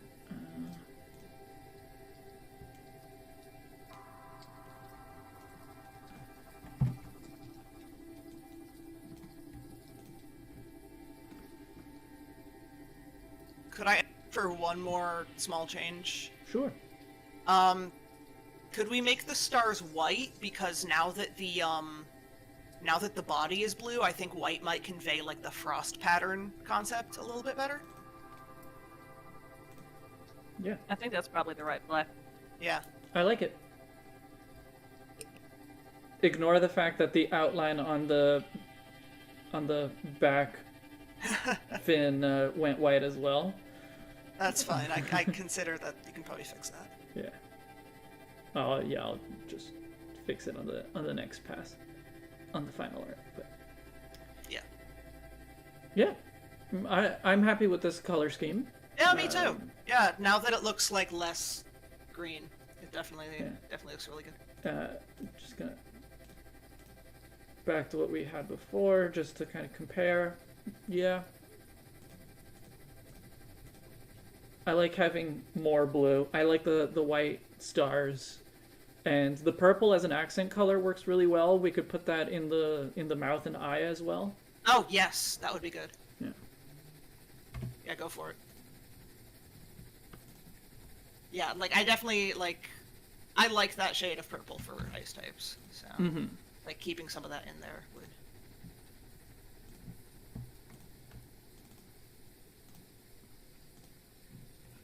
Yeah, that looks good.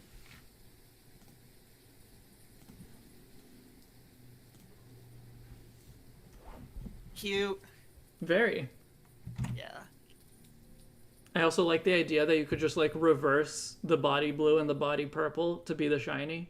Yes, definitely. That would be very. Yeah, that very would cool work. looking. What happened to our outline on the leg? Oh, because I drew the stars on the same layer as that outline, and so to change the color of the stars meant also changing the color of the outline. Whoops. Oh, Yeah, see? yeah, whatever. I'll just like when I do the final lines, I will fix that. Yeah, as long as it gets fixed. Yeah. Cool. So just let's quickly have a look at what we did. So we started off with a Tauros that takes inspiration from Aurochs and from bullfighting, trying not to make the bullfighting neither too obvious nor glorifying it. But I like it. It's a fairly simple redesign that I think adds enough detail and like adds detail in the right ways to make it look more like a modern Pokemon. I like its head a lot. Yeah, me too.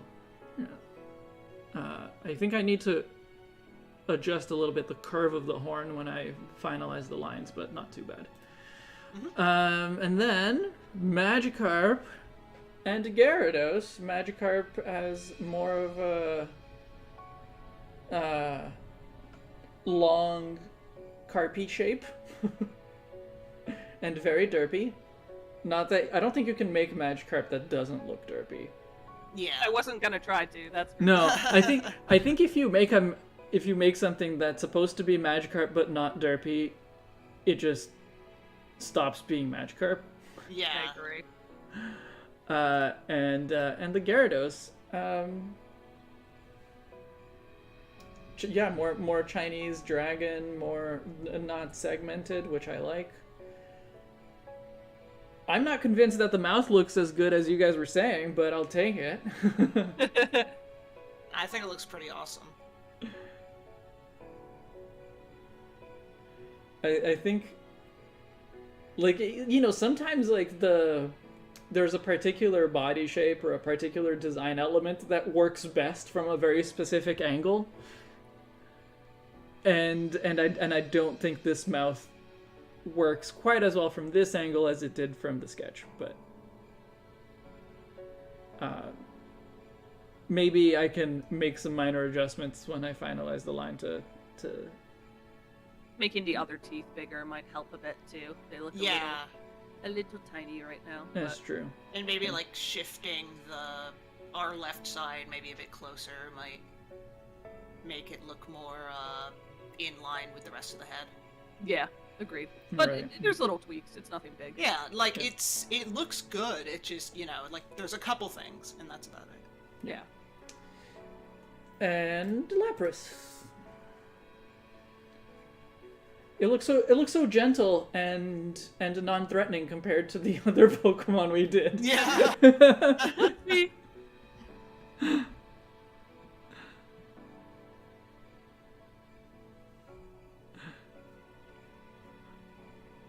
Yeah. So that hitting save. Yeah, make sure you save everything. Well, if nothing else, I do have the recording, and if I, lost the Photoshop file, I could screen cap the recording and go from there. So, yeah. I'm happy with what we came up with today. Next month, we will be doing Ditto, Ditto and Porygon. Both of those are your designs, Infinipede. Yep. You have a good idea of where you're going with them? Definitely, yeah. Cool. Should be a fun stream. Yeah.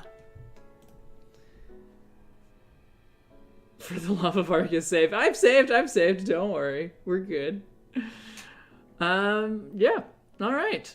I will give a last reminder that tomorrow I am doing a secret private stream for Patreon supporters and channel members only. So if you want to see what that's all about, you can become a patron or a channel member right now. Yeah. Ooh. See you guys next month. See you next month as well. Thanks for having me. Thank you for hanging out with all of us. All right, bye, everyone. Bye. Bye. Stream ended. We did it. Yay.